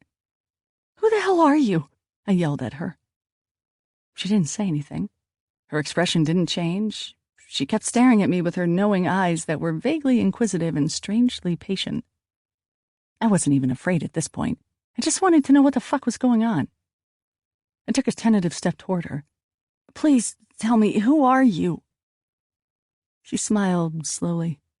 Her mouth spread, her yellow teeth showed, and the bad lipstick job became more glaring. As before, her eyes never smiled along with it. Whatever I had just said about not being afraid, forget it. I was very afraid. "You're just starting," the woman said with her slight accent. Her voice sounded disembodied. I was immediately reminded of a scene with Robert Blake in Lost Highway. "You need to keep going," she continued. "Who are you?" I repeated. "You need each other. You need to set this right." "Set what right?" I asked. What are you talking about? We did set it right." She shook her head very slowly. As she did, flakes of makeup fell off her face and flittered to the ground like pixie dust. I watched this, dumbfounded. "It's not over yet. You and Dex need each other. We need you. It's not over yet." I wanted to strangle her, whoever she was. "Why? Why?" I asked frantically. "Please, just tell me why so I can know." "You'll find out. It's not over yet. You're just discovering. You're just starting." "You keep saying that. What do you mean I'm just starting?" I yelled at her just as I heard the bathroom door close. I turned to see a businesswoman walk in, wheeling a carry-on behind her. She gave me a concerned look and walked past us down the aisle. I followed her walk and saw her give me one last fearful look before she walked into a stall. I looked back at creepy clown lady, but she was gone. I quickly spun around, and after seeing no one, I picked up my bag and ran out the door and into the terminal. It was full of passengers going to and fro. The lady had vanished. And then my flight was boarding. I had no choice but to scuttle back to my gate and slink on board as the guilty party who was holding up everyone else. It was only till I sat myself down in my seat after squeezing past the angry fat man on the aisle that I had a chance to mull over what had happened. The lady had been there. She had spoken to me. I interacted with her. But where did she come from, and what did she want? I couldn't have seen her. My imagination was good, but it wasn't that good. I had to keep going? I was just getting started? And most intriguing of all, Dex and I needed each other? What could Dex ever need me for? I was pondering that as the plane pulled away from the gate. All of the feelings of excitement I had earlier about the show, about my future, were now compounded with an increasing sense of urgency and trepidation. I had so many questions, now, that needed to be answered, and quickly. To get a handle on my thoughts, I looked out the window at the sunshine that was coming through the dark afternoon clouds. And as if fate knew exactly what I was thinking, I caught a glimpse of a figure standing by one of the windows. It was Dex, waving goodbye. This concludes Darkhouse by Karina Halley, narrated by Joe Raylan. Copyright 2011 by Karina Halley. This unabridged audiobook is published by arrangement with Karina Halley, care of the Waxman Level Literary Agency, and was produced in the year 2017 by Tantor Media, Incorporated, a division of Recorded Books, which holds the copyright thereto. Please visit tantor.com for more information on our growing library of unabridged audiobooks and to take advantage of special offers. Audible hopes you have enjoyed this program. Chapter 2. "Is that what you're wearing?" my mother asked. It was 10 a.m. on Saturday, and I was too tired to handle anything coming out of my mother's mouth. Ada and I were loading our luggage into my parents' car when my mother spied the outfit I had on for the day. From her tone, I assumed it wasn't family appropriate, though it was pretty much what I wore every day. Combat boots, black leggings, and a long mohair sweater with deliberate rips through it. I sighed and tossed my bag in the car. I put my hands on my hips and glared at her. She stepped into the passenger seat slowly, neatly, wearing a black shift dress with yellow strappy wedges and matching trench coat. Her perfectly highlighted blonde hair was piled into a loose bun on the top of her head and framed with huge Chloe sunglasses. She looked like the perfect Hitchcock heroine, and I wondered if that's why I had such an affinity for Hitchcock's films. But then I noticed the disappointment in her face, realized how inappropriately she was dressed. We were going to the beach, for crying out loud, and remembered I liked Hitchcock's films because of their macabre view of mankind. "Why? What's wrong with it?" I asked her while exchanging a glance with Ada. She shrugged with a "don't get me involved" look in her eyes. "You've got holes in your sweater, dear," Mom said. "Your cousins will think we can't afford to get you new clothes." "Oh, whatever, Mom," said Ada, who was dressed sensibly in pastel skinny jeans, ballet flats, and a black furry vest over a shrunken Alice in Chains t-shirt, which was my shirt, of course, like she knew who AIC was. The original price of Perry's sweater was well over $100. Luckily, she got it for $40. I frowned at her while we got in the back of the car. I had no idea how she knew such random things about my life. Knowing what I was thinking, she added, "I saw it for sale online. I knew you'd buy it. It's just scuzzy enough." "Okay, off we go." Our father's bellow shook the whole car as he jumped in the front seat. He adjusted the rearview mirror and gave us a wink. Thankfully, he didn't hear our conversation, because any time money was mentioned in our family, it just became primer for a blazing argument. Dad was a robust man with a hearty laugh and a heartier appetite, hence his ever-expanding wine belly, who identified dearly with his Italian heritage. Though he and his brothers were second-generation Italians, you would never know it. They spoke Italian fluently, especially with their hands. It was dangerous to get my father talking when he drove, or any time, really. I remembered when Ada and I bought him this Italian classic film collection, and in his enthusiasm, he whacked me in the face. I think my mom was quite pissed off after that, probably because my dad does have quite a temper as well. Don't get me wrong, my father has never purposely hit me or anyone in my family, but when his face turns red, his cheeks puff out, and his small stature suddenly becomes about 10 feet tall, he becomes the most feared creature on earth. He's a bit of a workaholic, too, which doesn't help. He's a history and theology professor at the University of Portland, so we don't get to spend as much time with him as we probably should. I get more traits from my father than I do from my mother. We're both overtly sensitive, but with me, I can't hide it. Sometimes I feel like I'm just a giant orb of vibrations and feelings that knocks everyone flat on their back, whereas my dad just puts it somewhere else, fuel for a later explosion. One big difference between us is his unwavering faithfulness. He just accepts things and moves on. I always have to question, always have to argue, and always have to ask why until I'm blue in the face. I wish I could let things go as easily as he does. For example, on this day, as my father drove us down the I-5 at a leisurely pace, I couldn't stop thinking about yet another dream I had, whereas he would just pass it off as an ordinary nightmare and move on. But as long as I've been alive, ordinary was a term rarely applied to me. Last night had been a normal Friday. I practiced a few songs on my guitar. I felt guilty for having neglected it. Did laundry and watched a Family Guy episode or two before hitting the sack. Maybe it was the coffee I had so close to bed, but I couldn't sleep for the longest time.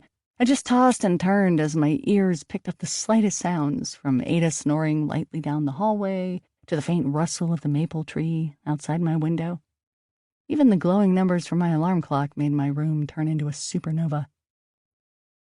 I must have fallen asleep at some point in the night because I woke up with a start.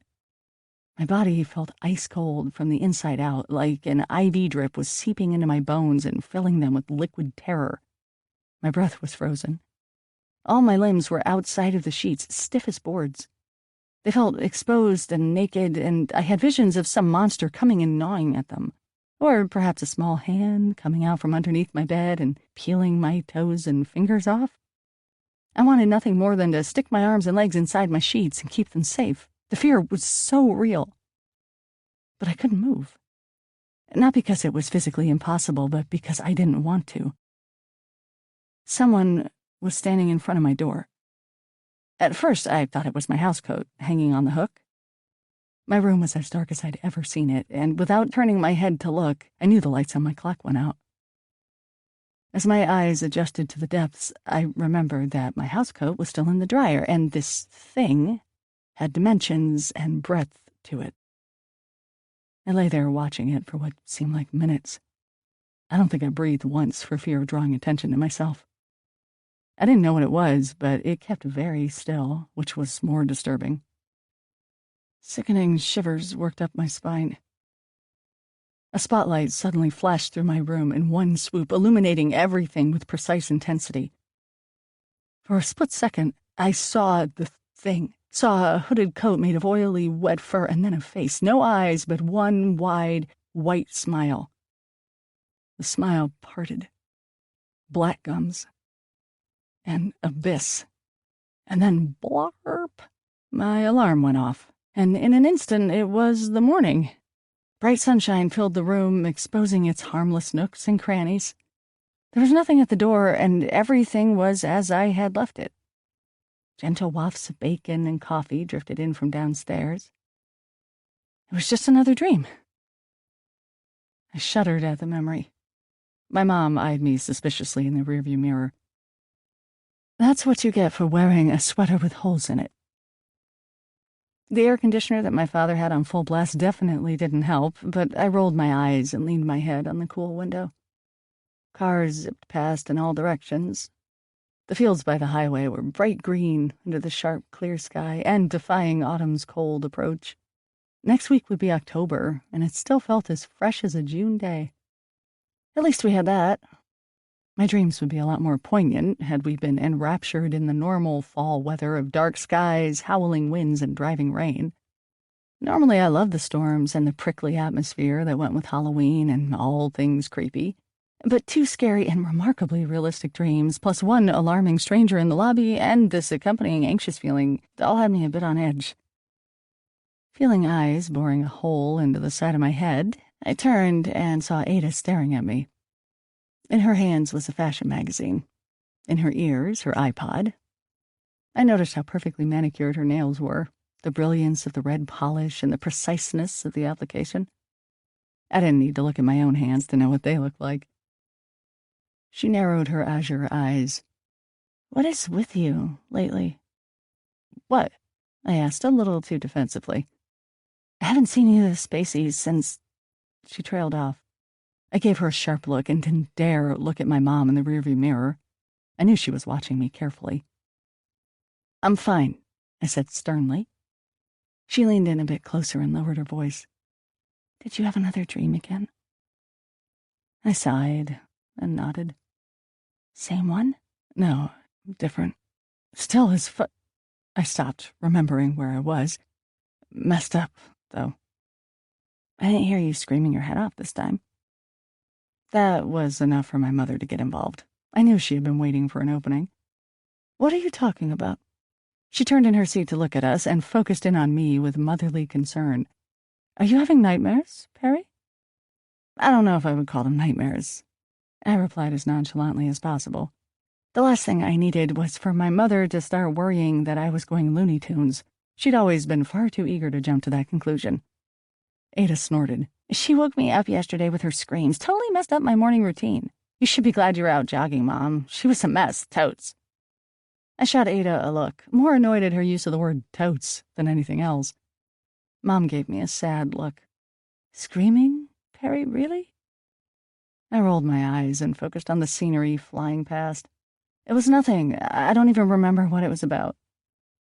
That was a total lie. I remembered it more clearly with each hour. Sharp, pointless details like the snags that ran along the lace trim of my nightgown. I could feel my mom and Ada still staring at me. They were worried. It was the last thing I needed. You see, I hadn't made life easy for my family. Despite a relatively normal upbringing, I was always a problem child in some way. When I was young, in the single digits, I had a lot of imaginary friends, and scarily enough, enemies. Well, I actually thought they were real. My imaginary horse, Jeopardy, was the best. But it turns out I had an extremely overactive imagination, and my friends weren't real after all. My parents were freaked out about this and shuttled me off to numerous psychologist-type people to find some cure. To be honest, I don't remember much about that time. Maybe it's all been repressed, I don't know. But whatever was done to me worked. My horse ran away, never to come back, and my parents calmed down. That was until high school, where I was quite the unhappy camper. I was fat, or at least too overweight for high school normalcy. I had a few friends, but I still felt alone. People made fun of me. Girls were mean, and the boys, well, the bad ones were atrocious, and the good ones were somehow worse. I was their pal, their confidant, but never their girlfriend. I got to listen to them wax on about how pretty and how hot certain girls were, and then I got stuck with the shit end of the stick. Things went downhill fast, and my mental health took a real hit. Stupidly, I dabbled with drugs. A lot of pot, a lot of booze, some pain pills I'd sneak from my mom, sometimes acid. I tried cocaine, too, in an extremely stupid and extremely vain belief that it would make me lose weight. I didn't lose any weight, I only got fatter. And angrier. I try not to regret a lot of the things I've done, but I regret doing drugs. It only made my condition a lot worse, to the point where I felt like I lost all touch with reality. Going with the territory, I also started cutting myself on my arms for attention, writing terribly tragic poems, and just reveling in all-around darkness. I know it sounds cavalier to admit that, but I accept it as a terrible phase I had to go through. I hated everyone and everything, especially my parents, and most of all, myself. I still have scars on my arms from the cuts. They are faded, almost gone, but they are there, as are the scars on my heart. My story isn't that unique from many other people's, but sometimes I wonder if I would still feel so lost and angry if I hadn't had to go through all of that. I looked at Ada. She's only 15, and she's got it all. Sure, she's a grump most of the time, but she's immensely popular, has the most covetable wardrobe ever, and she's got a mild level of fame going on.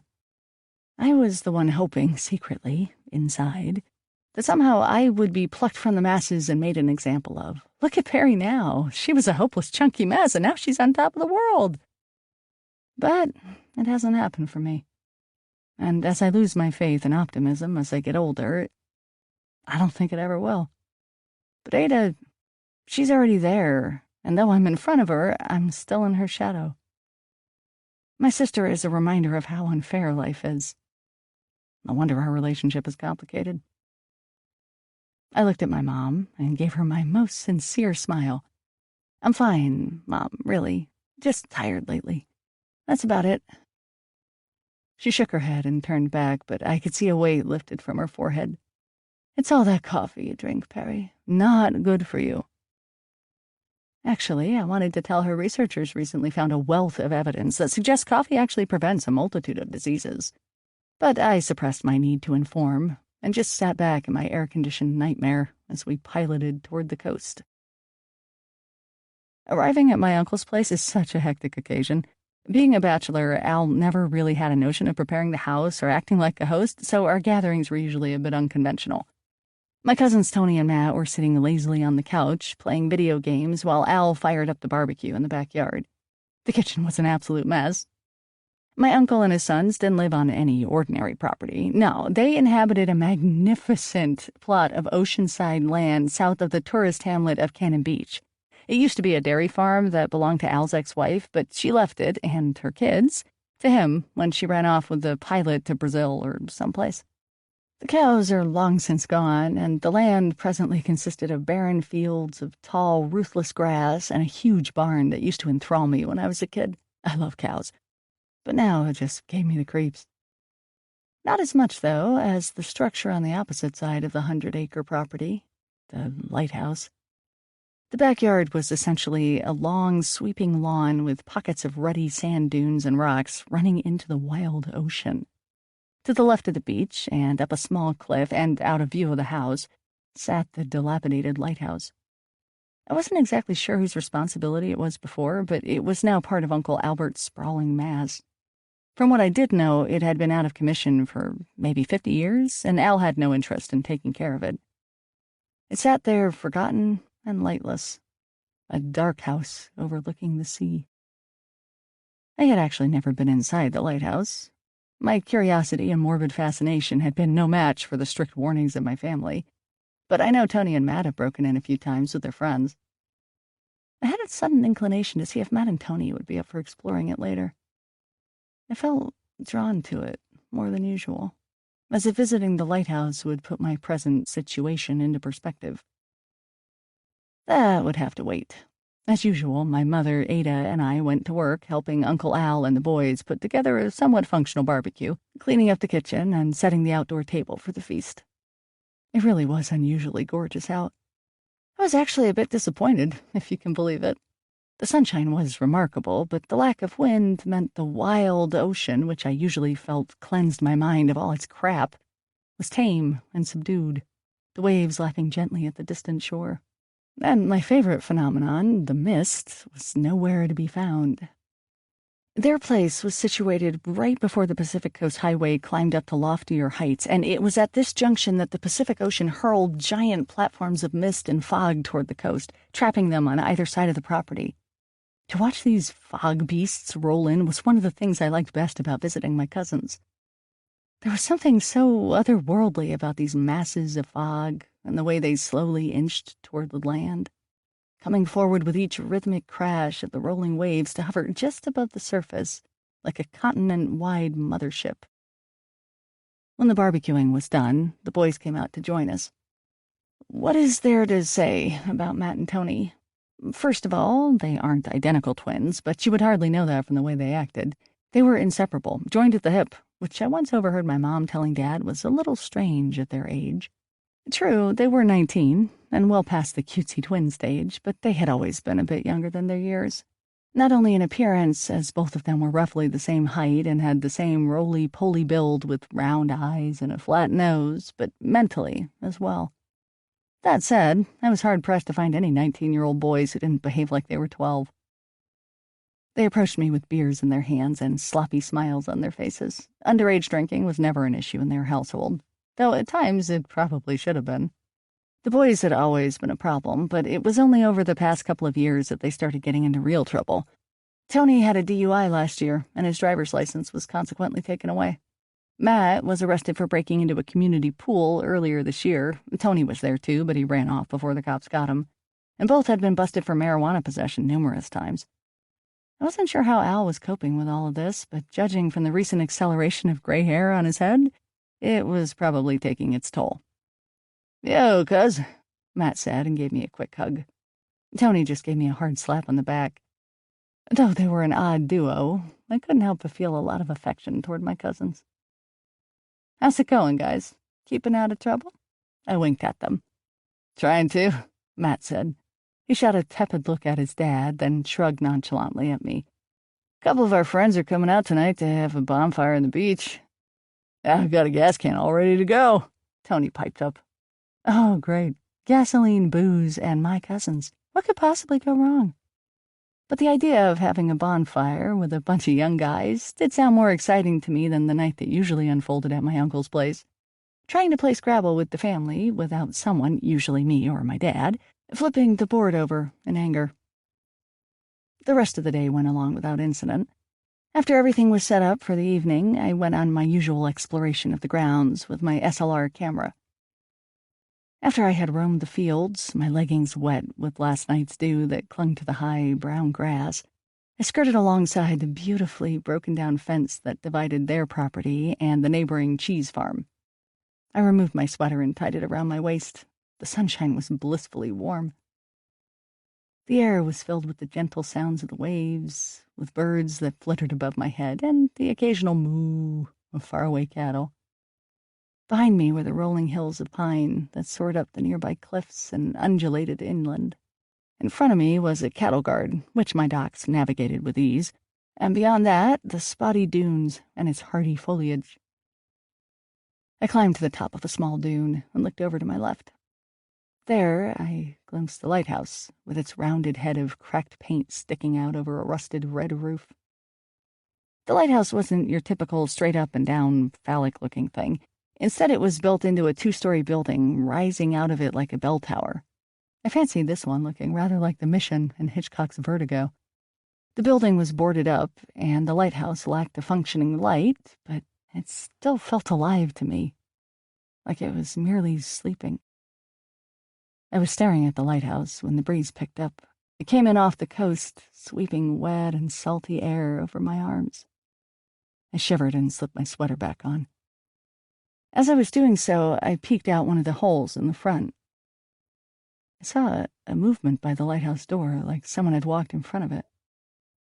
I froze, then quickly pulled down my sweater and looked again. There was no one there.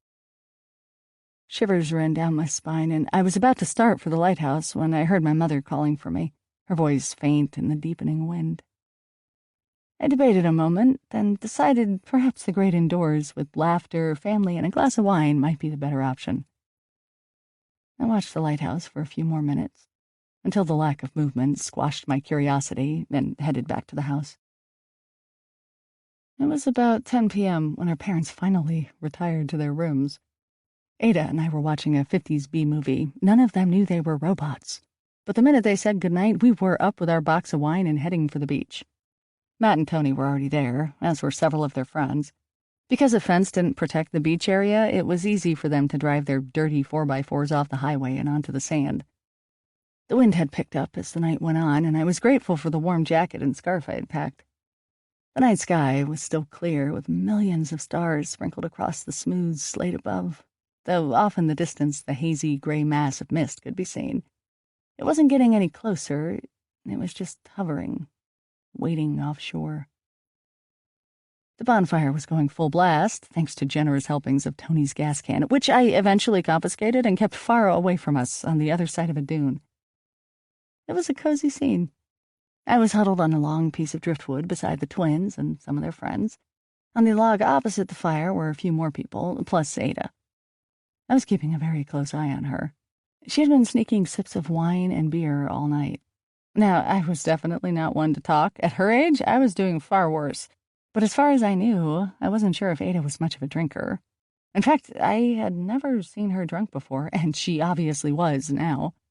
She was drinking Old English out of a paper-bagged 40-ounce, because that was cool, bottle, and alternating between cuddling up to and slobbering over a greasy dude called Wiz. That made me a bit nervous. Wiz was probably the least eligible out of all of Matt and Tony's friends. For one, I already knew he had a girlfriend. He was talking about her earlier, and as you can imagine, he wasn't singing her praises. If that wasn't enough, I had heard Al once say that the twins hadn't started getting into trouble until they met Wiz. His name, by the way, was totally lost on me. He seemed to have half the IQ of someone from Jersey Shore. And, as always, the fact that Ada seemed to be having a great time rubbed me the wrong way. This time it was over the fact that I didn't have a guy to slobber over. Not that I would ever touch Wiz or any of Matt and Tony's friends in a million years. Well, okay, that wasn't exactly true. There was a cute guy on the other side of the fire that I should have been all over if only I wasn't a complete moron around guys. He was just my type, too. Tall and broad-shouldered, with light eyes and wavy chestnut hair that sparkled all pretty in the fire's glow. But despite the fact that we were exchanging flirtatious glances across the fire, at least mine were flirtatious, he probably just had smoke in his eyes, I was miles away from actually doing anything about it. Years of having your appearance poked at tended to make you quite insecure with the opposite sex. I sighed and looked over at the dark waves crashing on the shore.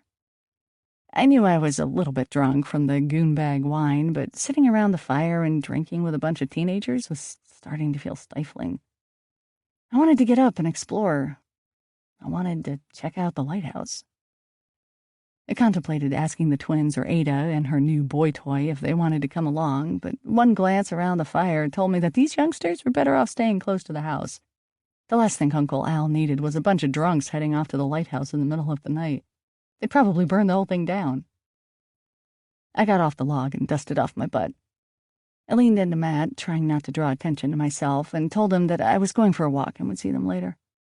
"Don't do anything stupid," he warned. I would have loved to ask what he, of all people, considered stupid, but I didn't. Instead, I whispered to him to keep an eye on Ada. Thankfully, it seemed like something he could do. I walked away from the fire and toward the ocean, until the light from the flames was too weak to see by. I took out my iPhone and put it on the flashlight feature. That was a pretty pathetic beam of white light, but it helped me make my way down the beach and over pieces of rogue driftwood. The lighthouse was visible in the wavering moonlight, waiting for me. Chapter 3. The walk there ended up being a lot more difficult than I thought. Because the lighthouse was situated on the top of a small cliff, it meant a near vertical climb on my hands and knees. I tried holding my iPhone in my mouth for a while, until I decided I was better off letting my eyes adjust to the dark and have my night vision kick in. With my hands soaking up the sea-sprayed grass and coarse dirt, I slowly found my way to the crest. On the other side, the cliff tapered off gently back into rolling dunes, and behind the lighthouse, weedy ground led into a dark forest. It was windier up here, and noisier as the waves crashed against the large rocks and boulders. Every once in a while, the wind would catch the spray and shower it in my face. The dark outline of the lighthouse building loomed in front of me. It was enough to make me pause and think for a second. I knew I could be very impulsive in certain situations, even to the point where I would find myself acting while my brain was screaming for me not to. This was one of those situations. I was cold. The weather was turning for the worse. I had a few glasses of wine in me. It was late. No one knew where I was. And yet my main concern was trying to get into a creepy old lighthouse. As much as the reckless side of me felt compelled to explore it, the rational side knew it was probably the stupidest idea imaginable, even more so because I had this overall feeling of dread about the place. I know I said earlier that it felt like it was waiting for me, and that still held true. Whether it was destiny disguised as dread, I didn't know, but I truly wished that the small, responsible, dare I say, adult part of my brain would overpower me and steer me back to Uncle Al's house. But instead, I decided to take out my camera. I put the strap around my neck and then switched on the video mode. A jarring blue-white light lit up the ground in front of me. I took a deep breath and aimed the camera at the lighthouse. I flicked the recording switch on. Might as well have something to show for my little exploration. The lighthouse was only a few yards in front of me, bathed in the eerie electronic glow. The windows, for the most part, were all boarded up, though occasionally there was an unobstructed pane, broken or cracked from the corner.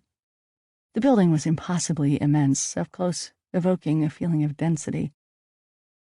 The white paint was peeling, with black, glistening patches plaguing its pebbly form. It was probably mildew. In the dark, it reminded me of bloodstains. I shivered at that thought and steadied the camera. I raised it to the second story and scanned alongside it to the tower. The tip was concealed, as the camera light was now only catching the fat strands of thick, incoming fog. I started toward the front of the lighthouse, where a few hardy, wind-blown shrubs converged from the cliff's flanks. I inspected the building. I wanted to get inside, but had no clue how. The rusty door was locked shut with a lock I surely couldn't pick. "This is stupid," I said out loud to myself. The sound of my own voice was comforting. It was stupid. I should have turned back. Instead, I kept walking around.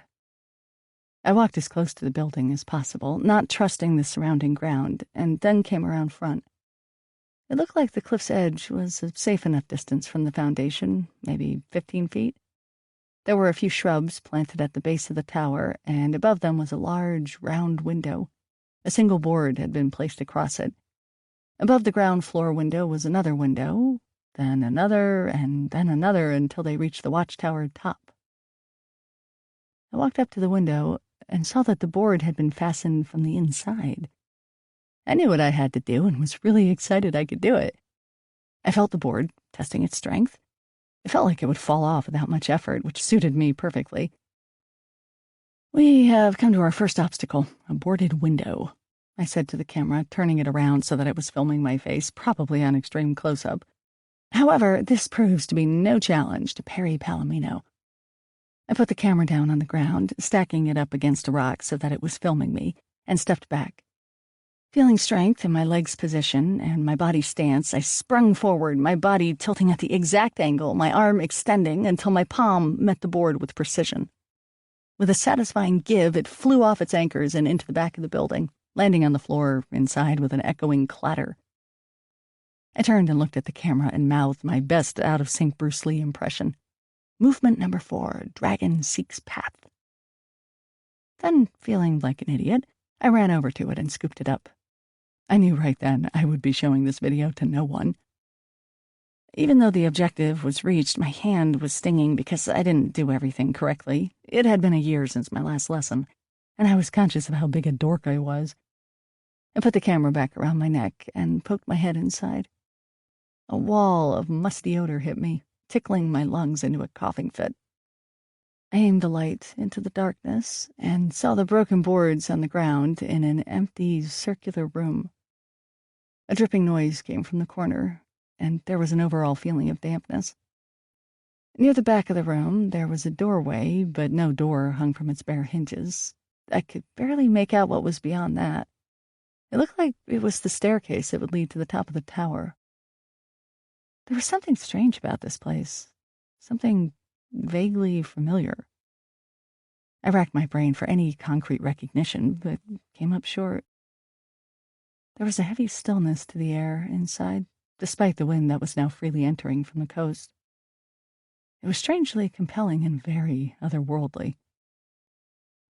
I put my hands on the windowsill and pulled myself up, my underused pecs aching from my own weight. I swung my legs around clumsily and hopped down. My feet landed in a small puddle, spraying cold water onto my leggings. I immediately regretted coming inside. The air here was thick. My breaths were coming in slower and sluggish, like fluid entering my lungs. The pressure inside was different, too, causing my ears to throb.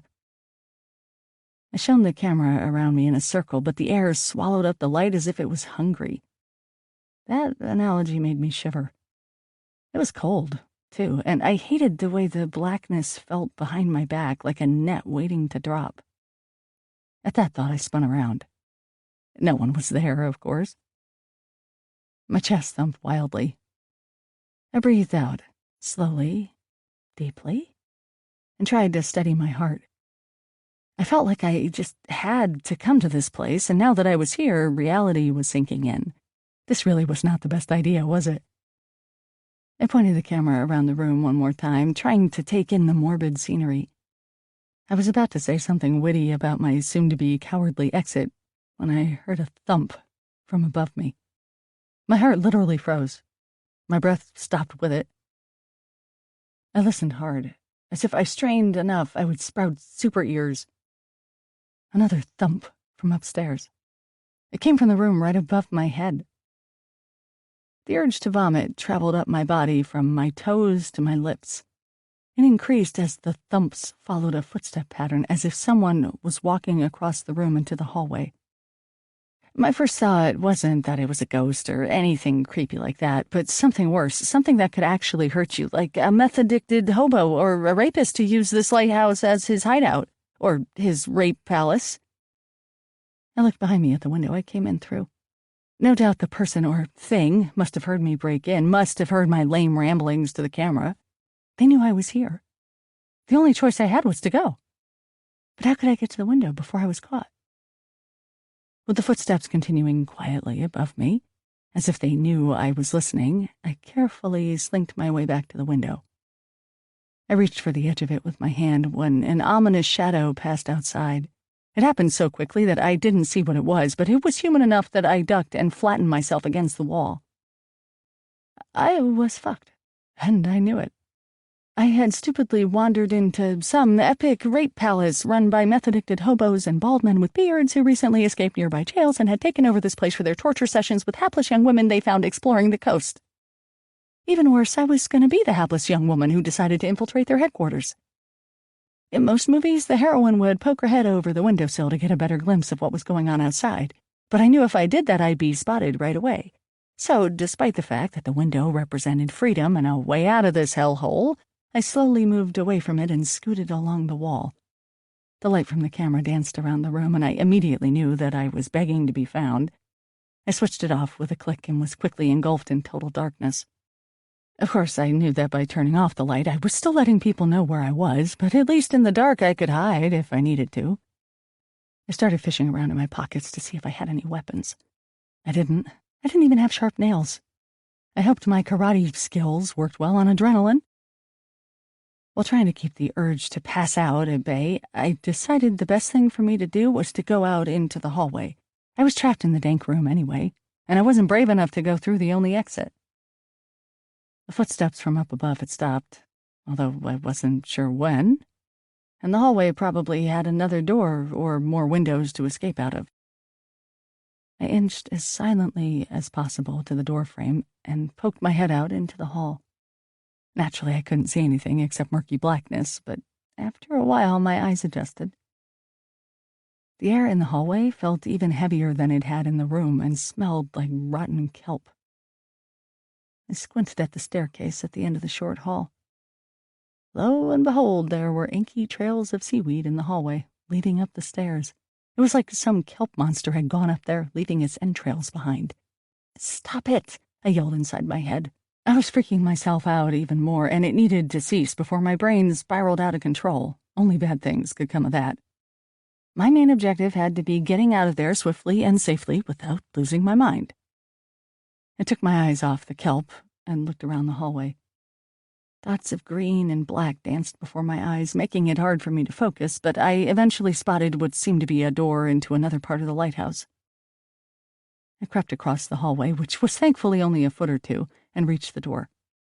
My hands fumbled and hit the handle loudly. I winced and froze, keeping my breath quiet.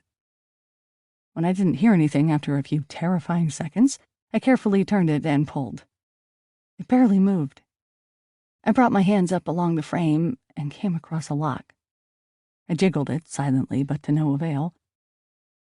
Unless I magically had a lock cutter in my leggings, this door was not the way out tonight. I felt tears of frustration rushing to my eyes and blinked quickly to keep them contained.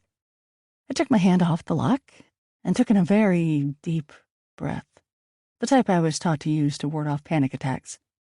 All my previous panic attacks seemed pretty frivolous compared to this. Impending death, or worse, was an honest-to-God real reason to panic. I had only one option left. Go back into the room and climb out of the window as quickly as possible. Maybe if I did it fast enough, I could leap out into the night without being noticed, and even if I was noticed, maybe my stubby little legs and screaming skills would be enough to keep any potential murderers at bay. I steadied myself and closed my eyes. Pins and needles were literally flowing along my veins, revving my engines. I turned on a dime and sprinted towards the room across from me. Bam! I ran right into someone, or something. Ah! I screamed. I had hit them hard, my jaw clattering against my teeth as I flew backwards. There was a rattle, a metallic smashing sound. My head rocked against the cold ground. I didn't even give myself time to register the pain. I leaped to my feet and tried to run again, only to have my foot slip on a slimy patch and send my leg flying forward so that I was airborne once more. This time I hit the ground even harder and immediately felt my body go limp. The blackness behind my eyes started spinning and my lids closed briefly. Thoughts of danger and harm seemed very far away, and the room started to vibrate and hum, almost lulling me to sleep. Sleep seemed like a nice idea. But sleep was not to be had. A bright light flashed in my face, interrupting the comforting haze behind my eyelids. I squinted uncomfortably and felt a pair of hands on my head. One felt gingerly along my neck, another brushed against my forehead. Rapists are gentle these days, I thought absently, and raised my arm up against the light that bore down on me so relentlessly. "Don't move," a gruff voice said from out of the darkness. It sounded vaguely panicked and 1,000,000 miles away. I obeyed and dropped my hand. Thankfully, the light moved off my face, and I was aware of something being placed on the ground beside me. I felt hands on my face again. They were shaking slightly. I tried to open my eyes wider as more coherent thoughts entered my flustered head. The panic began to rise instinctively throughout my body. It intensified when I saw the outline of a man's face above me. I tried to jerk away, but the man had one hand down on my shoulder, pressing me down. "Seriously, you might be really hurt. Please don't move." I couldn't see the guy's face, save for the outline, so I leaned back and closed my eyes and did an internal once-over of my body. The back of my head throbbed with a dull ache, But other than that, the rest of me felt okay. From my fingers to my toes, my muscles were awake and primed and ready to be used. "I'm okay," I managed to say. I opened my eyes and tried to make eye contact with the faceless figure, aiming to where his eyes ought to be. He took his hands off of me and backed off slightly.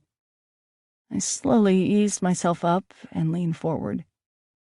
My head was definitely aching, and the room was still spinning in the murky dark, but I didn't feel like I had done any major damage.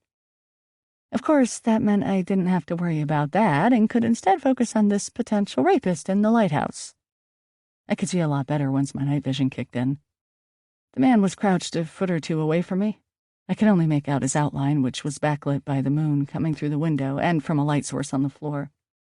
Upon further inspection, it seemed to be coming from a video camera. Not like mine, but like the ones filmmakers use. That tiny bit of information calmed my heart down by a few beats. Most lustful meth addicts didn't have high-quality digital cameras. "I'm so sorry," the man said. I tried to read his voice, but other than its deep, rough quality, like his throat was lined with gravel, I had nothing. It was strangely comforting, though. "I was upstairs," he continued, "and I heard this crazy clatter from down here, and I thought maybe it was the cops or something. I didn't know what the fuck to do. I thought I could get out the way I came in, but I saw you there, and then I saw the window probably at the same time you saw the window, and I'm so sorry if... well, yeah, you're obviously okay." I knew there were many things wrong with that incredibly long sentence, but I didn't have the brains to dissect it. The best I could do was, "Who are you?" The man didn't say anything. His silhouette started to rock back and forth slightly. "That depends on who you are," he said simply. Hell, even I didn't know who I was right now. I shook my head.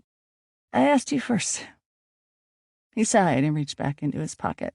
He fished out a business card and handed it to me. He picked up his camera and shone it on the black paper.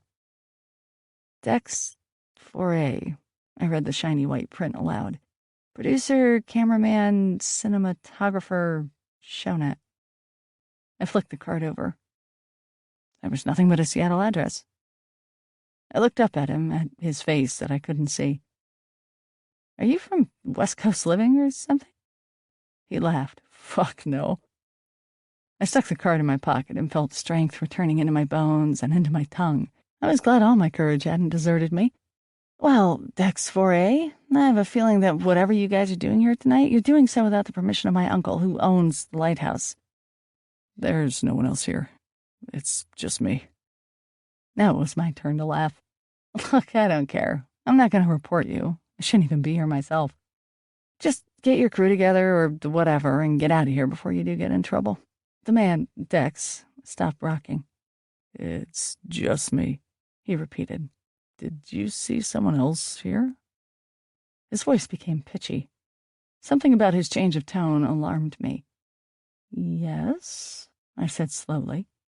"I heard you upstairs and I was going to go out the window, but I saw the shadow of someone pass by, outside." There was silence. He shuffled in the dark and moved closer to me. I wished I could see his face properly. "Are you sure you saw something?" he asked. I was starting to doubt myself a bit with the questions, but I stuck to my guns. "Yes, I saw someone. Someone walked past the window, swear to God." "Where did you come from? Did anyone come with you?" I shook my head. He raised the light so it was on my face. I winced. "Sorry," he said, not sounding very sorry at all. Well, never mind." "Never mind?" I couldn't help but sneer. "You just broke into my uncle's lighthouse. Don't you tell me to never mind."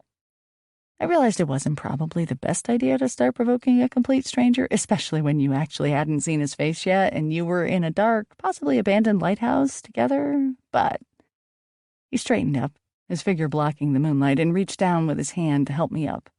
He wasn't very tall at all, maybe 5'9". I took it hesitantly, and he brought me up to my feet. I wavered a bit at the change in height and gravity, and within seconds he had his arms around both sides of me. He smelled like Old Spice aftershave. I felt like I was in some bad drama on the Lifetime network. "You okay?" he asked. His face wasn't too far away from mine. I turned around on the spot so that my back was to the window and the moonlight was coming in on his face, illuminating it. He was a surprisingly handsome guy. Maybe I was expecting a bald man with a beard, but he wasn't like that at all. His jaw was wide and round, totally acceptable. A dusting of an Errol Flynn mustache traced his upper lip, and his chin was shaded by his scruffy beard. He had fathomless dark eyes framed by brows that were devilishly arched and set low on his forehead. A simple eyebrow ring graced his right eyebrow. It was a very 90s look. A man after my own heart, apparently. He reminded me of Robert Downey Jr. in his strung-out drug days. He watched me, his eyes glittering darkly in the moonlight, full of intensity. I felt relieved that he looked like a normal person, and almost tickled that he was quite a looker as well. "Just a bit dizzy," I managed to say. He kept his gaze with mine.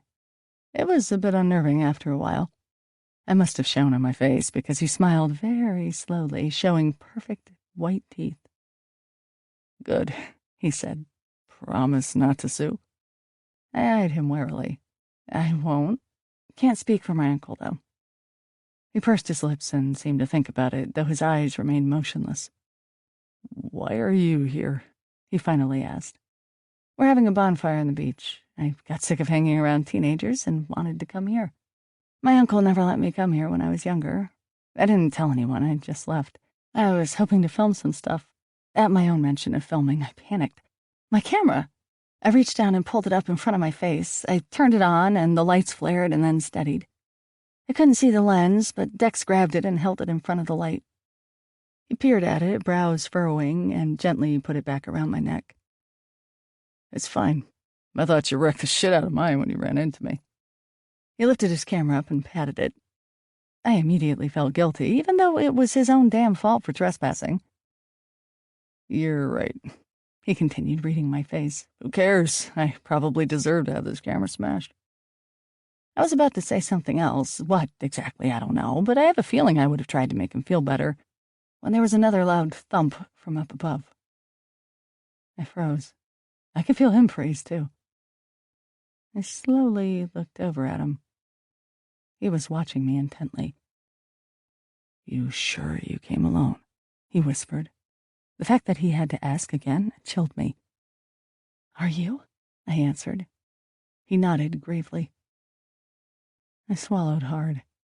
We both listened hard, still as death.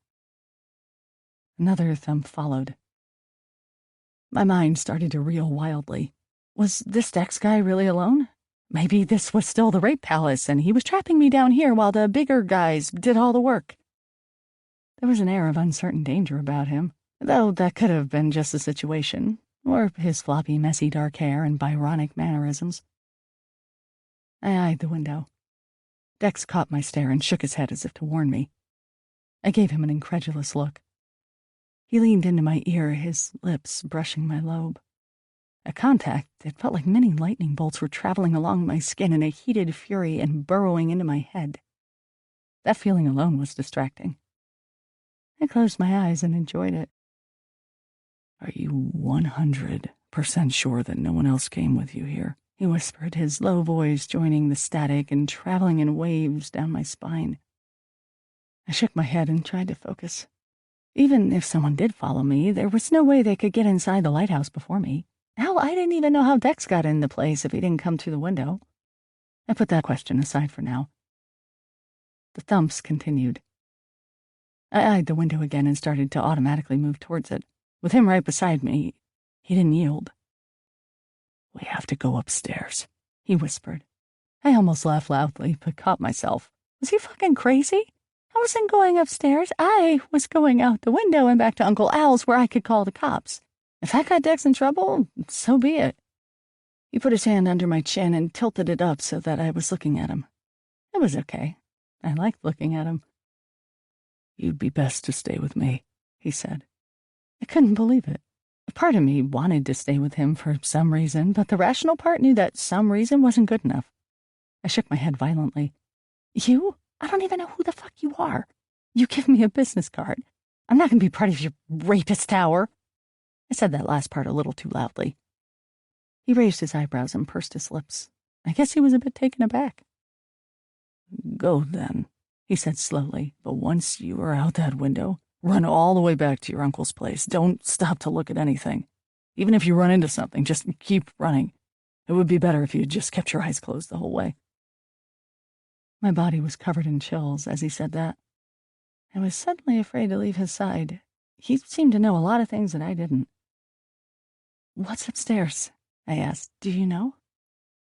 He shrugged, rather nonchalantly considering the circumstances. "I have an idea. That's why I'm here." "Why are you here?" "I'll show you," he said. He reached down and grabbed my hand. With his other, he hoisted his camera on his shoulder. He eyed my own camera around my neck. "You may want to turn that on. It's better if we get as many ways of recording this as possible." Well, shit, son. If there was a moment that determined the course of my future, I'm pretty sure this was it. I had two somewhat simple choices. I could make a run for it and go back to Uncle Al's, back to the bonfire where my cousins and dear sister would still be drinking and revel in the normalcy of a Saturday night, and forget I ever went to this horrid place and ran into this weirdo. Or I could go with said weirdo up the stairs in this decrepit old lighthouse, which was most likely condemned and unsafe, towards some unknown person or thing that was walking around, potentially waiting to murder us in horrific ways. It didn't seem like a very hard decision to make. In fact, I think 99.7% of people in the right frame of mind would have picked from column A and gone on with their merry lives. But for some freaking crazy reason, I thought that maybe, just maybe, I should go with this stranger up those kelp-ridden stairs and toward the lair of unimaginable horror. You know, because it was a more interesting alternative. I turned on my camera with my other hand and let Dex lead me away from the fresh air and freedom toward the monstrous uncertainty that was waiting for us further inside. Chapter 4. Dex and I passed under the doorway as thin strands of cobwebs reached for us from above.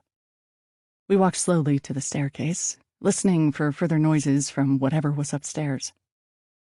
The stairs weren't rickety like I thought they'd be, but were slick with mold and seepage. The walls of the circular staircase were also wet and dark, fulgent in the sharp camera light, and there was no railing to hold on to. I followed Dex onto the first step, and my foot immediately began to slide out from under me. Luckily, my docks were fairly new and could grip like no one's business. I was able to steady myself without having to touch the icky walls. "You okay?" Dex whispered, his grip tightening. I nodded, then made the motion for him to be quiet, even though whatever was upstairs already knew we were coming. We rounded the corner. I was glad Dex was in front, though I doubted his slight frame had the ability to protect me. But alas, when we reached the floor and shone our lights around, there was nary an axe-murderer to be found. Couldn't say I was disappointed. There were two shut doors in front of us, one that led into the building, like the locked one below us, and the other, I assumed, would take you into a circular room overlooking the sea. Neither door had external locks on them, but I had no desire to see if they were open. The doorknobs looked wet and gross. Dex looked perplexed, not relieved. Suddenly, the door to the circular room swung open and banged against the wall loudly. My heart leaped into my throat, and I nearly jumped out of my skin. "Jesus!" I exclaimed. Dex didn't seem too bothered. He let go of my hand and walked into the room. This man definitely had balls, if not brains. I saw the camera light shining around the walls, and then he came out again. He gestured to the door. "Just a door." "What?" "Making the noise, false alarm." "But I heard footsteps, just like when you were up here." He shrugged. "I know, I thought I heard that too, but there's nothing here, just like there wasn't anything here earlier." He shined his light up the staircase. "I never made it up there, though. I bet that's where he is." "He?" I asked, my chest tightening. Who the hell was he? "Old Roddy," Dex said simply and started for the stairs. I reached out and grabbed his arm firmly. It felt nice. There was muscle under there after all. "Who the hell is old Roddy?" I said angrily. I was sick of feeling like I wasn't being told the whole story. Dex was silent. I shined my light in his face, causing him to squint harshly. "If you don't know, then I don't have time to explain." He sneered in the brightness. He eyed my hand on his bicep. I didn't let go. "Make time," I said. Then, from above, another thump, this time much louder than before. It definitely was not the sound of a door banging in the wind. Dex stiffened at the sound. He looked at me intently, then relaxed. I let go of his arm. He leaned in and pointed above. "Old Roddy is the lighthouse keeper." I didn't get it. There is no lighthouse keeper here. My uncle doesn't employ anyone. There isn't even a damn light up there, I said. "Yeah, well, rumor has it that old Roddy's been here all this time." "All this time? How long is that?" About 80 years, maybe more, maybe less." "That's impossible," I scoffed. "I know. Like I said, that's why I'm here." I took in a slow, deep breath. Whatever Dex was saying wasn't making any sense to me, and even worse, the more I tried to make sense of it, the more I felt dizzy and disoriented. This situation, this Dex guy, it was all too much for me to process. And unfortunately, when my mind couldn't properly process what was going on around me, my panic attacks start to kick in and weird shit happens.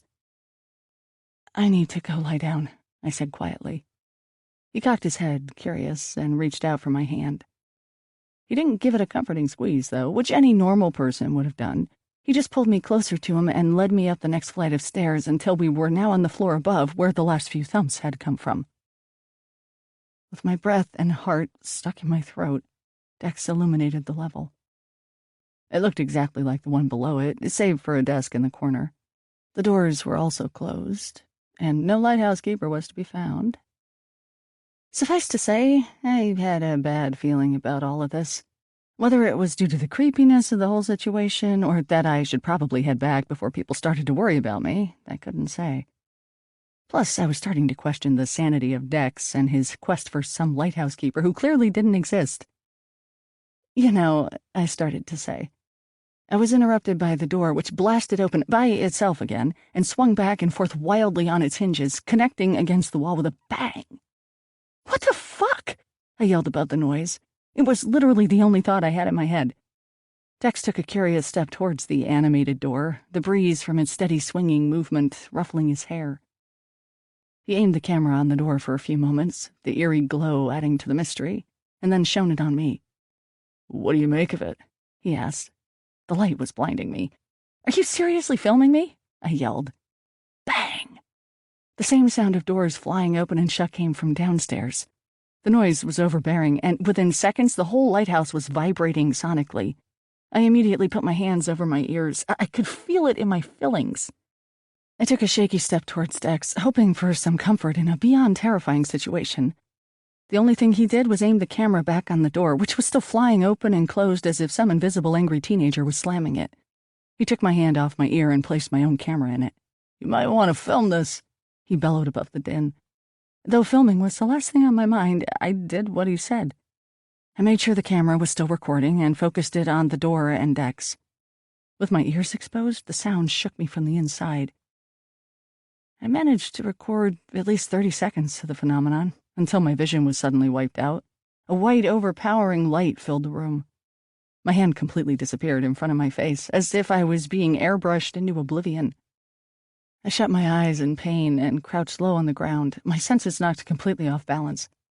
The white, nuclear light, the banging doors, and internal vibrations. Was this the apocalypse? I positioned myself so I was closer to where I assumed Dex was and opened my eyes through the spaces between my fingers. It hurt too much to keep them open for more than a second at a time, but I didn't see him anywhere. "Dex!" I yelled as loud as I could. I looked around me, but all I saw was whiteout. Where was this horrid light coming from? Was I dying? A movement from the direction of the staircase caught my eye. There was a dark shadow of a man or creature wavering in the light. It came closer and closer. My mind instantly conjured up images of alien abduction. Every single X-Files episode started flashing through my mind. The shadow kept coming. For some reason, I thought I should get the cause of my impending death on film, so I pointed my camera at it. I closed my eyes, made a silent prayer, and braced myself. But silence. The noise and vibrations had stopped, and the light behind my sore eyelids was quickly fading. I opened my eyes to complete blackness, with throbbing fuzzy dots filling my vision. It was almost scarier than all-white blindness. Someone could have been standing a few feet away from me completely undetected. Slowly, I got to my feet and flicked on the light of my camera, bracing myself for illuminated terrors and the things that went bump in the night. There was nothing. The darkness remained. My camera was unresponsive. Fuck, I swore under my breath. I tried to examine it in the dark, but all I could figure out was that the battery must have died. Great fucking timing. I took in a deep breath and tried not to let the wild feelings take over, that the blackness was alive and ready to eat me. "Dex," I called out. I was still listening, but heard nothing except my voice echoing across the hallway. Where the hell could he have gone? "Old Roddy?" I joked, half hoping some decrepit lighthouse keeper would answer me. It was better than this unnerving silence. There was still some moonlight coming in through the windows, and that soft illumination was enough to put the idea in my head of getting downstairs and getting the fuck out of there. I had inched over to the staircase and was just about to step down on the first step when another light came on below. What now? I couldn't take much more of this. But it wasn't like the apocalyptic virtual H-bomb going off. It was a weak light, which danced on the staircase walls and then settled in one spot. If I were to head downstairs, I would walk straight into its path. It reminded me of Dex's camera light. In fact, I was certain that's what it was, but in my heightened state of paranoia, I wanted to make sure before I began my descent. "Dex, is that you?" I asked rather loudly. No answer. "Dex, I can see a light downstairs. Is that coming from you?" "Dex, answer me." Still nothing. I didn't know what to do. The fear was palpable. It was physically running up and down my arms in prickly flashes, swarming my body, flaming my racing heart and my throbbing head. I must have stood there for 5 minutes, just listening for any sounds whatsoever, terrified of what I might find downstairs. My imagination was conjuring up images of kelp come to life like some kind of monster. Where was Dex then? Where did he go? Why was the camera light on and not moving? One part of me believed he must be playing a cruel joke. The other part thought he was dead. Or worse. And with that thought in mind, I slowly made my way down the stairs. I winced at the creak of each step, though I'm not sure why I bothered trying to be quiet. The moon disappeared behind the clouds, making the light below look sharper and colder. Sly shadows of creepy crawlies skittered across the sweating walls. I turned at the landing and made my way down the rest of the staircase. The light was now in front of me on the ground, aimed at my feet. I stopped, wishing I could see beyond the glare. "Dex," I whispered. "Please answer me, Dex. This isn't funny." If he was trying to freak me out, he succeeded, and I knew he would hear the terror in my cracking voice, but still there was nothing. I took a deep breath and bent down to pick up the camera, only it wasn't a camera at all. It was a flashlight. Confused, I turned it over in my hands. Did Dex have a flashlight before? I was racking my brain trying to remember when I heard a low groan. Not the groans of a person or a thing, mind you, but the impersonal sound of a door opening on its hinges. It came from the door to the right. I aimed the flashlight into the blackness. For a split second, I was afraid I was going to see something vaguely horrifying, like Dex standing in the corner of the room and staring at the wall. Yes, the last scene of the Blair Witch Project came to mind. But instead, the hall was empty. Nothing there except the door leading to the circular room, which was now wide open. I shuffled toward it and stepped inside. It was a bedroom, at least it had been at one time. Now all that was left was a thick wooden bed frame that looked partially burnt, a side table with a stack of books, and a wardrobe in the corner. On top of the wardrobe was a porcelain wash basin with a mirror propped up against the wall. The flashlight's reflection glared sharply in it. There was a round porthole-type window facing the ocean, coated with a thick layer of grime and salt. Something about the window registered in the back of my overworked brain. Had I been here before? Was that possible? I took a few steps closer to the window when, blam! The door slammed shut behind me. I screamed and dropped the flashlight, the light spraying the walls as it landed on the ground with a thunk. I winced and quickly scooped it up. The light wavered and then started to fade. Panicking, I shook it hard, but the bulb had been jarred out of place from the fall. There was still light, but it was growing weaker by the minute. That, or the darkness, was growing stronger. That's when it happened. That's when it hit me. A light from the hallway went on. The edges of the door glowed amber. The image seared into my head, and like pieces in a puzzle, it slowly fit together with another image that came shooting out of my memory. My dream. This was my dream.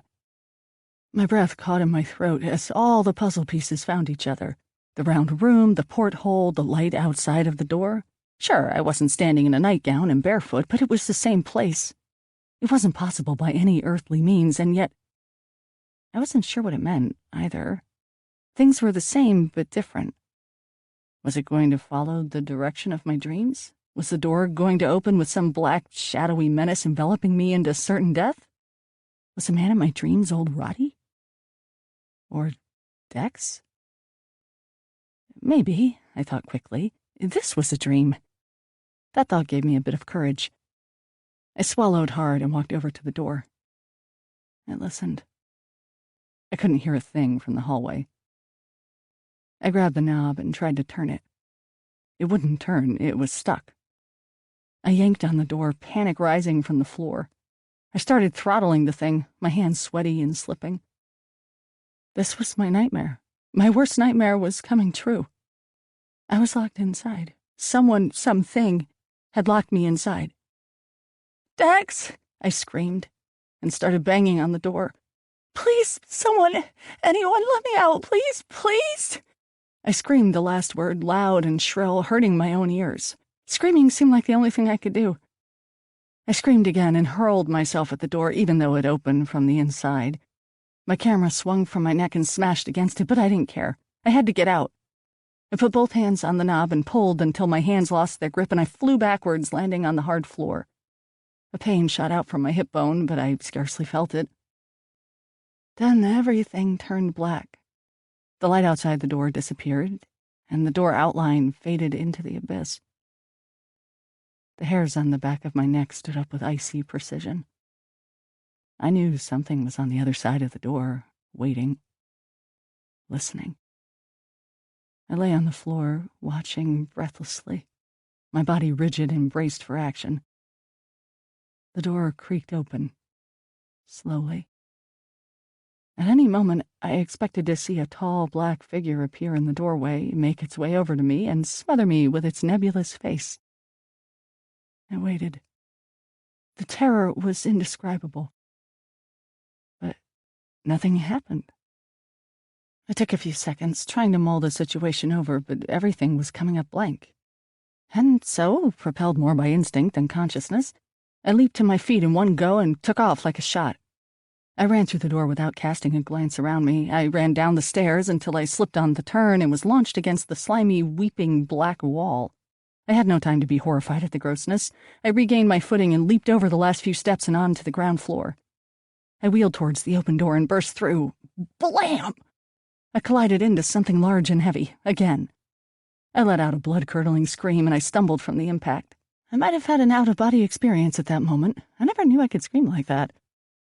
The figure was screaming back at me. I didn't know if it was an echo or what, but I wasn't going to wait to find out. I scrambled on my feet, slipping a bit from the goo under my treads, and the thing reached out and steadied me. "Perry," I heard it say. How did it know my name? My head reeled, my heart pounded, and all instincts still told me to run for my life. I was about to when it shook me. "Perry, it's me." Me? Dex? No. In the light of the waning moon, Matt thrust his face in front of mine. "Holy fuck, you scared the hell out of me," he whispered, his voice cracking. "Matt?" I asked incredulously. "What the hell are you doing here?" "What am I doing here? Perry, what the fuck? What are you doing here?" "Matt?" I could hear Tony's voice calling from upstairs. "Is that her?" I turned and saw Tony coming down the stairs, his phone in one hand and a huge industrial-looking spotlight in the other. He saw me and let out a sigh of relief. "Perry, thank God. I almost called Dad." Matt put his hand on my shoulder. "What are you doing in here?" I had a hard time composing my thoughts and my breath, so I just shook my head and gave myself a moment. The twins stared at me, more curious than concerned. What were you screaming about? Tony asked. Did you leave this? I managed to ask Matt, holding up the dying flashlight and ignoring Tony's question. He nodded. Yeah, I put it there so Tony could find his way back downstairs. If he used that spotlight in here, it would blind us all. This thing is pretty intense. Huh. I mused, not sure what to make of that. Was that what that blinding light was? The twins looked at each other and shrugged. Ada was shining it on the lighthouse from the outside, Matt said. Ada. Her name sounded so sweet and familiar. Where is she? Is she okay? I asked anxiously. She's fine, Tony said warily. She and Wiz are waiting outside. Are you okay? Yeah. Why? Matt laughed. How drunk are you? Next time you want to go exploring the lighthouse, just tell us, okay? I mean, are you fucking nuts coming here alone at night? This place gives us the creeps in the daytime. Tony nodded. I can tell some fucked up stuff is going on in here. We even get phone calls from ghost hunters and shit wanting to film it. It has a history or something. Ghost hunters? Filming? Suddenly, it was all beginning to make some sense. And then I remembered Dex. Did you see anyone else in here? I asked slowly. Or hear anything? They both shook their heads. You didn't even hear me yelling? For Dex? I asked. I heard you screaming your head off, Tony said. Who's Dex? I shook my head. Scratch that. Nothing made any sense at all. We should go back, Tony said gently, perhaps sensing my mental fragility. I nodded, done with talking. We carefully exited the lighthouse through the broken window. I hoped I never had to step inside of that place again. There was a comforting sense of normality outside. Ada and Wiz were making out around the corner. Okay, that wasn't the first thing I wanted to see, but the minute she saw me, she stopped sucking face and came running over. She threw her arms around me. Not a normal move from her. "Thank goodness," she exclaimed, slurring. "I thought you were dead, or maybe you jumped off the cliff." "That's nice," I said blankly. We started walking back towards Uncle Al's place. "Did you see anything fucked up?" Wiz called from alongside Ada. "I thought I did," was all I said. If Matt and Tony were roaming the lighthouse while I was inside and they didn't see any sign of Dex, maybe Dex never existed. Maybe he was just another one of those imaginary friends of mine, long lost since childhood. I looked down at my camera. It wasn't working, which meant any proof of what happened would have to wait until I got it fixed. I hoped it wouldn't cost me a lot of money. I sighed, with some effort, suddenly overcome with acute mental and physical exhaustion. I was so tired that when we finally made our way back to the house and put out the bonfire, I nearly passed out on the pull-out couch with my clothes on. Ironically, drunken Ada was the more coherent one. "What is Mom going to say when she sees you passed out in your clothes?" she admonished. I nodded at that and slipped into my nightshirt and pajama pants. I threw my clothes on the floor. Papers and change flew out of the jacket. Ada picked up a piece of debris and peered at it. "What's this?" I looked closer. She was holding a business card in her hands. "Who is Dex 4A?" she asked, looking up at me. I snatched it out of her hands and turned it over in mine. He did exist. "A ghost," I said dreamily, before falling fast asleep. Chapter 5. The ride back to Portland the next day was strangely silent. I was busy mulling over the events from last night, twisting them over and over again in my brain, which was drained from my restless sleep. My sister was hungover as hell and already made my dad pull the car over so she could vomit. I hadn't talked with her about what happened in the lighthouse. In fact, I couldn't bring myself to talk to anyone about anything. I felt profoundly different, and as scary as it was to dwell on the unexplained, it gave me a sense of importance. I couldn't go back to small talk and polite nods. My parents were silent, too. My dad was furious with Ada for drinking, and I am sure he was also mad at me for letting her drink. My mother wasn't mad, as far as I could tell, but she was constantly eyeing us both in the rearview mirror. I turned away from her prying eyes and looked out the window. Fall had arrived overnight. The sunshine was gone. The wind hurled itself at our car and tore green leaves off of the trees, scattering them in the air. The air conditioner in the car was off, adding to the silence.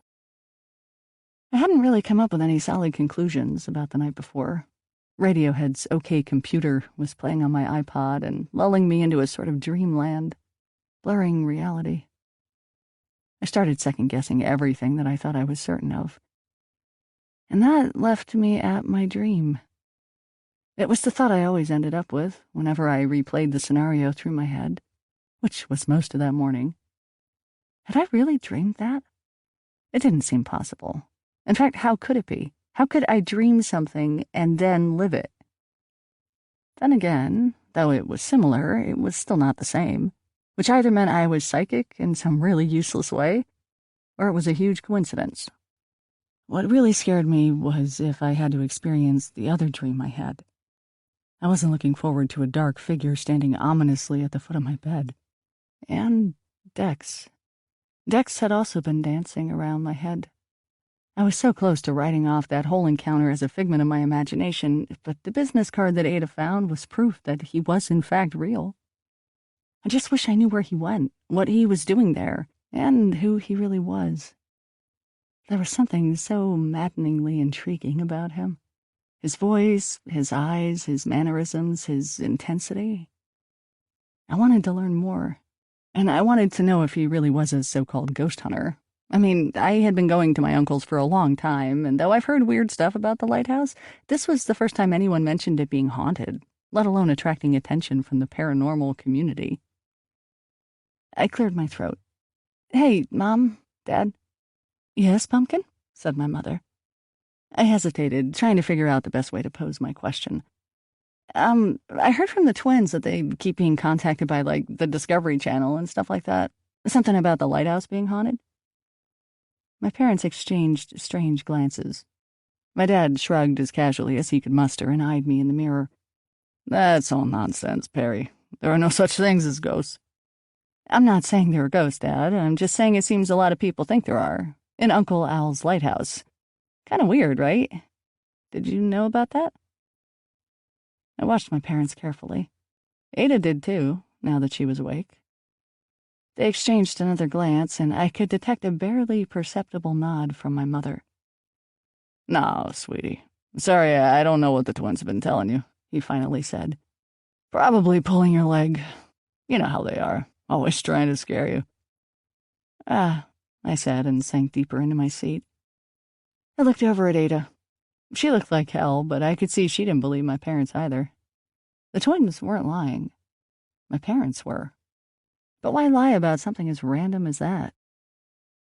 I must have dozed off somewhere during my thoughts because the lurch of the car woke me up. We were home, our large, quiet house looming above us, the trees waving wildly in the wind. I got out of the car, the cold gusts catching in my throat and messing up my hair.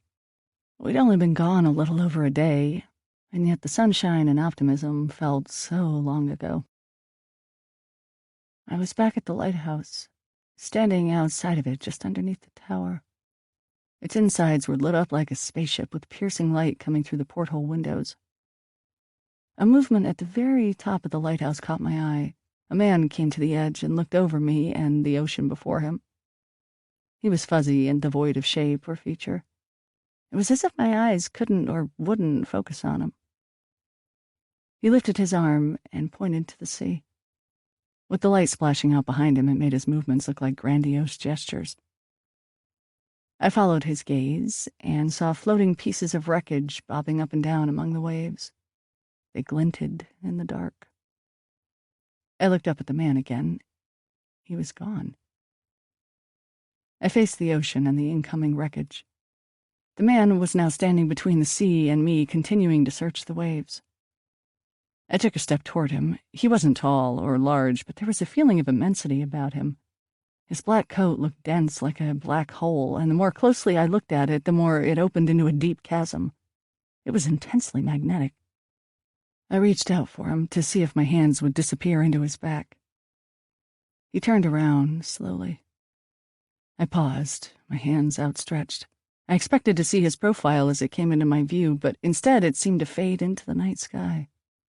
Or the black sky was bleeding into his face. By the time he was facing me straight on, his face was gone, and I was looking straight into the sea behind him. Everything isn't lost yet, kiddo. A deep, smooth voice, a Cheshire smirk faded into view and out again. And then I woke up. Work on Monday was an utter disaster. I couldn't concentrate on anything.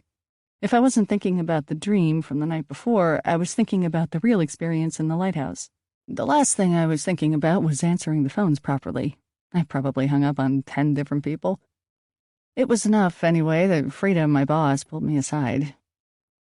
"Are you okay?" she asked, stopping me in the hallway as I was scurrying back from the bathroom. Frida was just as petite as I was, which always made me feel I could relate to her on some level. She was only about 30 and was known to trade drunken late-night stories with me, or should I say I just listened to them, as I didn't really go out like she did. But there were days like today when her skinny face became one of authority. "I'm fine," I smiled, obviously not wanting to get into it. "Come with me," she said brusquely, and beckoned me to follow her into an empty office. With my heart pounding irregularly, I did as she asked, and she closed the door behind her. She had this concerned look on her face that made me feel on edge. I had a flashback to a doctor-patient scenario. "What's up?" I asked as casually as I could. In the back of my head, I knew the phones were ringing. Normally my bathroom breaks weren't this long. "You're not a very good liar, Perry," she stated.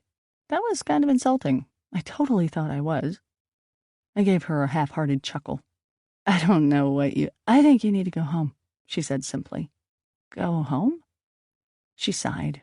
It wasn't exasperated or annoyed, but more along the lines that she didn't want to get into explaining herself.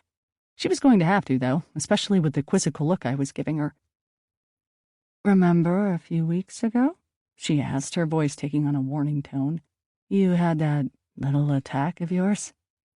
Ah, right. No wonder she was handling me with such care. "I'm fine," I said again, trying to smile brighter.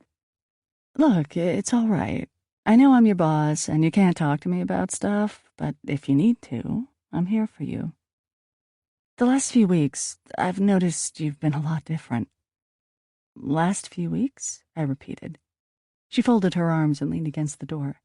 "Yes, you've been sloppier, more curt with clients. You're looking more tired, like you haven't been sleeping at all. I don't know what's wrong, and I don't expect you to tell me, but I just want you to know that you can if you want to. I'm not going to judge. I'd rather just know." I felt pretty embarrassed.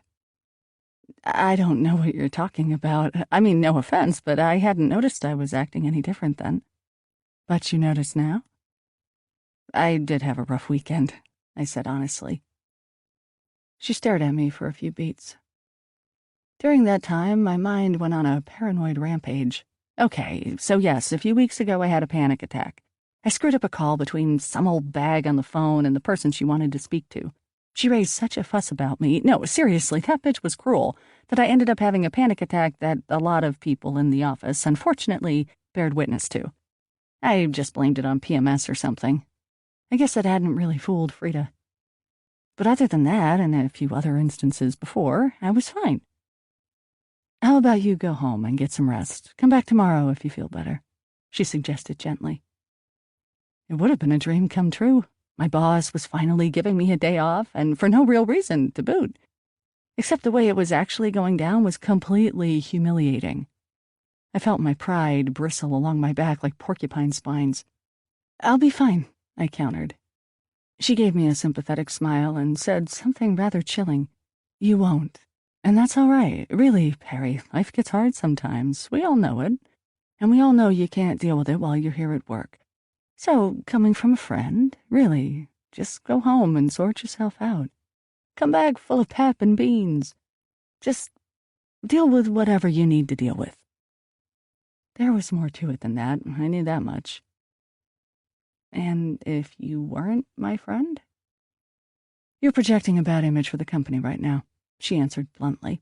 "Since that incident a few weeks ago, people have been a bit, concerned about you. I think it would be best for you and everyone else if you could do your job properly. You are, after all, the face of the company. So go home. Again, it's no big deal, but just go deal with whatever it is you need to deal with. And if you need assistance from the company, in medical terms, if you need to talk to someone and that sort of thing, please don't hesitate to ask. We have some really lovely benefits in that area. My face was red and I felt sick. All this talk about panic attacks, and I was about to have one in this empty office. Frida was watching me closely. The hint of trepidation across her forehead told me that she was a bit afraid of what I might do or say. Ridiculous. I have one bad morning of answering phones and I get sent home. Well, I had no choice but to take the professional route. I told Frida that if that's what they thought was best, I would do what was best for the company. I've never cared about the company a day in my life, but suddenly I wanted nothing more than to prove them wrong. I'd go home graciously and with understanding, and come back tomorrow full of pep and beans, or whatever the hell she was talking about. Back at my desk, I quickly gathered my stuff as Frida was gathering Alana to take over my duties for the rest of the afternoon. Because of that, she was going to be an even greater bitch tomorrow. I suppose I should have been happy to have such a concerned workplace, but it just didn't bode well for me. Call me paranoid, but I felt like this was the start of my job heading in the absolute wrong direction. With no choice, and under my boss's watchful eye, I quickly grabbed my purse and headed to the elevator before Alana showed up and undid me with her Ice Queen glare. I got in the elevator. The door shut just as I saw Alana coming around the corner, the metallic closure eradicating her sneer in progress. Good timing. The elevator started to make its way down. I thought about what I would tell my mother when she caught me coming home early. The elevator lurched to a stop. The motion caught me off guard and I fell over slightly, catching myself on the rail. I had fears of malfunctioning elevators, but always brushed them off as irrational. Luckily, it seemed to have stopped with that one lurch. But I still wasn't moving, and the elevator doors didn't open. The floor buttons on the console were lit up in the shape of an X. It flashed X 3 times. What the? The doors opened faster than normal, like they'd been oiled with speed. A man dressed head to toe in rain gear stood on the floor, staring at me. His coat and pants were wet, and he was standing in a puddle, the carpet soaked through and spreading out in a radius around him. Before I could even comprehend any of it, the doors shut. The man didn't even make a move for them. The elevator lurched again, seeming to drop a floor. I let out a scream, feeling like I was in the Tower of Terror, but with no safety belts. The elevator stopped abruptly, and once more the doors opened. I expected to see the fishermen again, but the doors revealed the lobby, lit with daylight from the building's front entrance. 2 straight-laced businessmen were waiting impatiently on the tiles. They gave me a suspicious look. I must have looked scared out of my wits. I quickly walked out of the elevator, stopped in the middle of the lobby, and looked back at the 2 men. The doors closed on their amused faces, and off they went. "What the hell?" I said aloud, my hand at my chest. I almost wished that the creepy clown lady from last week was down in the lobby again, just so I could have someone to talk to. But, alas, I was alone. I rubbed my fingers along my temple, trying to bring a sense of peace and clarity to my head, which now felt dangerously overloaded. I walked out of the building, gasping for the damp air outside and avoiding the eyes of the business people passing me by on the busy street. What just happened? I looked back at the ugly building, its sleek, tinted exterior that held a wealth of weirdness behind it. Maybe Frida was right after all. Maybe I really did need to go home and sort myself out. If it wasn't the nightmares or terrifying situations in a lighthouse, it was the imaginary fisherman I saw in my office building. I suddenly had no problems with writing it off as a sick day. I arrived back at home to find out my sister was there and in her bed. It turned out she might have the dreaded, infamous swine flu and was spending the next few days or so away from school. "Don't go visiting her," my mom warned me as she stirred a pot of chicken soup. "If you are sick already, you'll only get worse, even if you have a face mask on." "Mom, I'm not that sick." She eyed me. "You are something, considering you're here and not at work. I can tell that much. Now, go lie down." I obeyed and headed to my room. I had planned to tell her that I was sent home because of physical sickness instead of the truth. Anything that had to do with me and mental illness always brought out the worst in my parents, especially my mother. If I had told her that Frida sent me home because of concerns about my mental state, oh boy, As I walked down the hallway past Ada's room, I heard a muffled cry from behind her door. "Perry, is that you? I heard your bite." I stopped and stared at the door, not daring to come any closer lest the influenza be waiting on the other side of it. "Yeah, it's me. Work sent me home because I'm sick." "Do you have swine flu, too?" "No, I don't have any flu. They just think I'm sick." Silence. I started to walk away. "Perry, can you come in here, please?" "No. Why?" "I need you to do me a favor, please." I sighed and edged closer to the door. "I can do you a favor, but I'm not going in there. You're swine flu ground zero." A loud, painful sigh followed, and then, "Okay, you see, it may sound funny, but, well," it was like pulling teeth. "What, Ada?" "Can you write on my blog for the rest of the week?" That was not what I was expecting. "Huh?" "I have to do my blog post, but I'm too sick to get dressed or take pictures. Plus, I look like shit." "Well, I look like shit too, so I can't be of much help." "It doesn't matter. I just need you to write a few posts, even if you're just updating people on my situation." "Which is?" "That I have swine flu. God damn it, Perry. Don't you listen to a thing I fucking say?" Though I had an admitted potty mouth, I still winced whenever my sweet young sister dropped the F-bomb. "Sorry, continue." Her voice came through, more muffled. I leaned in closer to hear her. "I'll give you my login information and everything. You can go onto your computer and do it all there." It sounded easy enough, but for the life of me, I had no idea what to write about. I told her so. "Anything. It doesn't have to be clothes-oriented. I would prefer if it wasn't, because Converse chucks and leggings will never be the height of fashion." "Burn." "And anyways," she continued, "it doesn't even matter. I just need the post to be generated. If I don't post every day, I lose readers. Even by not doing it this weekend, I have already lost 10%, and if that continues, I'll lose my advertising revenue."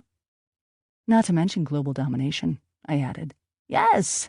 she cried out excitedly, then lapsed into a coughing fit. I grimaced and backed away from the door as a precaution. "Exactly," she squeaked out when she found her breath. "Please, Perry." Sure. It'll give me something to do at any rate. And hopefully it would take my mind off of my problems. Unfortunately, my own problems always had their slinky way of creeping back into things like Spider-Man's symbiote. As I sat there in front of my computer, staring blankly at the screen, I realized I had nothing to write about. Fashion was out of the question, as Ada apparently thought that would scare away her readers, which I didn't understand because leggings, studs, zippers, chains, and a whole lot of black was so in right now, according to the other blogs I've read, anyway. Not to mention how she is constantly borrowing my stuff, but I didn't want to argue. It was her blog and livelihood, and I had to remember that in some ways this was a real job to her. I considered writing a little blurb about my experiences as a failed stunt woman, or maybe a bit about one of my favorite bands, Slayer. But I decided no one would give a damn about my times at the gun range, and speed metal wasn't made for her audience. Then it came to me. I knew exactly what to write about and how to do it. I leaped off my chair and brought out my ailing camera. Luckily, it worked well enough that I was able to transfer all of my pictures from the weekend, including the video. I whipped open my film editing program, and for the next few hours I immersed myself into the filmmaking process. Most of the video I shot was pretty low grade. I mean, it was a digital SLR, not an actual video camera. The sound was scratchy, and the light, though bright in real life, didn't pick up much detail. But the experience was all there, and even when I faltered in trying to remember some details about that night, maybe I was trying to block them out, I don't know, the video brought me right back to it. And to Dex. Seeing his face on the grainy footage, hearing that deep, almost sneering voice of his, brought a wave of excitement over me. Where he came from, what he was doing there, where he went. These questions were just as intriguing as the other ones that surfaced. Dex aside, the video was pretty damn creepy. The eeriest part was seeing movements and flickers in the shadows around me. Now, despite my interest in the paranormal, I never watched those ghost hunting shows on TV. Ironically, I am too chicken shit, and my imagination is far too powerful. One show, and I would be convinced I had a ghost in my house. But I knew enough that the only time you can really pick up ghosts on camera is when you see those little white spirit orbs and what have you. Well, that's exactly what it looked like in one of my shots. It was as I was heading up the stairs following Dex. A white shadow flew up the dark walls and around the corner as if it was trying to race me up the stairs. I shivered and immediately flicked on all the lights in my room. That part was definitely staying in the film. You see, the only thing I had to talk about that was even remotely interesting was what happened to me at the lighthouse. And with the video to play alongside it and back up everything that I wrote, I knew that it could actually be a worthwhile addition to Ada's blog. A bit offbeat, but attention-grabbing nonetheless. Worst case scenario, it had her readers coming back to see what would happen next. I decided to break up my story into 3 different posts and schedule them so they would publish days apart. That way, by the time Ada felt better and was ready to blog again, my story would have been told with maximum impact. That night, I busily worked away on my story, relaying my nightmares in fervent prose and capturing the jittery atmosphere as I approached the lighthouse. I ended the film part right at the moment where I kicked open the window and disappeared into the building. Despite feeling ill at ease as I remembered each instance of the lighthouse mission, I fell asleep that night with a smile on my face. I didn't have any dreams. Chapter 6. I woke up the next morning to loud banging on the door. It sounded like something was going to break it down. I moaned and rolled over. It was 10 a.m. I had already woken up at 7:30 to call my boss and see if it was all right for me to work today. I had felt a lot better than yesterday, maybe not full of pep and beans, but then I let it slip that my sister was at home with the swine flu. I guess the flu paranoia had a hold over everyone because the conversation went from, yes, come in, to no bloody way, stay home until you know for sure you don't have swine flu. Well, I knew I didn't have swine flu, but I can't say I argued at all with her logic.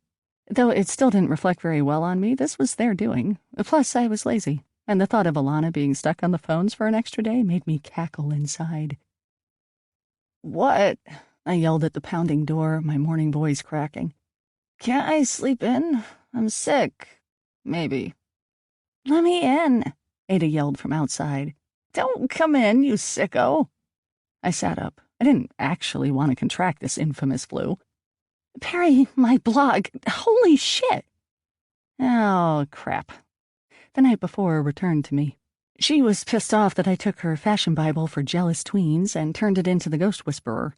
Sure, I had Jennifer Love Hewitt's rack, but not the rest of her body post I'm a size 2 slim down. I sighed and crawled out of my warm bed, quickly slipping on my house robe. I walked over to the door and leaned against it. I could imagine her fiery expression behind the door. "I'm sorry, Ada. I didn't know what else to do." "Open the door." She pounded on it hard and my head felt the impact. I supposed that because I probably ruined her career and her income, I deserved the swine flu. I opened it and took a few steps back, covering my nose and mouth with the sleeve of my robe. She stood before me looking wan and bony. Her eyes were flashing with brilliance, or anger, giving her the appearance of a madwoman with frazzled white hair, like Doc Brown's granddaughter. "You are a genius," she exclaimed. "Come again?" She waltzed into my room and over to the computer. Please don't touch anything," I pleaded. "Oh, whatever." She scowled and proceeded to run her hands all over my desk. I wondered if I had enough hand sanitizer in my drawer to eradicate her. She flipped my laptop open and immediately opened her blog post, or should I say my blog post? "Look," she pointed at the screen. I edged closer and looked over. It looked the same as it had last night. I shrugged at her. "Have you seen the comments?" she asked incredulously. "Ada, I just got up." She shook her head at my priorities and started scrolling down the screen to the comments section. She turned to look at me, utter shock and glee, and maybe a slight hint of admiration in her eyes. 200 comments. Huh, I mused. That's good, right? Good. I've never gotten that many before. I mean, sure, lots of people look at my blog and all that shiz, but 200 from your post? The most I've ever gotten was 160, and that's only because I was giving away a Chanel scarf. You gave away a Chanel scarf? It doesn't matter, Perry. Focus. This is insane. And all because you made up this crazy ghost story. I scoffed. Made up? I didn't make it up. That's what happened on Saturday night when you were busy knocking boots with the whiz. Her nostrils flared. If she was standing, her hands would have gone straight to her hips. First of all, I did not knock boots with him, and second of all, his real name is Mario. I couldn't help but laugh. Mario was not much better than Whiz. Well, I tried to explain. If you had actually told me what went on that night instead of ignoring me, maybe I would know that instead of assuming the worst of you. I love how naturally you assume the worst of me. Whatever, it's irrelevant. You're irrelevant, I countered, poorly. Good one. Anyway, you're the one who ran off alone. Talk about being irresponsible. And as you can now see, this is what I ended up doing. Exploring the lighthouse. And scaring the shit out of everyone. And myself. There was a lot of stuff that happened later that I can't even begin to explain. Okay, so write about it. Now, look at these comments. She started reading from them. Can't wait to hear what happens next. I've got goosebumps. And this totally got me in the Halloween mood. And where's the rest of it? I want to know what happens. This is scaring the bejesus out of me. Hardly anyone has even made a peep of condolence for my swine flu. Apparently they are too scared, I offered. Ada nodded slowly. As her eyes were returning to a non-psychotic state, I could see how sick she really was. Look, go back to bed. Get some rest. Work told me to stay home today, so I'll start writing the next part, okay? She batted her red eyes at me. Can you go around and visit the blogs of everyone who commented? Make a nice comment in their comment section. Something like, thanks for the blog support while Ada is sick. Please come back tomorrow for the second installment. That's like 200 blogs. It's what you do. No one said blogging was a cake hop. Cake hop? She must have meant cake walk. She got up and shuffled to the door, turning once more to look at me. Please? I rolled my eyes and nodded reluctantly. What on earth had I gotten myself into? As it turns out, I had gotten myself into plenty. My life turned into a blur of writing, editing, posting, visiting blogs, and answering emails. So many people were interested in my experience, the majority of whom were emailing me solely to ask whether it was true or if it was a fake post. I had gotten so many of those inquiries that I decided to make an FAQ post on the blog where I could answer those kinds of questions. What was really interesting, though, was how the story seemed to take on a life of its own. The videos that I posted on the blog had to be uploaded to YouTube first before I could link them. YouTube was something of an afterthought.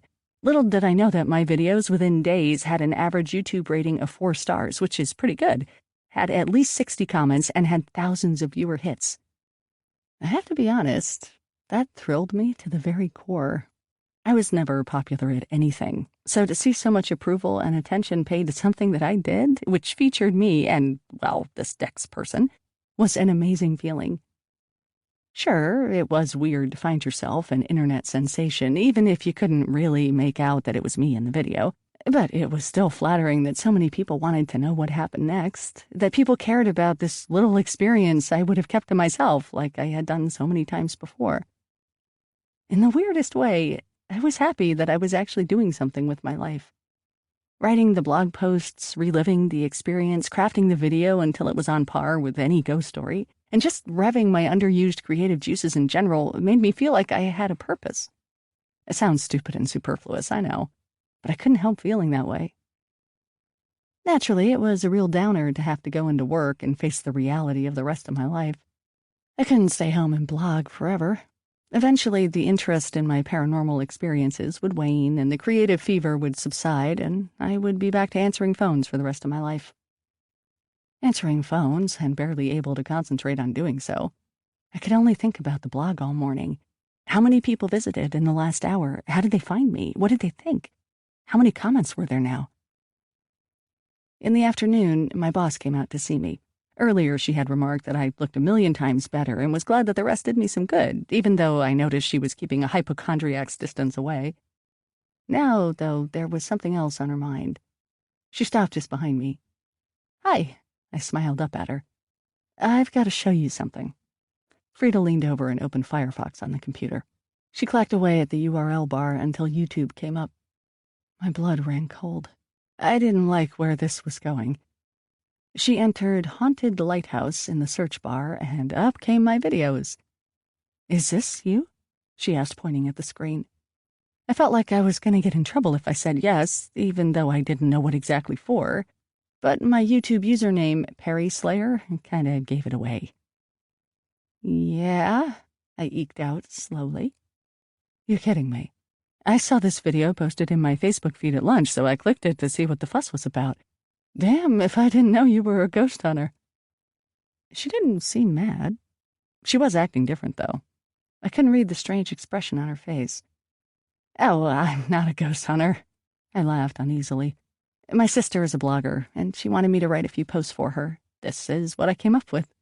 But it's all true, right? Yeah, absolutely. I mean, I don't really know what happened, but what you see is what you got. Perry, I must say I am impressed. Oh, she was impressed. That's the strange emotion she was trying to express. I shrugged. Well, thanks. It was nothing, really. It was actually kind of fun to write. She leaned against my desk, arms and legs crossed, and looked me up and down. I mean it, Perry. I had no idea you were so web-savvy. To capitalize on YouTube like that, get that video on Facebook, get a group started. There was a group on Facebook? Not to mention all the links back to your sister's blog. Those are some good marketing strategies. Oh, well, plus the writing. You've got a real knack for getting people to want more. Have you taken writing classes? Was she kidding me? Did she not read over my resume when she hired me? Yes, I have, in advertising school. I raised my voice over the last few words. She mulled that over. Oh, yes, now I remember. You went to Oregon State. That's what it says on my resume. She nodded slowly, not getting it. She straightened up and clapped her hands together. I have to tell you, Perry, this certainly helps your situation. What situation? She cocked her head at me. She obviously thought she was keeping me up to speed on things around here. She did remember I had been gone for the last few days, right? Can you fill me in to use the Pacific Boardroom for next Monday at 9 a.m.? She asked, turning her attention to my Outlook calendar. What situation? I would like to have a meeting between you, me, and John, she continued, so we can plan on our next steps here. John Danvers was the CEO of the company. If she wanted a meeting with him and me, this definitely meant I was in a situation. Sorry if I seem to have missed something here, but what are these next steps about? Your job, sweetie. She gave me a quick squeeze on the shoulder. But you don't have to worry as much anymore. Things should turn around now. And with that, she left the reception area. What the hell was that all about? Don't have to worry as much? Was I worried before? Things should turn around? I was in a situation? Oh, God, was I going to get fired? Suddenly it all started making sense. Maybe she sent me home on Monday so they could try out a few temps while I was gone and see if any of them were better than me. Maybe Alana wasn't filling in for me after all. Only one way to find out. I dialed Alana's extension. She picked up with a dry, yes? Hi, Alana. Sorry to bother you, but I just wanted to thank you for taking over the phones while I was sick. I didn't answer your phones. She spat out, clearly insulted. They hired a temp for that. Oh, I replied as nonchalantly as possible. Yes, someone who doesn't suffer from ghost disease. And at that witty remark, she hung up. Very mature, Alana, I thought. It was safe to say now that everyone in the office knew about my newfound ghost fame. I just couldn't believe they hired a temp while I was gone. Calm down, I told myself. Alana probably refused to do it and claimed she was overloaded with business card orders or something like that. A temp didn't mean I was going to get fired. Unless the temp did such a good job that they realized what fools they were to keep a slacker like me on the payroll and were planning all week to let me go. Until today, of course, when my boss finally realized that I may actually be better suited to roles in the company other than answering phones and setting up meetings. It was funny how I suddenly cared about keeping my job. I dreamed about this opportunity for such a long time, to be free of this horrid place and 9 to 5 utter boredom. But even on welfare, which wouldn't be much, I knew I would have to get another job. And dealing with finding another job was beyond me. So, as much as I hated it, I needed this job. There was that glimmer of hope on Monday, though. I started fantasizing. I know I said I didn't want to stay in advertising, but it would be better than nothing. And who knows, I might actually be able to do something really cool with myself. Plus, my paycheck would be bigger, and I would finally feel proud to answer the question, what do you do for a living? without having to justify being a receptionist. Still, the uncertainty was nerve-wracking, and I was in a bit of a downer mood when I arrived home after work. The reality was coming in cold and hard. I tried to keep an optimistic outlook, but the jaded part of me kept telling me to expect the worst. I walked into the house and heard my mom call me from the living room. I came in and saw her lying on the floor doing Pilates to a DVD. My mother was forever after the best at-home DVD workouts. "Some man called for you," she said without looking up. I absently watched her leg rise up and down in time with the instructor. Okay. That was a bit strange. I couldn't remember the last time a man called for me, especially at the house. I gave him your cell number, though. I thought he might have called you. I fished my phone out. No missed calls. Nope. Did he say what he wanted? He said his name was Declan something, and he was interested in speaking with you about your blog. She continued her scissor kicks. I didn't know you had a blog now, too. I don't, I said slowly. Declan? Who the hell was that? My heart started to beat a bit faster. Maybe it was someone like a book agent who saw my blog and wanted me to write a book. I know that's pretty far-fetched, but it happened a lot to bloggers, and my hopes were suddenly, naively, sky-high. His number's on the kitchen table, she continued. He said for you to call him as soon as you could. Well, it was at least intriguing. I went into the kitchen and picked up the pad of paper. My mom had scrawled a number with a Seattle area code on it and the name Declan Foray. Dex Foray? I reached into my wallet and pulled out the business card he had given me. Sure enough, it was the same number, though I had no idea his full first name was Declan. The way the name is usually pronounced, Declan, it didn't even make sense. I got strangely nervous when I had to call people I didn't know. You would think that being a receptionist would have helped me get over that hump, but it hadn't. I tried to mentally kick myself into thinking I was making just another business call. With my heart beating a tad faster than normal, I dialed his number from the house phone. It rang so many times that I was about to hang up when the other line clicked. Dex here. Ah, his voice, low, deep, and rich like a polished instrument. Hello? He said more impatiently. I stammered. Hi, this is Perry. Perry Palomino? You called me? Yes? Yeah. Well, just calling you back. I got that much, he replied matter-of-factly. This was off to a horribly awkward start. I rubbed my forehead and thought of what to say next. So, yeah, I started. Listen, Perry, can I call you back? I'll be 2 seconds. Perfect. Talk soon. Click. The line went dead. I looked at the phone in disbelief. How long was 2 seconds? I stared at the phone for what seemed to be forever before I decided to head back over to talk to my mom. Just as I was out of the kitchen, the phone rang. I raced back to it, composing myself before I picked it up. I needed to be more demanding. Hello, Perry speaking. Perry, it's Dex. He sounded a lot more enthusiastic now. Hi, Dex. Listen, so, Perry, it is Perry, right? I couldn't remember what you told me in the lighthouse, but that's who your little blog posts were attributed to. Uh-oh. The blog. Dex was in my blog. I hope that it wasn't about that. You found the blog? He laughed, albeit rather sarcastically. A kiddo who hasn't found your blog. I started feeling ill. Look, I'm sorry. I was just filling in for my sister and I had nothing interesting to write about. You mean to tell me you're not a narcissistic fashion blogger? I'm liking you better already. I might almost forgive you for publishing that footage of me on fucking YouTube. He nearly yelled that last word. I cringed. I was in shit. Look, I didn't say who you were, and you can barely even tell who it is in the shot most of the time. I mean, you told me to turn my camera on, so I did, and there's no law against that. I was rambling. Did it occur to you that there was a reason I gave you my business card? He sighed. Not really.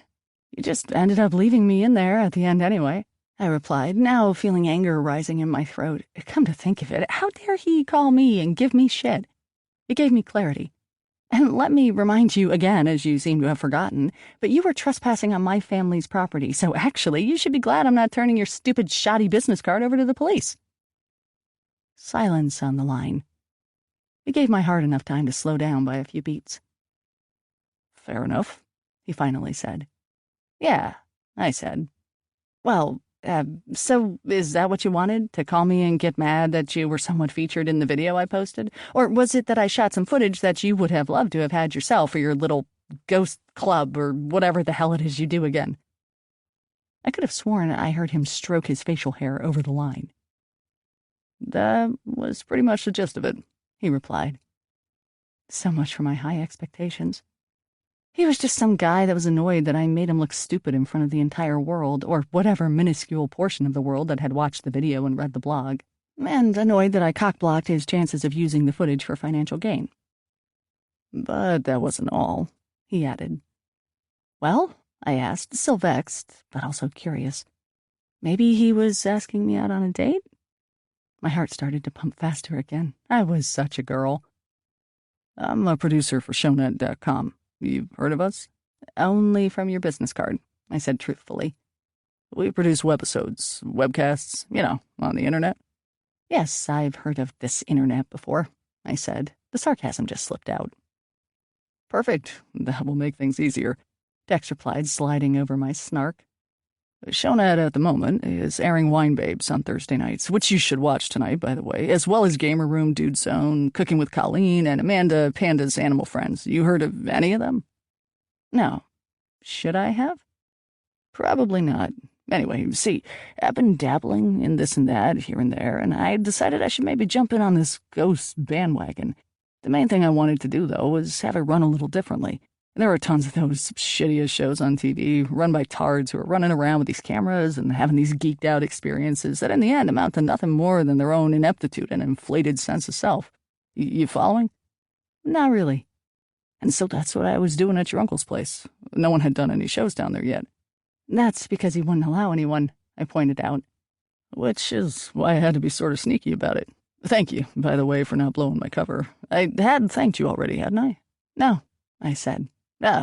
Well, anyway, I thought I would get a leg up on these other shows, shoot some shit, and show it to my boss, hoping he'd see some potential in all of it. Pause. And, I prompted him. Did he?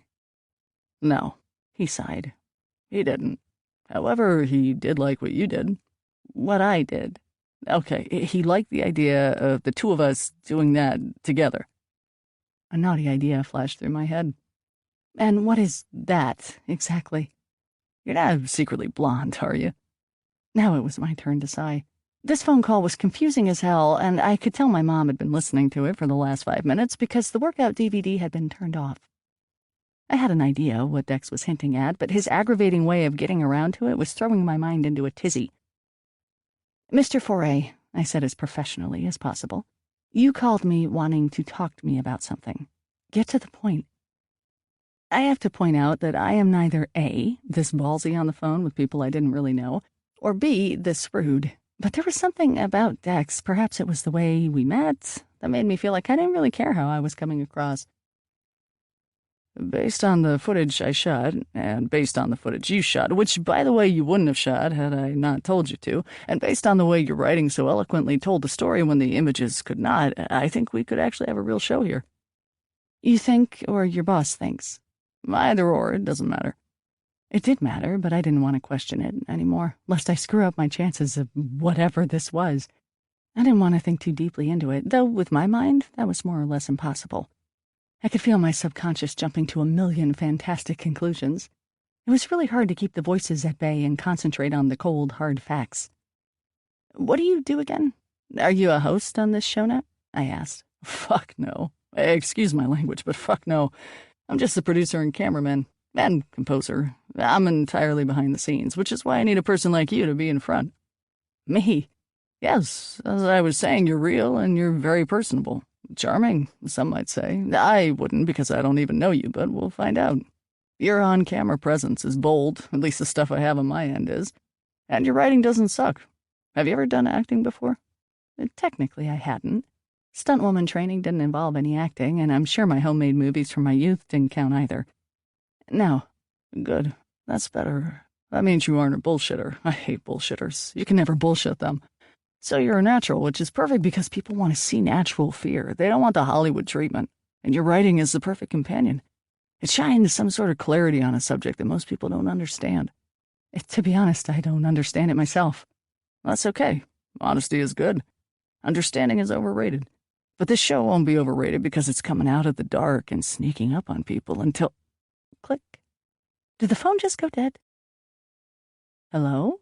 I asked. Silence. Did he just hang up on me? I looked over and saw my mom hanging around the doorway to the kitchen with a quizzical look on her face. No denying now that she was totally listening. Hello? Dex? Click. Yeah, hi. Sorry, someone on the other line. His voice coming in low and husky. Jimmy Kwan, you heard of him? Doesn't matter, you haven't, but he's the one who started up Shownet back in 2004, and the first person to really take a chance on me. My boss. But now he's on the other line and wants to know what Perry Palomino thinks of all this. What say you? I took a deep breath. I have to admit, I don't really know what's going on here, I told him carefully. I mean, you haven't really come out and said anything. I just got a message to call you, and so here I am. Oh, he said slowly. You want it in layman's terms. Ah, come on, Perry. I thought you were smarter than that.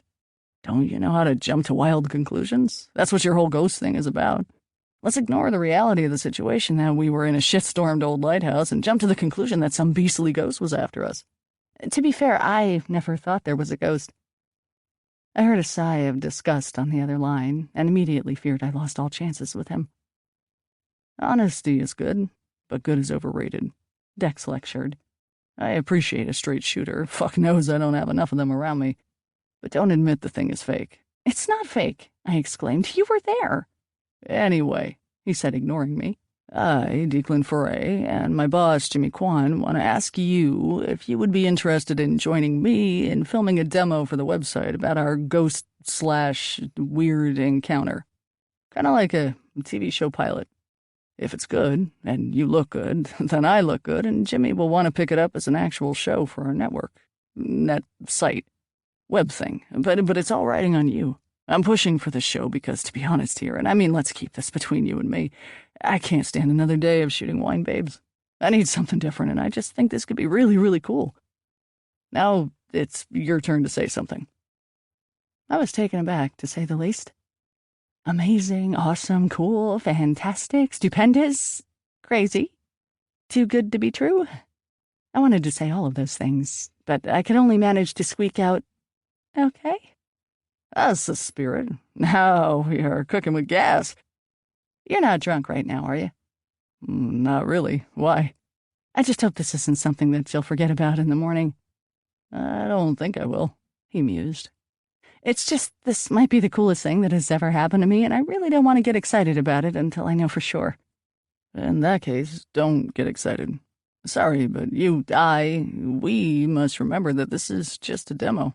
For all I know, it will totally suck balls. You have a way with words. Are you sure you aren't a writer?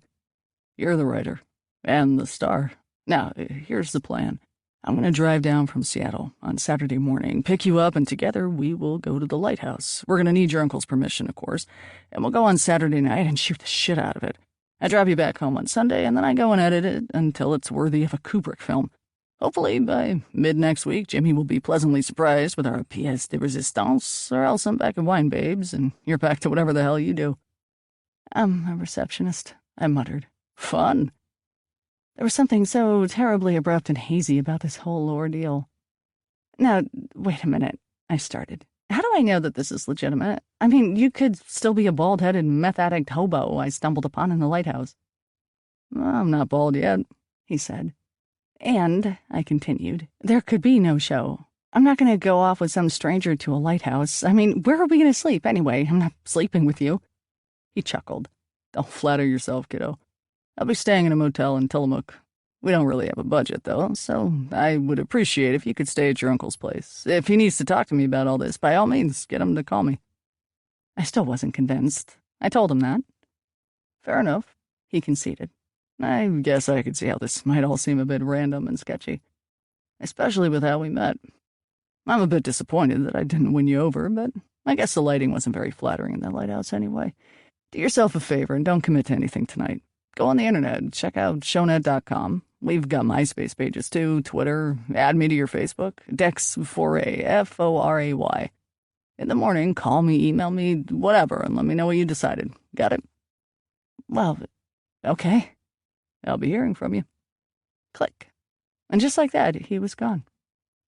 What on earth was that about? My mother asked, coming over to me.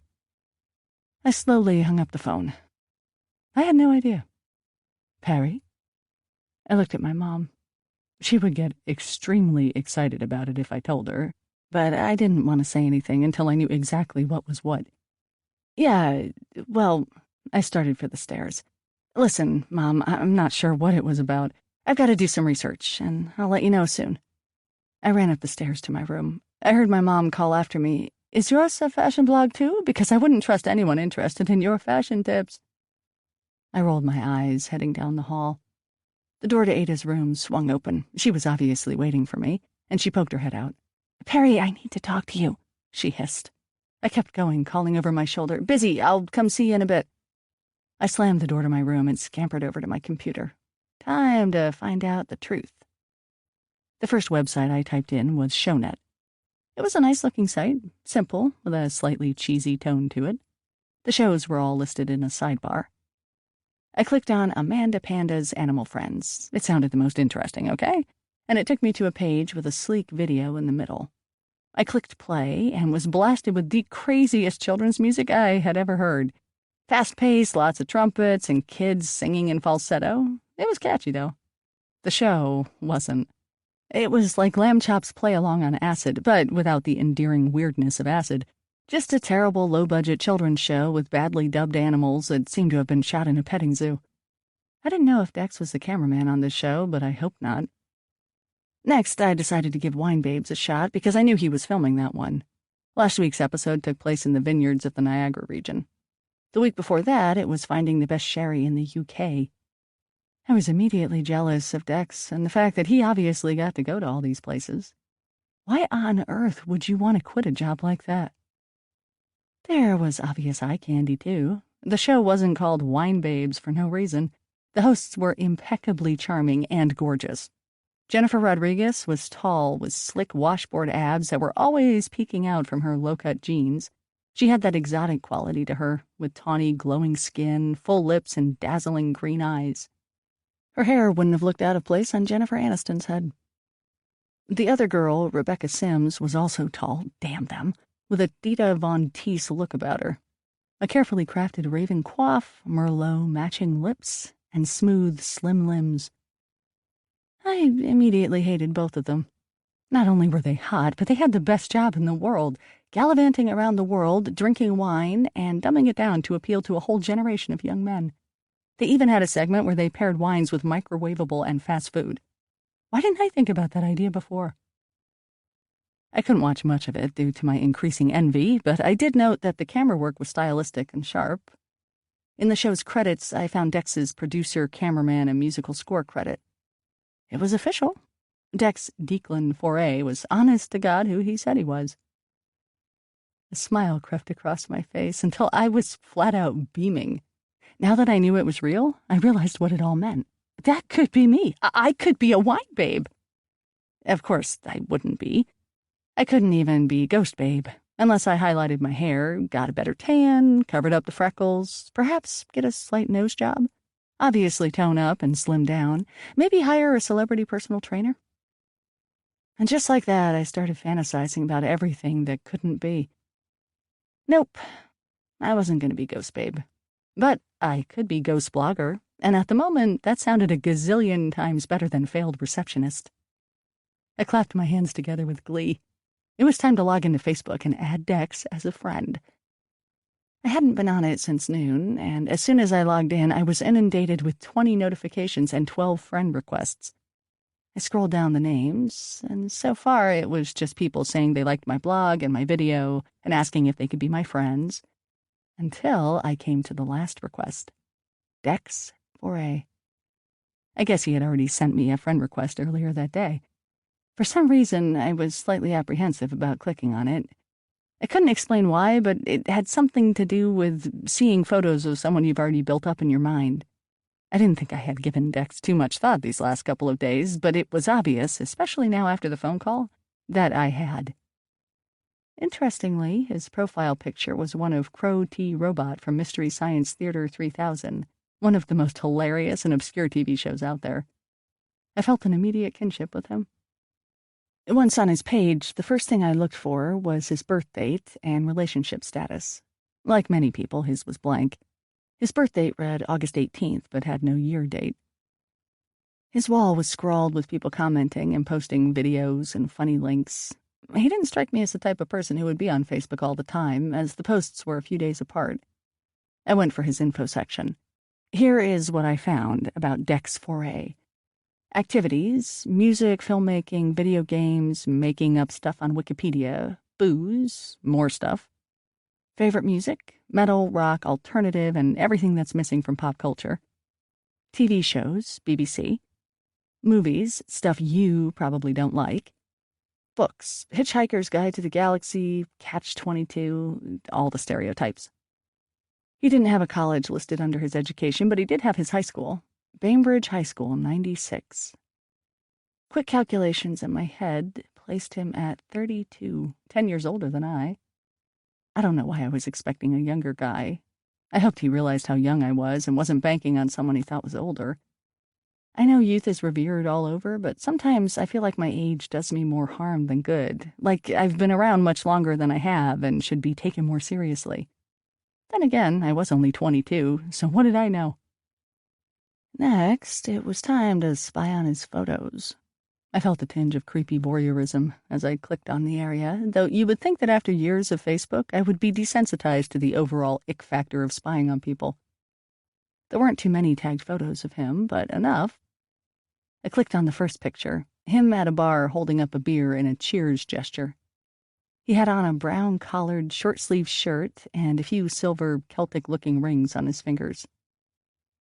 And in plain flash photography, and not in some creepy derelict lighthouse, I could in fact see what I remembered of him was correct. He had a nice face, and that was putting it mildly. There was a bit of a smart-ass smirk to his smile, which I now knew was expected. His dark eyes, wide mouth, and expressive brows were totally on par. I clicked to the next photo. My heart lurched in an unfamiliar way. It was a photo of him in a vineyard, his arm around Jennifer Rodriguez, you know, from the wine webcast, the wine babe. I couldn't tell if it was just a friendly crew shot or what, because she was smiling her supermodel gums at the camera, he was pursing his lips, head tilted up and making a gangsta face. I clicked to the next one and saw another picture of him and her together, but this time Rebecca was on his other arm. It must have been taken the same day as they were all wearing the same clothes. They were all laughing in the picture, a charming and affable bunch. Rebecca herself had written in the comments below, "So, Dex, when are we going to have that menage a trois, LOL?" I did not see the LOL in that and quickly clicked through the rest of the pictures. Most of them were of Dex on location with a camera in hand. Sometimes he was at a bar or a concert, and sometimes he was just posing with random people.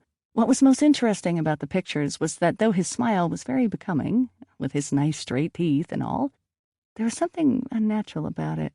And when he wasn't smiling, he was glaring at the camera with sharp, brooding eyes that were so intense at times that he seemed to be a different person altogether. Who is that? I jumped a mile in my seat. I whirled around to see Ada standing behind me, staring at my screen inquisitively. "You scared the shit out of me," I exclaimed. "How did you get in here?" She gave me a funny look. "Through the door, you moron." I noticed she was dressed in her normal and presumptuously ugly Alexander Wang gear, which meant she was feeling better. She nodded at the screen again. "Is that Satan's Facebook account?" I looked back at it. In this particular picture, he was grinning like a madman, head tilted down, eyes like a falcon. With the Johnny Depp facial hair, I could see where she was coming from. I felt somewhat embarrassed. "I'm not sure," I replied truthfully. I looked up at her. She was waiting for me to continue and obviously knew that something was up. I decided to indulge her. "Ada, can you keep this between you and me, just until next week?" She nodded excitedly, happy to be included. I took a deep breath and told her everything. By the end of it, she was rendered impressed and annoyed. You get your own fucking TV show for doing 3 blog posts on my blog? Where the hell is my TV show? Okay, it's not a TV show, it's a webcast that isn't going to be viewed by many people, and nothing is confirmed. Dex just wants to try it out and see what happens. Tex, she snorted. You talk about him as if you know him. You don't know him. I don't care if he's some low-budget cameraman and has a Facebook page. Most psychotic killers and rapists have Facebook pages. That's how they get you. Plus, he looks like Satan. Don't you think that's a sign? It's a sign that the Errol Flynn stash is coming back in style. Who the hell is Errol Flynn? She threw her hands up. Perry, seriously, you should reconsider this. Oh, whatever. Come on, Ada. You're just jealous that something good is happening to me for once. Can't you just let me enjoy this? Writing for your blog, all the attention this week. I haven't felt this happy in a very long time. Maybe ever. This might be bullshit in the end, but it's my bullshit, and it makes me think there might be a place for me in this crazy world.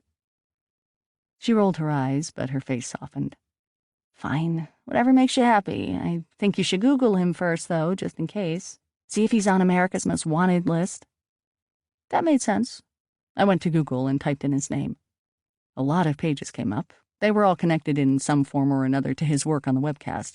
Nothing too interesting. Well, that's a good sign, said Ada. I nodded, then typed in Declan instead of Dex. Another set of pages came up. I clicked on one that said, Funkiest Band to Rock New Jersey, thinking it must be another Declan foray. It was an online magazine article about a lounge act called Sin Sing Sinatra. The band, consisting of a keyboardist, bassist, drummer, and a singer, who was called Declan foray, was mildly successful playing small clubs and bars on the East Coast. They were described as rocker crooners and did hip, loungy covers of rock songs. The singer, Declan, was described as having a smooth yet formidable voice, and he was someone to watch for. I clicked to the next page and saw a picture of Dex, my Dex, I guess you could call him that, singing into an old-fashioned mic. His face was thinner and the mustache was gone, but it was definitely him. His floppy dark hair was more subdued, and a white suit adorned his body. He looked like a total showboater. He also looked very young. I looked up at the URL to see the date. March 9th, 2002. He would have been around my age. So he's a singer, too? Ada pondered. I guess so. At least he used to be. Maybe he changed his name because he sucked. I glared at her. Dex is short for Declan, somehow, and it says here that they were the opposite of suck.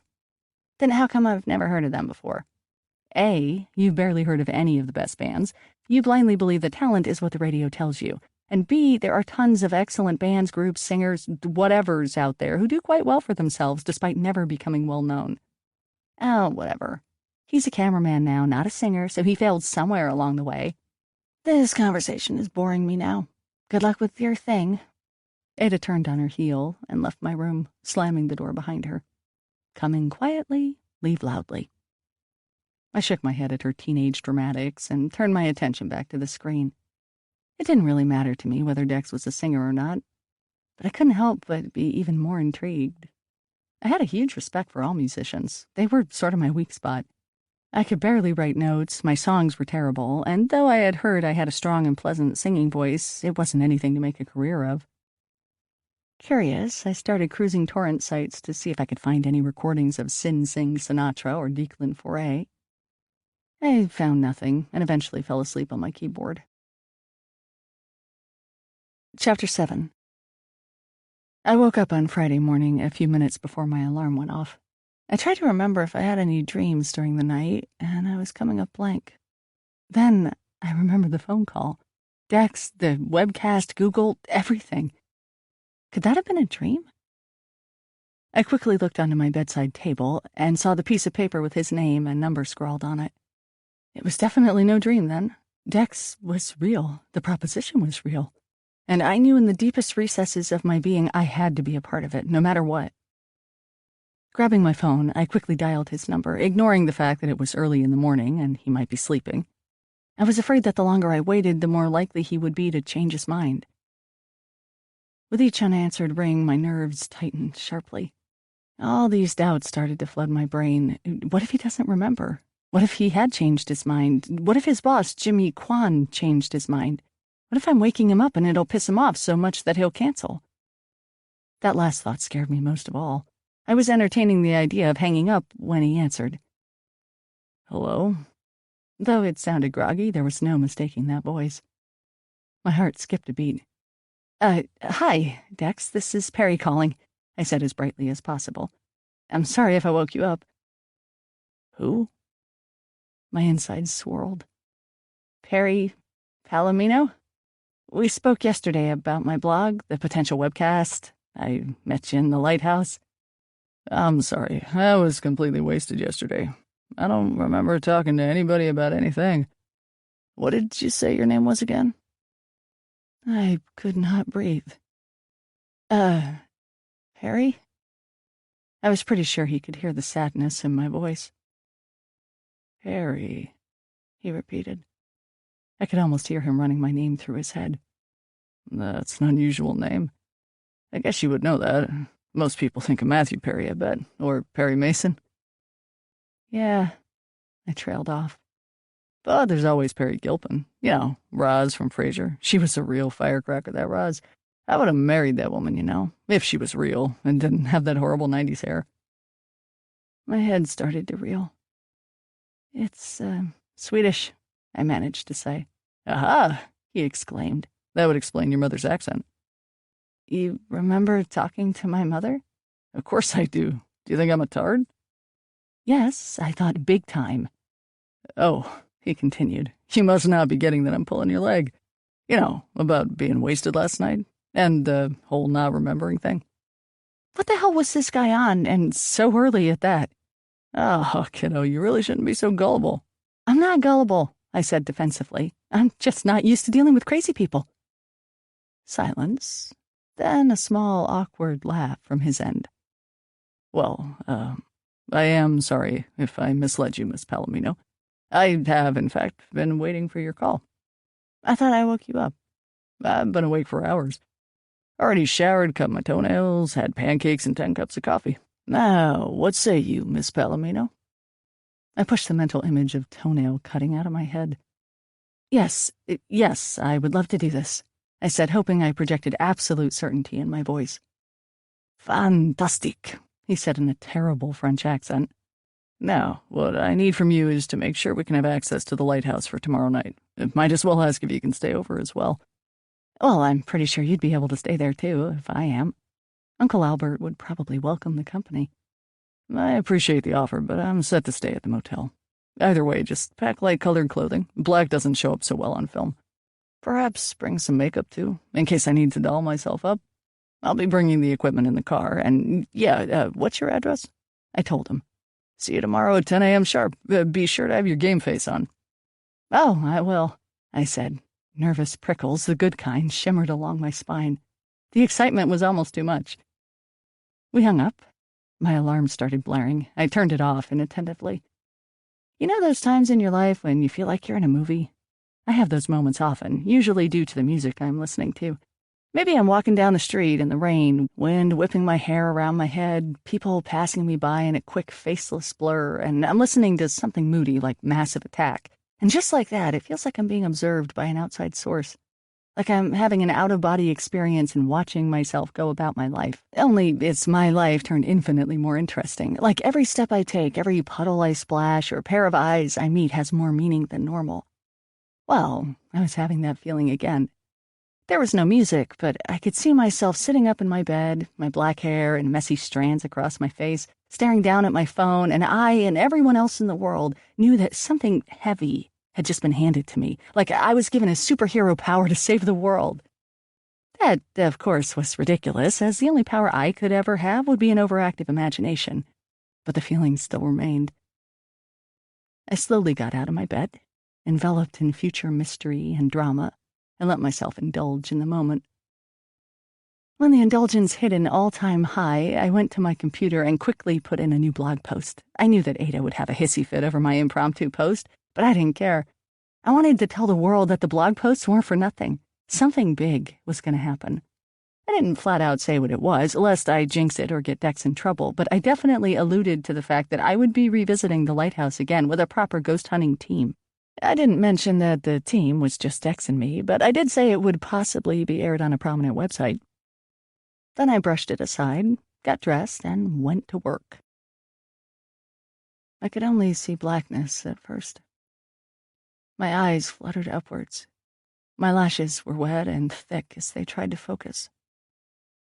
Slowly, light appeared in patches, a damp glow that moved and swirled in all four corners of my sight. My other senses kicked in lazily. I was wet and cold and could barely feel my limbs, floating, bobbing up and down with rolling swells of water. A light shone in the distant black and grew bigger with each wave. I felt as if I was gradually being sucked toward a tunnel of brightness. Was this death? I thought. My thoughts themselves were distant, as if someone else were thinking them for me, someone I had no attachment to or concern for. If it was death, it didn't seem to matter. Any gravity associated with that concept was lost. The light continued to get bigger until I found feeling in my body. Pressure was pushing from underneath. My skin was raked. I was lying down on a hard, wet surface, a beach. The waves lapped behind me. I looked down at glistening rocks mere inches from my face. A tiny white crab, luminous against the void, scuttled on top of my arms and headed up a slope. My eyes followed it up, and I recognized the source of the light. It was not death or the afterlife. It was coming from the top of the lighthouse. This lighthouse seemed familiar to me. I felt like I had been there before, as if it had some kind of purpose in my life. But I couldn't recall how that was possible. I had come from the ocean, from distant lands. This place could not have existed in my life. I got up, slowly. My legs shook with each wave that hit, and my feet slipped on top of the smooth, wet rocks. Someone appeared in front of me and blocked the light, causing it to splay outwards into the night. I realized someone had been standing there the whole time, but I just hadn't allowed myself to see them. The person raised an arm and pointed in my direction. I knew somehow this person wasn't pointing at me. I turned around and looked back at the ocean. There was nothing there but inky blackness. Then a weak beam of moving light. There was another lighthouse perched on a tall, rocky mound just offshore. It illuminated the dark waters below where familiar shapes danced. I strained my eyes. They looked like human bodies floating up and down with the waves. There were at least a dozen of them. Then the lighthouse shut off. The darkness was sharp, ominous, suffocating. When it came back on, I was back in the water, the dark shapes floating around me. Something bumped my back. I quickly splashed around to find myself face to face with a bloated, puny visage. His eyes were missing, his skin was leaking dark liquid from each pore, and slimy kelp oozed from his haphazard jaw. He sank underneath the water, and I felt a bony hand clutch both my legs. I screamed just in time to be pulled underwater, the ocean seeping into my open mouth and filling up my lungs. The light on the surface rippled as I was pulled further and further into the depths, until darkness filled my eyes once more. It was Saturday morning, 9:50 a.m. I sat outside on our front steps with a huge, scalding hot travel mug of coffee in my hand. Though I didn't turn around, I knew my mother and father were standing at the kitchen window watching me, watching for Dex, and making sure that their eldest daughter wasn't going to be picked up by a murderous filmmaker. To be honest, I wasn't feeling as 100% positive about this whole thing like I had been the day before. I guess my horrific dream put a damper on things. The creepiest thing was that I woke up in the middle of the night absolutely drenched in sweat. I was so wet that I couldn't be sure that I hadn't just been drowned in the ocean.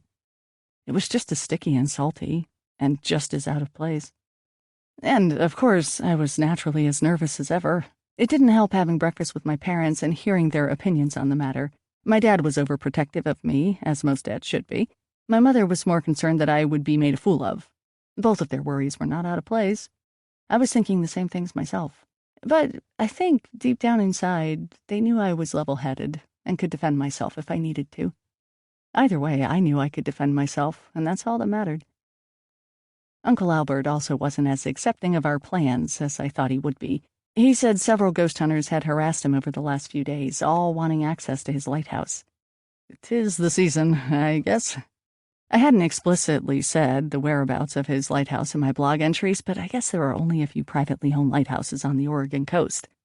Luckily, he gave in, but only if I could someday give him royalties. Of course, I couldn't promise him anything, but I figured one day if this project was a success, you never knew what could happen.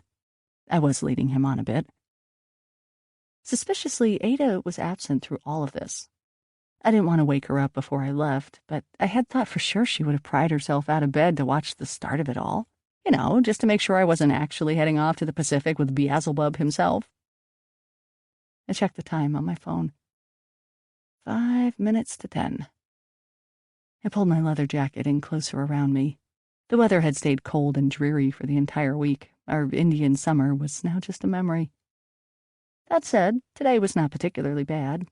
The wind that had rocked the city recently had become subdued overnight. There was weak sunlight coming from the east that couldn't quite penetrate the thick mist that sat stoically on the streets and covered the treetops. I loved fog, and we had a lot of it at my house, being so close to the Columbia River and all, but it wasn't helping to lift my spirits.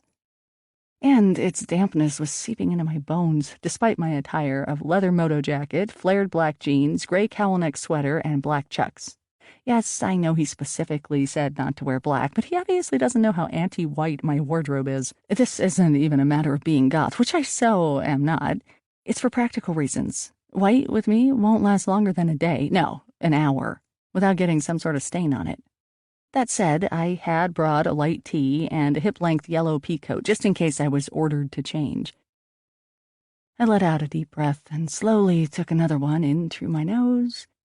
One of my relaxing techniques. I have to admit, if you're having a total freak-out, it doesn't do squat, but the placebo effect was always worth pursuing. I looked behind me at my parents. They both waved carefully. My mom made the phone symbol with her hand. She had told me earlier she would be texting me every hour until we got to Al's to make sure I was all right, and if I didn't respond to her texts, she would be calling. I felt like I was about to go on a very bad date. The sound of an engine interrupted my thoughts. A black Toyota Highlander rolled out of the fog and came to a slow halt in front of the house. It had to be him. I got up and I shot my parents a look for them to stay put, lest they had any ideas of coming out to meet him. My parents didn't even make eye contact. They were too busy watching the car. It just sat at the end of the driveway, steam rising from the exhaust, humming along in the quiet morning. If it was Dex in there, he wasn't getting out. Well, time to bite the silver bullet, I thought. I waved at my parents, making sure they saw me. They both nodded, arms crossed. It's funny how different my parents were, but at times like this, they were exact clones of each other.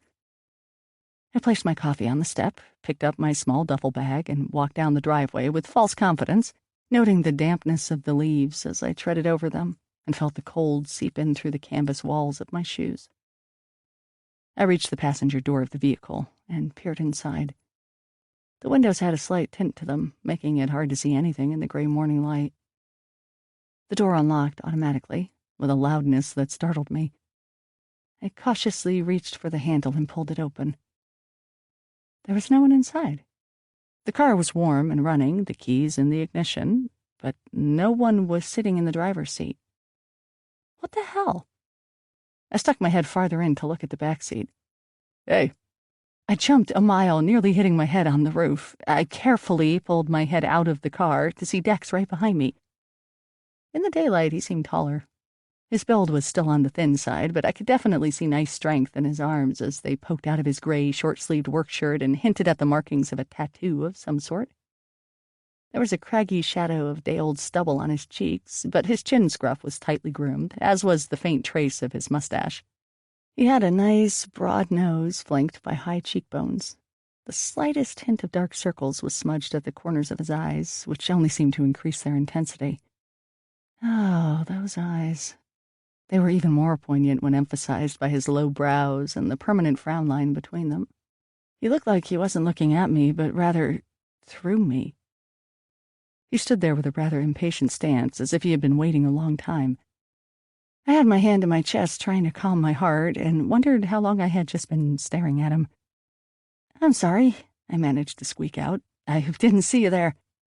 Dex nodded. He pulled a pocket watch out of his cargo pants pocket and quickly glanced at it. He spoke to me without smiling. We better get going. He was waiting for me to get in the car. Slightly unnerved, I got in, and he shut the door after me. It would have been gentlemanly in any other circumstance, but at the moment it felt weird and uncalled for. As he walked around to the driver's side, I looked through the tinted windows at the house. My parents were now outside and standing on the steps. As Dex got in and drove off, I followed them with my eyes and suddenly felt very alone and afraid. They waved until I was out of sight. I had a sudden urge to jump out of the car. I wondered at what speed that would become a stupid idea. As I let that thought occupy my mind, I hoped Dex would say something. He didn't, though. The silence in the car was deafening. It felt like the most awkward first date ever. I looked over at him. His eyes were intently focused on the road in front of him, which was a good thing considering the fog. Still, I had a real issue with awkward silences, to the point that I will always prattle on about God knows what just to fill the air. I cleared my throat. It's nice to see you in the daylight. He nodded, still keeping his eyes forward. Was it a long drive? I pressed. No more than usual, he said bluntly. His voice was bordering on a growl. I was so confused. Was this the same guy I was talking to on the phone for the last 2 days? He must have sensed the stupid look on my face as he finally took his eyes off the road to look at me. He still didn't say anything, though. I managed a nervous, stupid smile. With the strange force behind his eyes, I preferred it when he was ignoring me. Do you drive to Portland often? I asked, sounding even more pathetic. I mean, we have no sales tax here, so it's pretty popular with Washingtonites or Washingtonians. He ignored me. Do you like music? He asked in a way that suggested he didn't really care what my answer was. Who doesn't? I asked by way of saying yes. He shrugged and flipped on the MP3 player. It started playing a song that was immediately familiar to me. It was one of my favorite bands. It was loud, and it was very fitting that we were listening to it. The song was named after the 101 highway we were to take once we hit the coast. Somehow the music also suited him to a T. Intense, weird, and hard to classify. I started mouthing the words to the song, careful not to utter a peep. He raised his eyebrows at me. Well, at least you have a good taste in music. We might get along at this rate. I could have sworn there was an audible trace of admiration in his growl. It was a bit easier to sit in silence now that we had the music blaring. Its familiarity was comforting in this strange situation. That said, we probably drove without speaking for another half hour before heading off the I-5 and getting on the highway that would carry us to Cannon Beach. After eyeing his fuel gauge, Dex abruptly wheeled the car into a gas station, pulling up beside a gas pump. He turned off the car, got out, and leaned in on the window, arms resting above the car. It looked like he was stretching, so I let him be. He had his head down and was shaking it slowly back and forth. I tried not to stare at him. I focused my attention on the normalcy of the gas station, the minivans full of riding kids, the man in his midlife crisis sports car who inexplicably had the top down despite the chilly temperatures, and the gas station attendant who was coming over to us. There were posters for hot coffee on the walls of the store. Another giant cup of steaming coffee would help all my woes. I picked my bag off the floor and started rooting around in it for loose change when the hairs on the back of my neck began to rise. I cautiously turned my head to the left. Dex was staring straight at me, still as a deer, with a huge grin on his face. Ada was right, I thought. He really is the devil. Even though I felt chilled to the bone, I put on my "can I help you" face and played it cool, like I was used to people just grinning at me for no reason. Can you get me a coffee, too? He asked, his voice a tad brighter than earlier. I nodded, muttered sure, and eased myself out of the SUV. How he knew what I was thinking, well, I didn't know. Coincidence, I guess? Once inside the ugly lights of the convenience store, I felt better. I decided it was a good time to text my mother. I was probably going to get a "Are you alive?" text from her any minute. I went to the register to pay for the coffees. I realized I had forgotten to ask Dex what he takes in it, but figured he was a straight black kind of guy. When the bespectacled store clerk asked me where I was headed. "Just to Rocky Point for the night," I said. He shook his head. "There's a huge storm heading this way. Bad weather for the entire Oregon and Washington coast. Ah, just great. Hopefully it wouldn't get in the way of our filming. I thanked the man for the coffee and scuttled out of the store. He was onto something. The sky to the west was growing darker instead of growing lighter. I shivered while somehow managing to not spill the coffee. The attendant was busy pumping gas into the car's tank and making some sort of small talk with Dex, who eyed my coffees greedily as I approached them. He smiled broadly, a toothpick sticking out of the corner of his mouth, his tongue fiddling with it rapidly. "Sorry," I said, handing him the coffee. "I didn't know what you wanted, so I just got black. Hope that's okay." He grabbed the cup from my hand. Our fingers touched, brushed, and sparked. It wasn't a normal spark of static electricity. In fact, as he took the cup from me and raised it to his lips, he didn't appear to notice, but it felt like a trail of energy passed from his body onto mine. It ran up my arm, down my spine, and surrounded me in luxurious, hazy warmth, like I was draped in hot towels straight out of the dryer. It was the weirdest thing on a day already full of weirdness. He took a satisfying gulp, toothpick still in his mouth. His eyes were softer now, round, with sleepy lids. A smile twitched at the corner of his mustache. He looked younger, cute, even. Dangerously cute. He gave me a wink, and I abruptly looked away, turning my attention to the sky in hopes of covering up my blatant staring. The irony wasn't lost in that he could stare freely at me, like a psycho, I might add, while I wanted to keep my actions close to my chest. "The guy in the store said there's supposed to be a storm tonight on the coast," I said hesitantly, as if Dex would decide against the trip. He nodded and leaned against the car. "I heard that this morning. I wouldn't worry too much about it, kiddo. We'll get what we need. Ghosts aren't afraid of a little wild weather, are they now?" I shook my head. They weren't afraid of wild weather, no. But it occurred to me that they might not show up at all, regardless of the weather. That's what I was afraid of most of all. I'd be leading Dex into the lighthouse, cameras blazing, and finding nothing. "You look a lot older than I thought," Dex said. The toothpick switched sides. "Oh? I wasn't sure if it was a compliment or not. No one likes to hear they look older."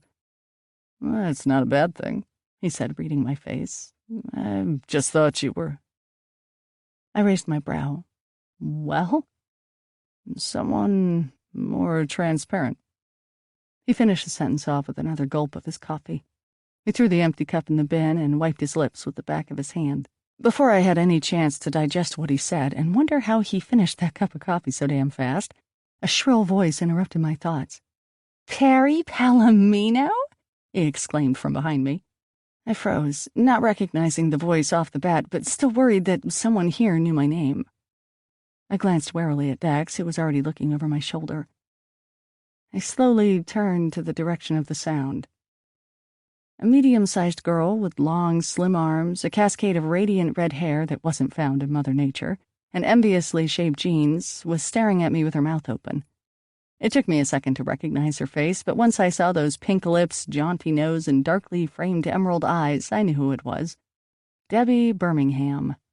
Her name said it all. She was always the belle of the ball.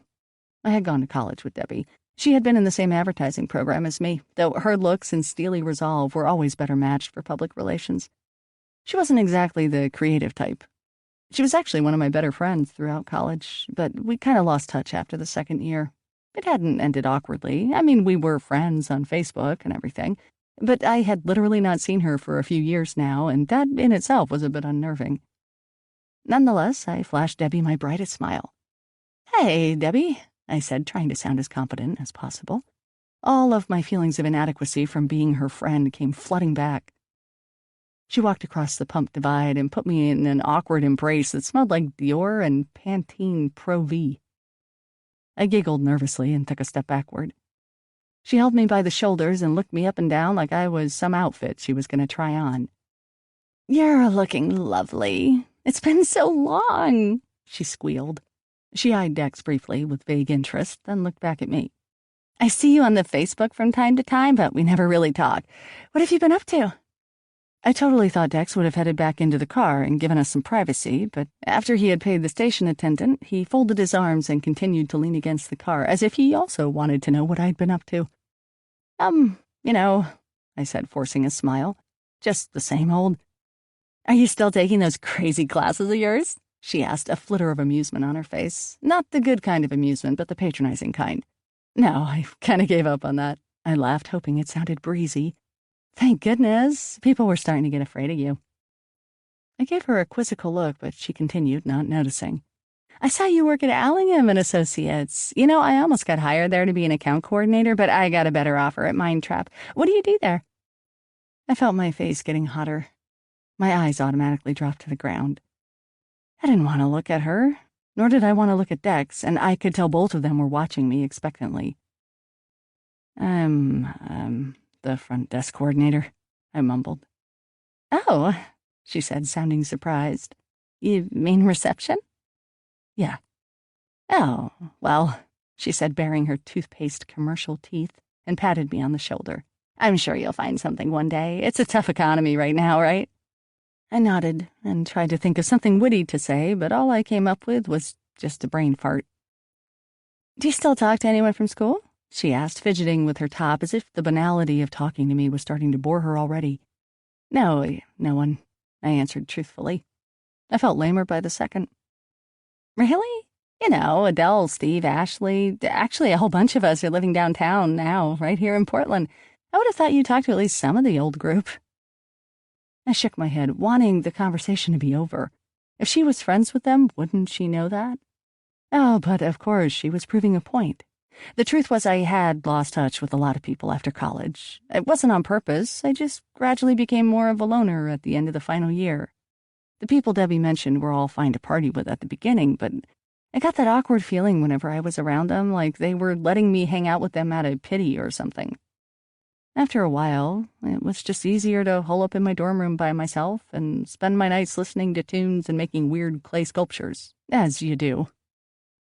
I must have been mulling that over for longer than I thought, because Debbie looked over at Dex. I'm sorry I haven't introduced myself. I'm Debbie. I went to college with Perry and Eugene. She extended her slender hand, which Dex shook politely. Dex, he said. When he took his hand back, he looked down and grimaced. Sorry, I think I got coffee all over your hand. She glanced at it and quickly wiped her hand on her jeans, trying not to look disgusted and failing at it. So, how long have you two been together? She asked. Before either Dex or I could correct her, not that I really wanted to, as I felt that having someone as handsome as Dex by my side was at least doing me some favors, even if he had bad handshaking habits. Someone else caught Debbie's attention. A tall, meaty-looking fellow came out of the gas station with a case of beer under his wide bicep and stopped beside her with an expectant look on his face. He looked familiar, but it took me a few seconds to place him. I thought maybe it was someone I went to college with, as he was apparently there with Debbie, but the moment our eyes locked, I knew who it was. Patrick Morrison. I went to high school with him. We weren't friends, but we had mutual friends. He wasn't the most popular guy in school, but he had wavy dark hair, brilliant hazel eyes, and the same taste in music as me. In high school, music was the divider of friends, the sorter of groups, and the way we defined each other. The fact that this cute guy went to the same concerts as I did was like a godsend, and I was absolutely smitten with him. He was usually nice enough to me, but like all guys back then, he wouldn't have given me the time of day if he didn't have to. I remember when he finally signed my senior yearbook, it was the happiest damn day of my life. Pretty pathetic when you think about it. And yet here he was, 5 years later, standing beside Debbie Birmingham at a gas station outside of Portland. Holy shit, he said, pointing at me. I know you. I quickly looked at Dex. His brows were raised at me, a hint of a smile on his lips. I could tell he was enjoying this little reunion. Yeah, hey, I said shyly at Patrick. He looked at Debbie. How do you guys know each other? She gestured at me with less enthusiasm than before. Oh, Perry and I went to college together. I should have realized you went to the same high school. He nodded, still smiling at me. For a minute there, I felt kind of lost in his eyes that held the same sparkle as they did back in the day. Sometimes I think all of the dramatics of high school were exaggerated, all the crushes completely unjustified. But seeing him again, I knew this one wasn't quite buried yet. I even started to think that perhaps his smile was a lot more generous than any I had gotten before. The thought that he was actually happy to see me crossed my mind, as well as the pride and the fact that he recognized me. But that all ended when he opened his mouth again. You used to be so fat, he said, and broke out into laughter. I stiffened at the comment and felt the blood rushing back to my apple cheeks. There went that. In an instant, my self-esteem nosedived, and it was never even high to begin with. I tried to laugh it off. Well, I lost a bit of weight since then. Patrick kept laughing. I mean, you look better now, but wow, good job, Perry. No longer that little chubby girl who used to stare at me all day. Oh, my God, kill me now. Seriously, who says that to someone? I watched him laugh and was even more appalled when Debbie joined in, too. Not that she knew me back then, but I could see how she'd find that funny. That bitch always hated me. You learn something new every day, Debbie smirked. But seriously, you look great, Perry. Patrick wiped the smile off his face and gave Dex a quick glance. So, where are you headed? The coast, I said quickly, before Dex actually filled them in. Not that he was saying much, but if he did start to explain what we were really doing, I would have looked even more stupid. Us too, Debbie smiled mischievously. 1 year anniversary celebration at Cannon Beach. Are you guys on a little romantic rendezvous? I opened my mouth to say something. What? I wasn't sure, but it probably wasn't the truth. But Dex beat me to it. Nothing says romance like storm watching. He winked at them. Okay, I was not expecting him to say that. I was suddenly warm with gratefulness. It was a simple thing. He didn't lie, he just didn't correct them. But it made me feel like at least one good facade was still intact. Debbie gave us an approving look. Oh, very true. Well, good to see you, Perry. Don't be a stranger. Patrick said roughly the same thing, and they both waved at us in unison. As soon as we got in Dex's SUV, I let out the biggest sigh of relief and thunked my head down on the dash. Dex patted me lightly on the back. You survived, he said with a chuckle. I looked up at him, feeling both embarrassed and relieved. Thank you so much for, well, not telling them the truth. About us. I mean, there is no us, but, you know. I rambled. He shrugged and started the car. Don't worry about it, kiddo. You'll just owe me. I straightened up and fastened my seatbelt as Dex brought the car back on the highway. Owe you? I asked with caution. He thumbed at the back seat. Those are for you. I turned in the seat and looked. There was a stack of books behind me that weren't there before. I brought them onto my lap and looked them over. They were from the Seattle Public Library. What are these? I said. Books, Perry, books. The backbone of civilization. And our homework. I eyed them curiously. Famous Oregon shipwrecks. Mysteries of the Oregon coast. Folklore and myth in 20th century Oregon. Shanghai City, the true Portland. Lighthouses of the West Coast. Charles Berlitz's World of Strange Phenomena. It was a veritable treasure trove of local supernatural history. This is your homework? I asked and started flipping through them. He laughed. No, it's your homework. I've already read them. Why do I need to read these? Because, he said sternly. I caught a slight blaze in his eye as his brows swooped down. Oh, because, I mocked him. That's my favorite reason of all. The seriousness behind his eyes faded, and he grinned. He had such a lovely smile when he was using it for good and not evil. You can't just head into a situation blind. You have to know the background, the history of a place if you want to exploit it. If we head into that lighthouse and see a bunch of weird whatnots and such, it's not going to make any sense unless we know the how, the why, and the when. Following? Yes, I lied. He knew it, too. He spoke slower. If this lighthouse is truly haunted, we won't be able to make any sense of it until we know why it's haunted. Things don't happen without reason. There is a story to be told at this place, and you'll only recognize it if you've read it. Hence the books. That lighthouse isn't just a random tower of wood and concrete. It had a birth, it had a death, and many comings of age in between. Well, you already seem to know so much about it, like Old Roddy and whatever that nonsense was, so why don't you tell me about it? He sighed. I'm not the host here. You are. And you don't seem to believe a single word I say. That's not true, I said. Of course he was right. Just read them. All of them? He reached over and flipped open a page with a Post-it note stuck to it. I've marked and highlighted everything you need to know. We have 2 hours before we hit your uncle's place. Now, go. Chapter 8.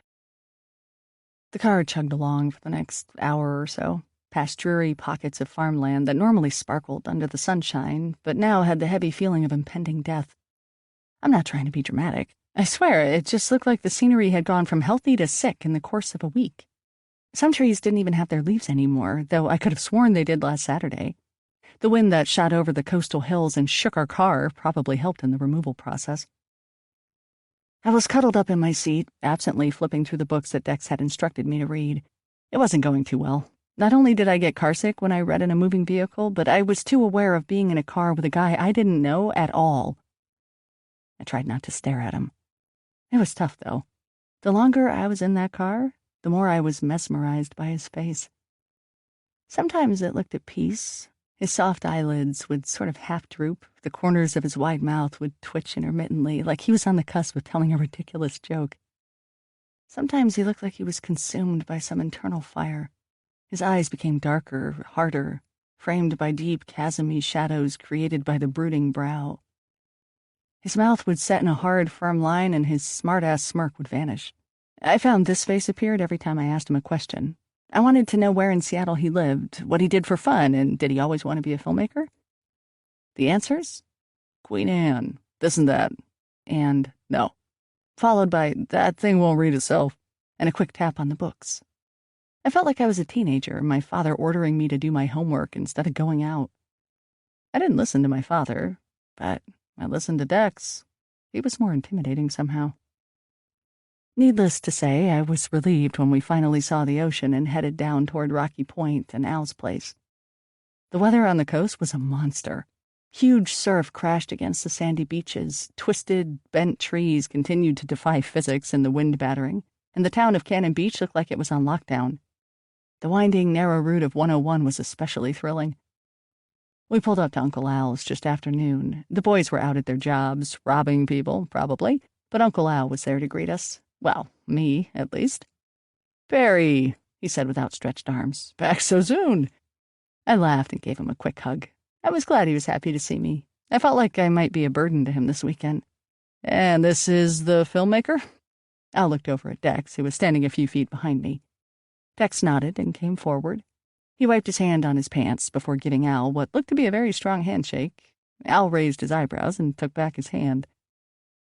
"Excellent handshake," Dex told him seriously. "Firm, not at all like a jellyfish." He gave an extra nod for impact. "Oh, well, that's good." Al shot me an odd look. I smiled nervously. "Yes, Uncle Al, this is Dex, the filmmaker for ShowNet." "Uncle Al," Dex acknowledged gravely. Al paused at that before asking, "You two are both staying over, correct?" Dex shook his head. "I appreciate the offer, sir, but I booked a motel in Tillamook." Al laughed. "The Mook? Ah, you don't want to stay there. Good for cheese, and that's about it. I insist you stay with us tonight." I looked at Dex. There was no denying it. I totally hoped he would say yes. Dex smiled politely, but stayed firm. "And I insist that I don't. I've got a worried girlfriend back in Seattle, and she's already none too happy that I'm spending the weekend down here with your barely legal niece." I felt like someone stabbed me in the gut, and I was just leaking disappointment everywhere. Girlfriend? I hadn't heard him mention a girlfriend yet, and his Facebook didn't say anything about it either.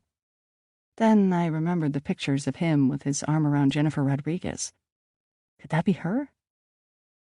I looked over at Dex, with his eyebrow ring, dark clothes, long sideburns, shaggy black hair, the end of a tattoo that sometimes peeked out beneath his shirt sleeve, alternative music tastes, and overall zany personality. He couldn't possibly be interested in a girl like that, could he? But then again, what was I expecting? The guy was a filmmaker and apparently a composer and one-time singer. He certainly could be charming when he wanted to be, and he was blessed with some very good genes. It made sense that he would have a hot babe as a girlfriend.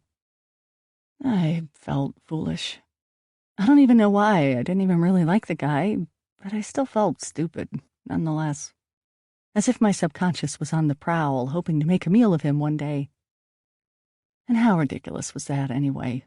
Like I could even get a guy like him, let alone a guy who was 10 years older than me. Didn't he just say I was barely legal? I took a deep breath and tried to brush it off. It shouldn't bother me, but of course it did. Most things that wouldn't bother anyone else bothered me. While my mind and heart were having a minor scuffle with each other, Dex and Al were chatting away. "So, is there a key we could use to get in? We would like to minimize any damage to the lighthouse," Dex asked Al. "Not that anything would get damaged, but you probably don't want Mr. Miyagi over here kicking down any doors." He jettisoned a thumb in my direction. I smiled brightly, hoping he hadn't spotted my momentary weakness. "Yes, there is a skeleton key you can use," said Al. "Now, come inside for some coffee. I'll put on a pot." Oh, coffee. That would be welcome, warm, and distracting. "Appreciate it," said Dex, "but we've got to do some setup shots before it gets dark." Damn. He turned to me and gestured to the trunk of the SUV. "Perry, I'm going to need your help getting the equipment out." Al sighed and shuffled inside, disappointed at losing coffee company. "I'll get you the key." I felt bad for him. Last weekend aside, I had a feeling he didn't get company too often. My parents often said most of his friends were actually his ex-wife's friends. I made a note of actually talking to Uncle Al later and asking about him instead of running off as I would normally do. He came back out and pressed the key into my hand, his gentle, worried eyes looking deep into mine. "Don't stay out too long. I'm ordering Chinese food for us all tonight." I nodded and hoped Dex would at least take him up on that offer. Dex gave him a quick wave. "Sounds good."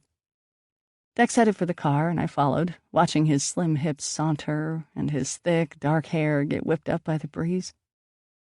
He opened the trunk and handed me a tall cardboard box. "What's this?" I peered down the shaft. "Just a white bounce board, for light."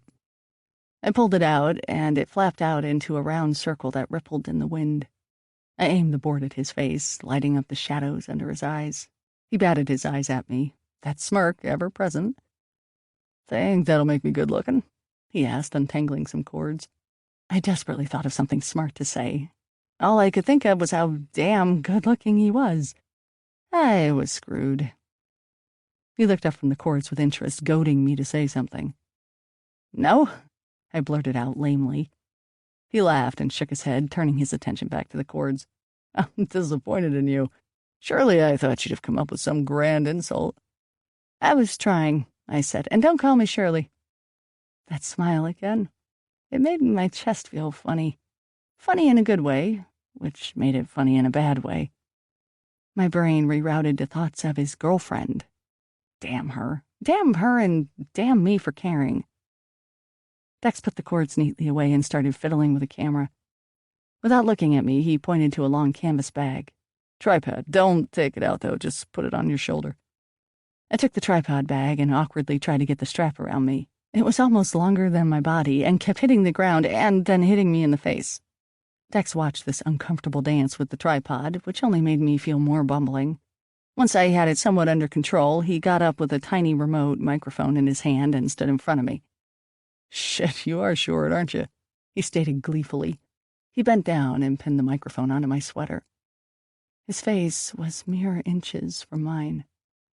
I didn't dare breathe. I studied the bead on his eyebrow ring. It looked like black obsidian, with the tiniest scrolls of gray and white. My heart thumped in my throat. That rush of energy and warmth started creeping through my body again. This was ridiculous. I needed to detach myself from the situation, pronto. "You're short," I shot back, "for a guy." He finished pinning the mic, but kept his head at my level and looked into my eyes. For a split second, I wondered if he was going to kiss me. Of course he wasn't, and I immediately felt awkward. I swallowed hard. He held my gaze intently, and his mouth lagged into an easy leer, like he was enjoying making me feel uncomfortable. Well, I wouldn't let him. I narrowed my eyes at him, breaking the spell. "What are you looking at?" It didn't faze him, but he did straighten up and look away. "Oh, me? I'm just seeing what I'm working with here," he said casually and pulled a bigger camera out of its bag. "And what is that exactly?" I asked, steadying myself against a gust of wind. "I don't think I'll find out anytime soon." He picked up the whiteboard and shut the trunk. "Shall we?" I nodded, and we walked off toward the beach. It wasn't until I was a few feet behind him that I let out a long breath. It's like I'd forgotten to breathe for the last 10 minutes. We didn't head to the lighthouse right away. Dex thought it would be best to film some opening shots out where it was scenic. I stood on the beach, facing north toward him. The lighthouse sat potently in the background. Dex had originally wanted a shot of the ocean crashing wildly behind me, but the amount of sea spray that was whipped in the air was damaging to the camera, not to mention the fact that it blew my hair out in front of me. It took 2 seconds to realize I couldn't be a good host if I was Cousin It. The whiteboard was placed on an angle at my feet. I had my chucks on top of them to keep the board from flying away, but thankfully he was only shooting from the waist up, like my fat ass needed to be on film anyway. Dex set up the tripod as a precautionary measure to keep the camera steady as the wind gusts threatened to blow him over. Thank fuck I brought the wireless mics, otherwise we wouldn't be hearing shit right now, he grunted, his eyes fastened on the camera's view screen. He seemed to grow tyrannical when he had the camera in front of his face. I did what he said and tried to go with the flow, but I could see his mind going a mile a minute, his eyes searching all physicalities of the space in front of him. He reminded me of a mad scientist. He pulled the focus back and forth, making minuscule adjustments, keenly watching the screen. I wasn't sure what he was looking for, or at, precisely. I just hoped he didn't have it zoomed all the way up my nose. I sighed and looked at the ocean. I didn't feel the familiar ebb and flow of emotions as I usually did when I stood on the beach. Today, the ocean was a stranger, cold, rough, and ready to take me out. As the waves sucked back, they grasped the wet sand like desperate fingers reaching for me. Stay there, Dex said, his voice quiet. Don't move. I tried to stay where I was, staring at the ocean. What were you thinking about? He asked with interest. I wanted to turn and look at him. Nothing? You think too much. You're telling me, I said. Can I move yet? Fuck. Do whatever you like. A moment's lost. I looked over at him. He straightened up and stretched his arms above his head.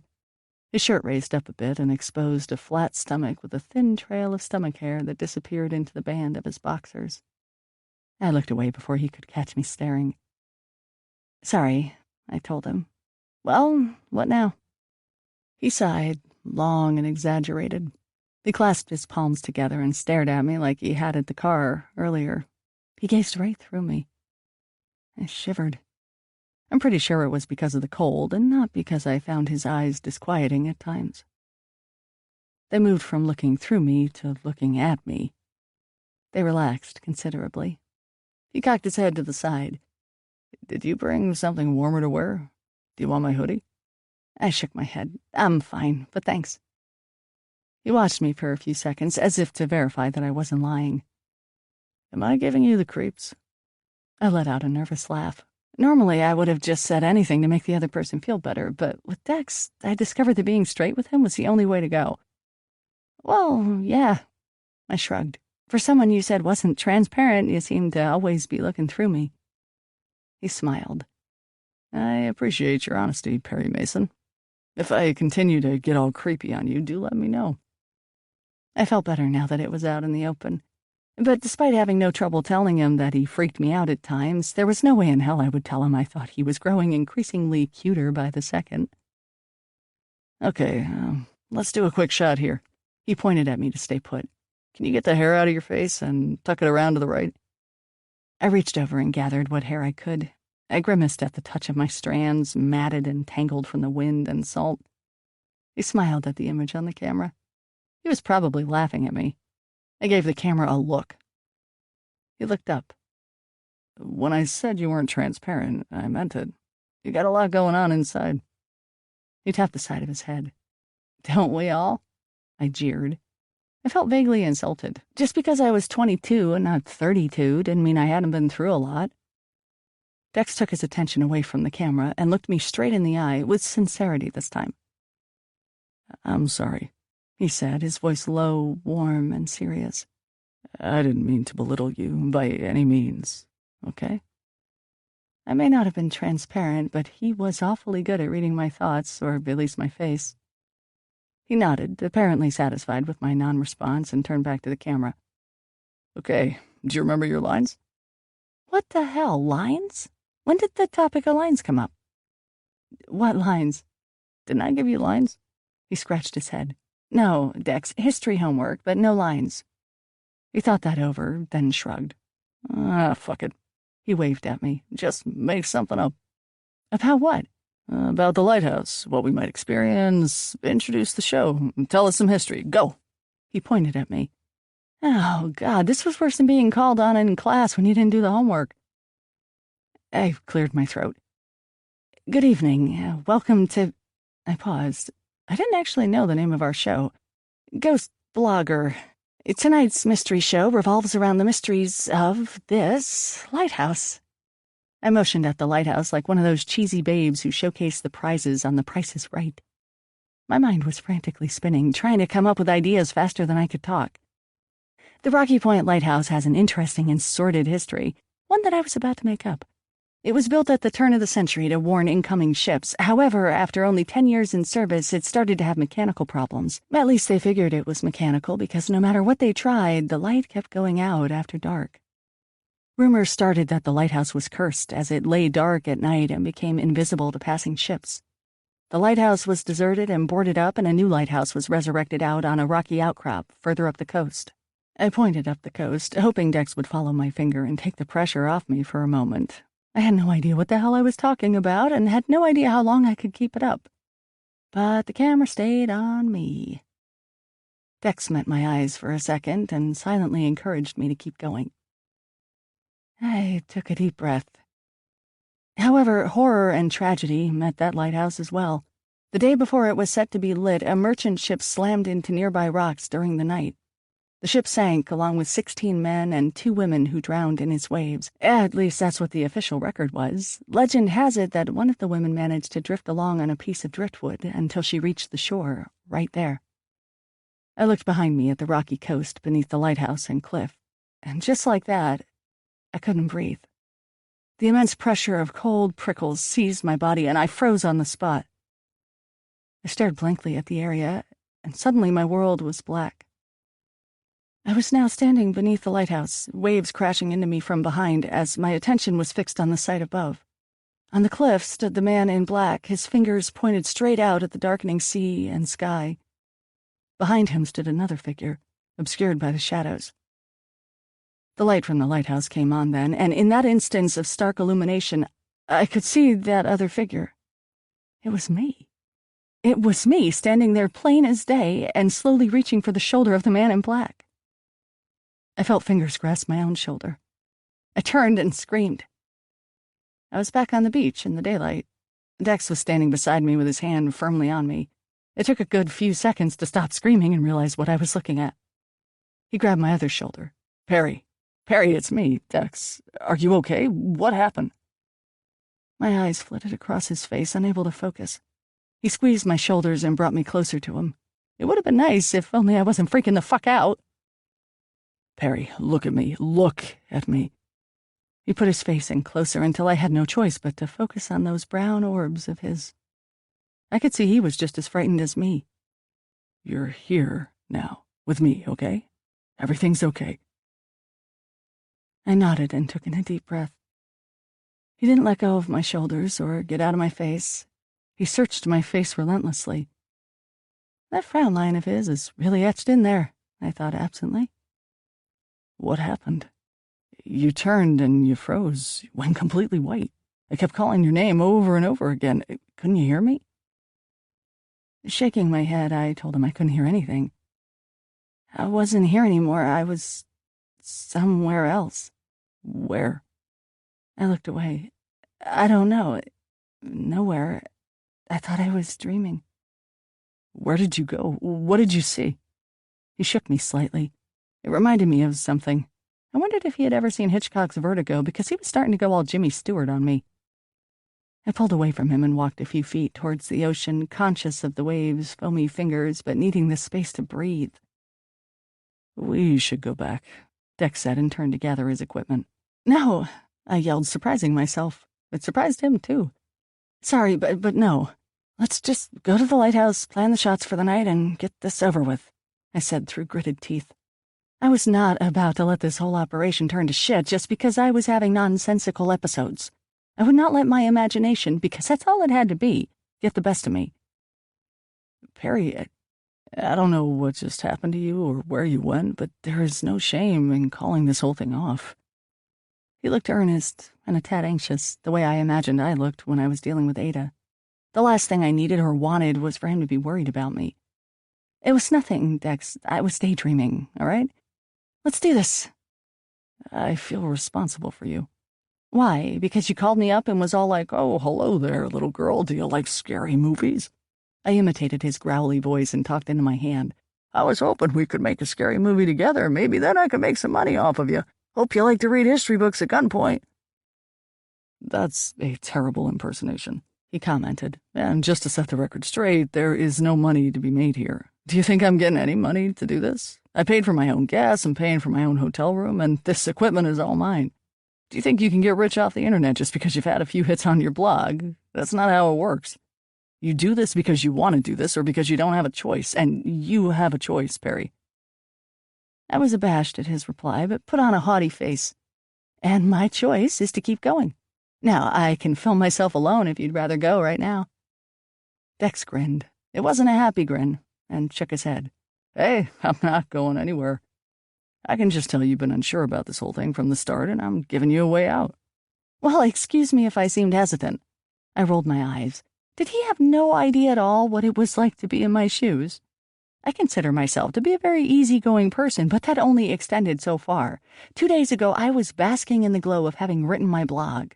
Now I was back at the lighthouse with someone I barely knew and who I was increasingly convinced was slightly unhinged, and filming the whole deal again, hoping to turn it into something for the whole world to see. I thought I was rolling with the punches as quickly as I could. "Okay." Dex finished stuffing the tripod into the bag and handed it to me. He then offered his hand. "Friends?" I balanced the tripod with my shoulder and slowly extended my hand. I wasn't sure if Dex was my friend or not. I wasn't sure if I could trust him. But there was something that compelled me to be a part of his life somehow, even if it was just for 2 days on this wild West Coast. Ugh, I was doomed. "Friends," I said, and smiled shyly. I shook his hand. His hand was hot, and once again I felt that surge of energy rush through me, creating internal goosebumps. I squeezed his hand to match his firm grip. Everything seemed to slow down. The waves were muffled. The wind ruffled my hair in a hazy stupor. In my mind's eye, I could see myself shaking hands on this beach, committing myself to something. I'm happy to report that the rest of the lighthouse excursion was uneventful. I managed to push my fears out of my head, not letting myself think about the dreams and what it could all mean. It was hard, especially when I felt tiny pinpricks of terror rooted in some hazy memory creeping upon me around each corner. I told myself it was merely déjà vu from being there only a week ago. Even though it was light out, the lighthouse was still creepy as hell. Maybe even more so, considering you could make out every decrepit line and gray cobweb in detail. Uncle Al had boarded up the window that I had kicked in, but luckily Dex was leaning toward the more rational method of entering via the skeleton key. The lock on the door clicked open with a satisfying sound. The door itself needed a hefty push or two from Dex, but it swung open with a very dramatic creak that echoed across the room. Dex stepped in and looked around. I remained outside. "Not coming in?" he asked.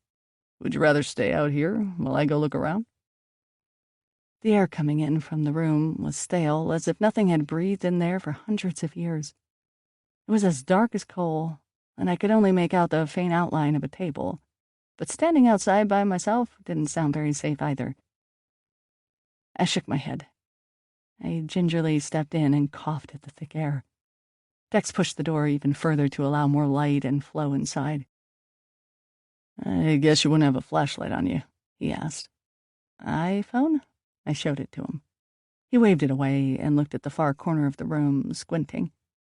"I'm just going to try that door over there and see if it works. Don't want any surprises tonight." I watched him disappear into the amber mist of suspended dust particles. I looked around the room, inspecting it. The table was made of oak or some sturdy tree, and was held up by thick sculpted legs.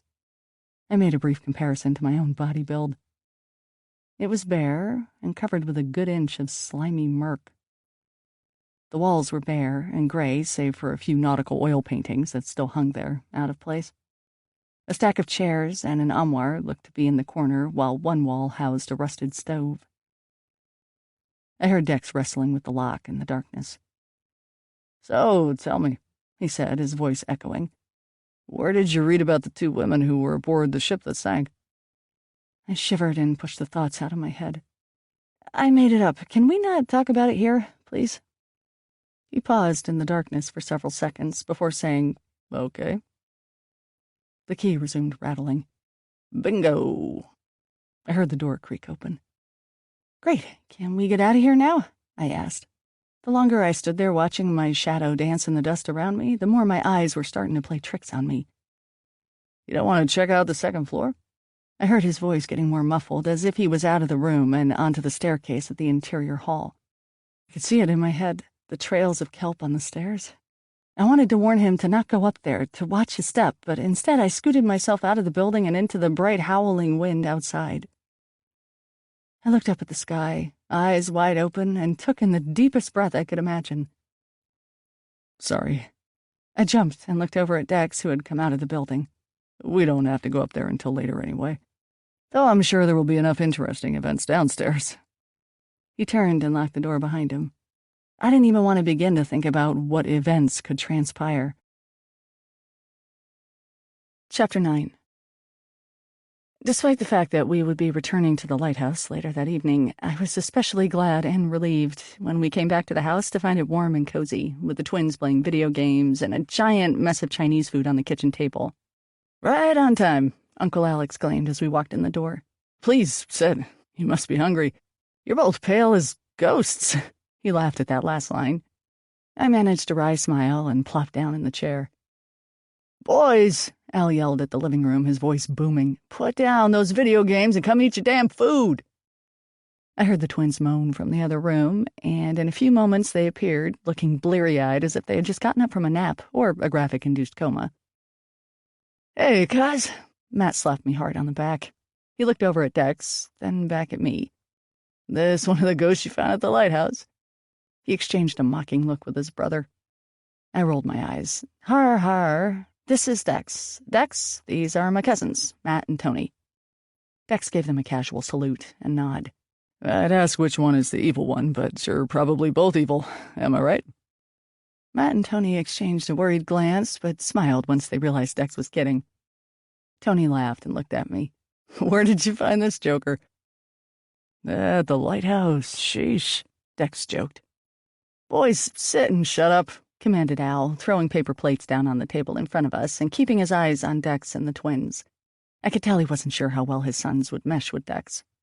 Something told me that he had been in a similar situation before. The twins did seem volatile at times, but I didn't know Dex well enough, or at all, to know what to expect from him either. Expect the unexpected seemed to be his life's motto. The boys sat down obediently and started scooping mounds of chow mein on their plates. "Boys," Al barked again, "the guests eat first." He shot Dex and me an apologetic look. "Don't worry about it, Uncle Al," Dex said. I couldn't help but smile at his choice of words.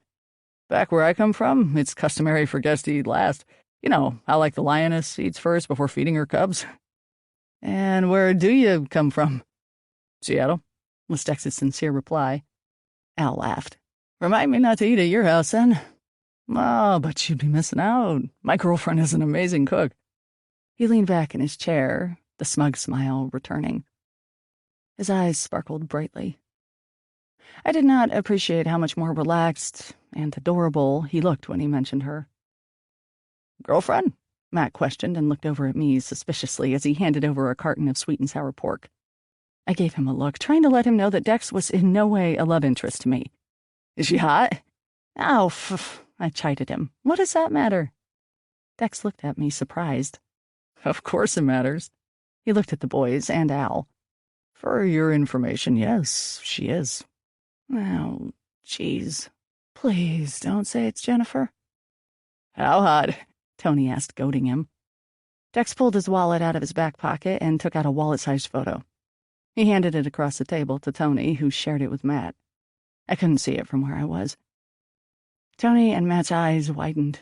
Even Al looked over and let out a low whistle. Seriously? This is your girlfriend? Matt asked incredulously. Either that or it's some random hot girl I'm groping in a photo booth. Still, win-win. Dex grinned, and for the first time, I was not charmed by his smile. I felt low, lower than a cave dweller in a really low cave. I busily stuffed food in my face. She looks really familiar, Tony mused. Well, she was in Maxim, Dex announced. I choked on a piece of pork at the same time the twins cried out, "Maxim?" I started coughing, my face turning red. Everyone turned to look at me. Are you okay, Perry? Al asked, about to get up. I nodded frantically and waved for him to sit back down. This was the last thing I needed. The boys turned their attention back to the photo, but out of the corner of my eye, I could see Dex was watching me. I refused to look at him. Why was she in Maxim? Is she famous? Tony asked. Ever see the show Wine Babes? It's on the ShowNet website, but also gets viewed a lot on YouTube. Dex was still looking at me as he said this. No way, Matt cried out. I love that show. I mean, I've seen it. She's one of the babes. Is this a video of the girls with wine who recommended what McDonald's hamburger it should go with? Al asked. I looked at him surprised. He gave me an explanatory look. I don't even know how to operate the internet half the time, but I've seen that show. Dex turned his attention to Al. Thank God. You have? That's excellent. Good to know the demographic is broadening. Yes, that's my girlfriend, Jennifer Rodriguez, and I'm the show's cameraman and music composer. She's your girlfriend? What the hell are you doing with her? Tony said, looking disgusted and obviously referring to me. Hey, I exclaimed indignantly. Dex laughed.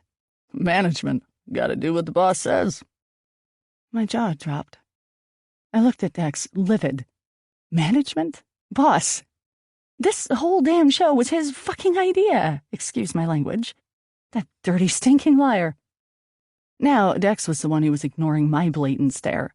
Man, if looks could kill, then I was trying to commit a triple homicide with mine. Al kicked me under the table. I snapped my head at him. He gave me a worried look. I think he thought I was about to blow a gasket. In the past, I had been known to blow up a lot at my parents. My temper isn't exactly a mild one. So I guess he thought I might do the same to Dex. He was also probably a little unsure of how to handle a female's wrath. Either way, though Dex and the boys weren't noticing my flushed face and grinding teeth, Uncle Al sure was. I took a deep breath, composed myself, and started shoving more food in my mouth. I suddenly had no idea what the truth was. Was Dex here because he wanted to be, or what? Was this the lie, or was everything he told me earlier the lie? I was so mad. Wow, Tony said and handed the picture back to Dex. I was glad he didn't even attempt to show it to me.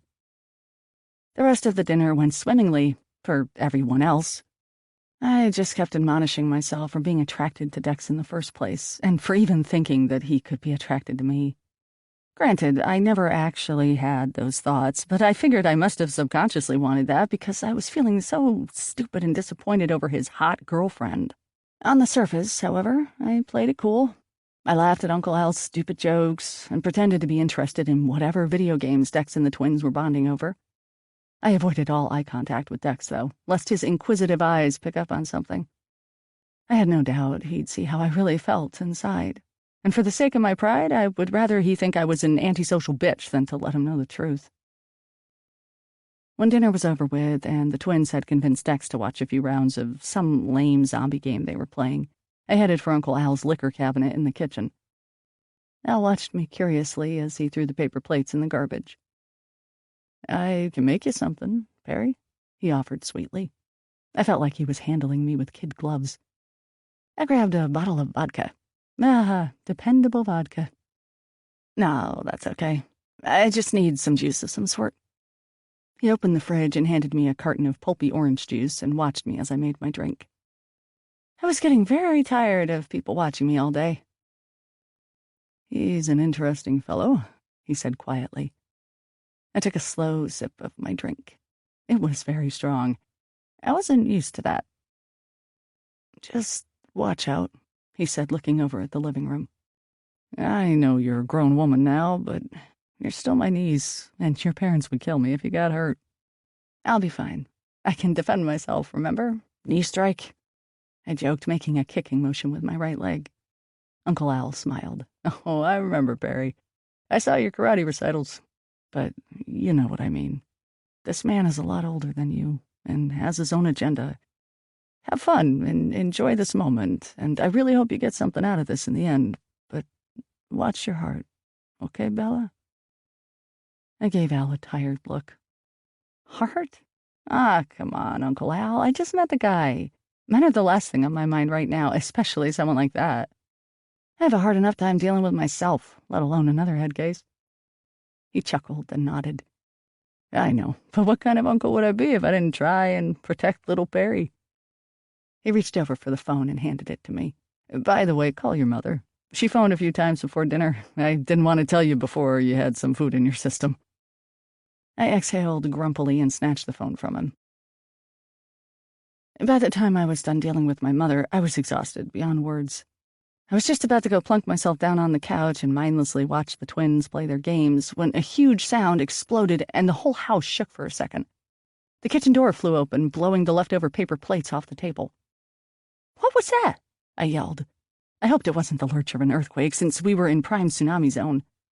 Dex hopped to his feet. The windows all started to rattle, and Al ran out of his study to the kitchen door. "I guess the real storm is starting," he cried out. He went to close the door, but Dex snuck past him and ran out into the stormy night. "Hey!" Al yelled after him. "Be careful!" I love storms. I ran out after Dex. Al tried to grab me, but I outmaneuvered him. "Perry," he warned, but the twins followed me as well, and Al was more than outnumbered. I turned around and saw him shut the door and peer at us through the window. The weather was absolutely wild. The gusts were coming in so strong and blunt that it was hard to stay upright at times. It wasn't raining yet, but the air did feel weighted, like it was about to let loose at any moment. Thunder's mighty rumbles shook the sky and the ground beneath us. We waited, spread out on the dark lawn, looking toward the ocean, with bated breath for the lightning to show its face. A few seconds later, 9 Mississippis to be precise, it forked aggressively from the heavy clouds down to the churning waves on the horizon. It was during the lightning flash that I saw something I had never seen before. In the distance was a solitary island, shaped like a sharp anvil. On top of that mound was what looked like another lighthouse, just like the one I had made up. I froze, keeping my eyes on the spot even as the strike faded and turned my view back to black. As the boys made impressed noises at Mother Nature's display, I waited for the next strike to happen so I could get a better look. It seemed odd that I had never seen that lighthouse out there before, and even odder that I was talking about it earlier. Perhaps I had seen it before through the fog and just never consciously recognized it. Perhaps I read about it in the history books without realizing it. Thunder shook the air again with even more power than before. Its vibrations rattled around in my skull like balls in a washing machine. I started counting, and at 5 Mississippis the lightning struck. This time there were several electric branches that forked out, some sideways, heading in the direction of the offshore lighthouse that was now clearly illuminated. There was no denying that it was there. "The Tillamook Lighthouse," Dex said. I looked beside me. He was standing to my side, and I hadn't even noticed. His cheekbones were obsidian shadows against the house's flickering porch light. I couldn't see his eyes, but I could feel them. He was looking at me, not the lightning show. "Like that story you made up," he said without emotion. "We should go do this. Now." As he said it, another huge gust of forceful wind knocked me off my feet a little, and the thunder growled again, only closer now. It was definitely a sign from God that we should not be traipsing off to the lighthouse, but Dex had already turned and was running back into the house. "Get some better clothes and shoes on," he yelled over his shoulder and went into the house. Matt and Tony decided to go back in too. "You guys are fucking crazy," Tony said as he walked past me. Matt gave me a shove to get me walking with them. He leaned in. "I agree," he said. "Watch yourself." This was probably the first time I had ever seen my cousins act remotely brotherly towards me. I wasn't sure if now, of all times, was the best time for them to start. Once again, Dex and I were heading up the beach toward the lighthouse. but it was already a million times different from the way it was in the afternoon. For one reason, we had half the equipment. The tripod, sound gear, and lighting were all left behind. Dex had his camera on his shoulder, and that was it. For two, we were surrounded by complete darkness. The moon was in a permanent grave somewhere in that tumultuous sky, and the only light we had was from the lightning as it moved further north of us and inland. Its flashes were growing weaker and farther apart. Lightning wasn't exactly the most pleasant light to find your way by. For three, we were in the midst of an increasingly violent storm. Rain started to fall sporadically, though we were spared the brunt of a total downpour thus far. The gusts of wind came stronger and more furious by the minute, until it felt like the entire contents of the beach were lodged in my hair. Not to mention the number of times it knocked me down into the sand, and I'm no lightweight. Luckily, the first few times that my boots couldn't grip on the slippery, sliding dunes, Dex was there to grab my arm and steady me. My iPhone light was completely useless at this point, and I had to put it away in case kernels of sand got lodged in there forever. Dex still had a flashlight he had borrowed from Al. It was dinky and fading fast, but it was still a source of light. There was the bulb on his camera as well, but that would be a last resort. Considering Dex said he paid for all of his equipment himself, I wouldn't be surprised if he didn't pull out his camera until we were inside the lighthouse and safe from the elements. Seconds after brushing away Dex's hand in the dark, he was trying to steady me. Don't get any interesting ideas. I found myself losing my footing again. The wind howled into my side, and the tip of my left boot got tangled up in the strewn dune grass. I lofted forward in slow motion and face-planted into the sand. It didn't hurt, but that didn't stop me from feeling stupid. I breathed sand for a few before pushing myself off the ground and onto my butt. My vision was black ink. I could barely see my hand in front of me, especially as the storm was constantly blowing my hair in my face. Even my yellow pea coat, chosen for its bright and eye-catching properties, was a hazy, grainy gray outline. I expected Dex to give me a hand any moment, but I didn't sense Dex near me anymore. "Dex?" I said tentatively. My voice was barely audible in the wind. Hair flew in my mouth. It tasted like old fish. "Dex!" I cried out louder. I listened hard, holding my breath. I could only hear the howling wind and the faint thump of waves carried on it. With great care, I got to my feet, keeping as low to the ground as possible. It was so disorienting being in the dark with no idea whatsoever what way was east or west, where the lighthouse was, where the house was, or where Dex was. In fact, the more I thought about it, the more I started to panic. The lightning struck again in the distance. It was not enough to light up anything near me, but at least I could deduce which way was north. I was facing it. I turned around, knowing that I had to go south and up a slight cliff if I wanted to get to the lighthouse. That's where Dex had to be. He had the flashlight, after all. And I had my phone. I brought it out of my pocket and turned on the flashlight app, but unless the light was less than a foot away, I couldn't see Dick. Step by unsteady step, I walked forward, periodically calling out Dex's name until the unstable sand left my feet and I felt hard, sloping terrain. It felt like I was walking up the same area as I had the week before. I scrambled up the slope, grasping the wet grass and loose rocks until I finally found myself on top of the cliff. I paused to catch my breath, and then made a few quick steps forward in case I got lazy and took a wrong step too close to the edge. Now what? The ground was mercifully level, but I was still extremely blind. You'd think my night vision would have kicked in, but the most I could see was the shadow of my hand in front of my face. "Dex? Please, where are you?" I screamed. I did not want to sound panicky, but I felt like I would experience a massive panic attack if I did not find him, the lighthouse, or some sign of humanity soon. I closed my eyes for 10 seconds and counted down. I hoped that when I opened them, my night vision would be a bit better. The scary thing was, aside from the shelter my eyelids provided from the drying wind, there wasn't much difference between having my eyes open or closed. When I hit 0, I slowly opened them and prayed they would adjust to the dark. There was none of that. Everything looked the same. Except there was a light. I swear there was, unless my eyes were playing tricks on me. I squinted in what direction I wasn't sure, but off in the distance there was a warmish glow, and it flickered rapidly. I awkwardly started walking toward it. My legs took careful steps as my arms swung out in front of me in case I walked into something, or someone. I pushed all creepy thoughts out of my head and kept my eyes focused on the light. The more I walked, the closer the light became, until I was sure it was a campfire of some sort. Who would light a campfire at a time like this? I didn't know. Maybe it was Dex trying to get my attention? I was close now. The ground changed into a leaf-littered path. I felt drips on my shoulders and noticed the wind had died down. It was still blowing steadily, but funneled somehow. I was in the forest. Not a good place to be, but the light was only a few yards away.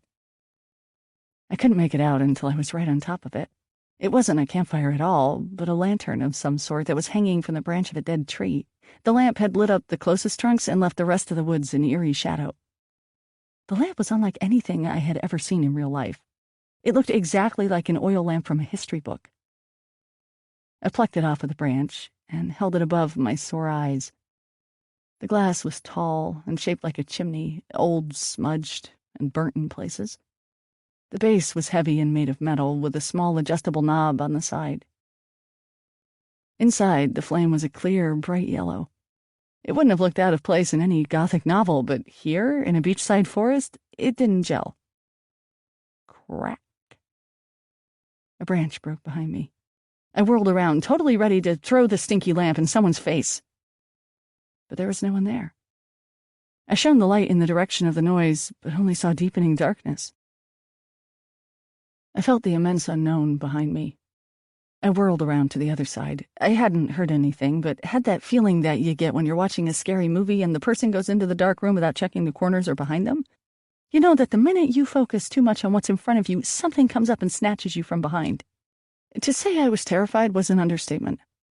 My arms and legs were tingling with a mad case of goosebumps. My breath was getting shorter by the second. I didn't want to stay in that forest a second longer, but the open plain and roaring ocean didn't seem like a great alternative. The only thing I could suss out was that this path in the woods was, in fact, a road. I crouched down and examined the leaves. There were faint marks of muddy tire tracks on some parts of them, and the path was wide enough for a car to drive down. Maybe if I followed the road away from the beach, I would come across a main road, or even better yet, a house. Then I could call my uncle and get picked up. But who was I kidding? Why didn't I just call my uncle right now? Excited, I carefully placed the lamp back on the dead tree's limb and fished out my phone. I could call him to explain what happened and where I thought I was, and everything would be fine. Then there was Dex. I should probably wait around and see if I could find him. Better yet, I could call him, too. I dialed Dex's cell number and put the phone to my ear. It rang twice, then a click. Who is this? My blood ran cold. The voice belonged to a woman. She sounded like an old Ingrid Bergman. Hello? Is Dex, Declan Foray there? I asked, heart in my throat. No, he's not, the woman answered slowly. I'm sorry, I must have gotten the wrong number. I looked around me and pulled my coat in closer against the darkness. It's not the wrong number, dear. He can't talk right now, she drawled on, her voice sounding rather wicked. Ridiculous, I told myself. You dial the wrong number because it's dark out and you're in the middle of a storm in the woods and you get some old woman on the line who just wants to talk. You're right. I do want to talk, the woman continued. That's why I called. Had I just said that all out loud? I put my hand to my forehead. It was clammy with cold sweat. I called you, I said barely above a whisper. I'm sorry, I was calling for my friend Dex and I got the wrong number. I quickly hung up and stared at the phone for a few seconds. It was my familiar iPhone, filled with music and useless applications, but it felt alien to me. I was about to press the home button to dial my uncle when my sight began to dim. I looked at the lamp. The flame was going out. No! I yelled and plucked it off the tree. I frantically turned the knob, hoping it would release more gas or wax or whatever was inside. If it didn't, in a few seconds I would be alone in the dark again. My actions did nothing. But just as the flame was almost extinguished, I saw something move out of the corner of my eye. I looked to my left. There was another lamp further down the road. It flickered just as the one I was holding went out for good. I didn't know how it happened to be a light like that. I didn't know if there was someone down there who turned it on. Perhaps that person had been hiding in the trees the whole time, watching me. Maybe it was the old woman on the phone. I shuddered at my morbid thoughts. I could either stand in the dark thinking about it, or I could move towards the light. At least in the light I could see what was trying to kill me. I know there was no indication that someone was trying to kill me, but whatever was going on was not normal, to say the very least, and my imagination and adrenaline were on maximum overdrive. I could almost feel a hand reaching out of the dark behind me and grasping my— I didn't finish that thought. I ran toward the next lamp until I was plucking it off the tree. It was the same as the other lamp. The tree was the same as the previous tree. Had I run around in a circle? No, that was impossible. Thinking about it made my head spin. Lack of thought would serve me well and preserve my sanity. With the lamp dangling from one hand, I decided to follow the road while I could and get the fuck out of there. I plowed forward through the heavy woods of wet fir and dying oak trees, musty smells rising up with each step I took. The path ahead shook with the sway of the lamp. The way curved, and I was soon able to make out the depression that could have only been created by tires. My internal navigation system was placing me as heading northeast, which was the direction of Uncle Al's and exactly where I wanted to go. I didn't even care if I left X alone on the beach. For all I knew, he could be back at the house waiting for me, or not waiting for me and playing video games, or back at his motel room talking to his hot girlfriend on the phone. That last thought made me angry, and I was happy about it. It was better to stew like a jilted teenager over Dex than it was to fully grasp the terrifying situation I was in. I ran for what seemed like a couple of minutes, the road steadily curving into the dimness. Then, like before, the flames started to go out again. "Oh, for fuck's sake!" I screamed, the strength in my voice surprising me. It was embarrassing in a way, yet I still hoped that someone was nearby to hear it. I shook the lamp back and forth, screaming, "Fuck! Fuck you, lamp!" Terror and temper at an all-time high, I took the lamp and threw it as hard as I could against a tree. The glass smashed everywhere, and flickers of flames splayed out onto the leaves and roots. For a minute there, it looked like the whole tree would go up in flames, something that wouldn't be all that bad. A forest fire would at least attract attention. But in the end, the leaves were just too wet, and all light faded. Tears formed at the back of my eyes. I wanted to crawl up into a ball and cry my eyes out. My heart was stressed, my limbs felt numb, and I wasn't sure how much more horror I could take.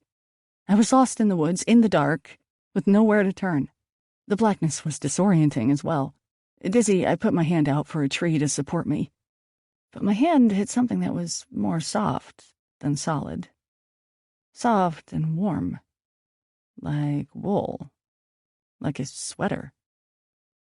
Like someone wearing a sweater. My hand was on someone's chest. I screamed, retracted my hand, and started booking it down the path as fast as I could. I was running blind. The ground was undulating, and I could have smashed face first into a tree at any moment, but somehow my feet kept moving, one foot in front of the other. Before I knew it, I felt the wind in my face, the taste of salt in the air, and wet grass beneath me. Though it was in the opposite direction of where I was certain the road was leading, I was on the plateau again, where the lighthouse should be. I kept running until my feet started to slip. I instinctively knew I was near the edge. I stopped, not a moment too soon, and put my weight back on my heels. If the wind wasn't there, whipping off the waves and pushing me back, I probably would have gone over. I could see the gleam on the crests of the waves below and grasped the height of the cliff as it dropped beneath me.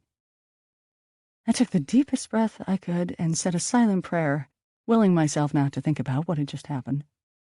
Now that I was out of the woods, so to speak, and had found the coast, all I had to do was follow it with the ocean to the left of me, and there was no doubt I would come across my uncle's house.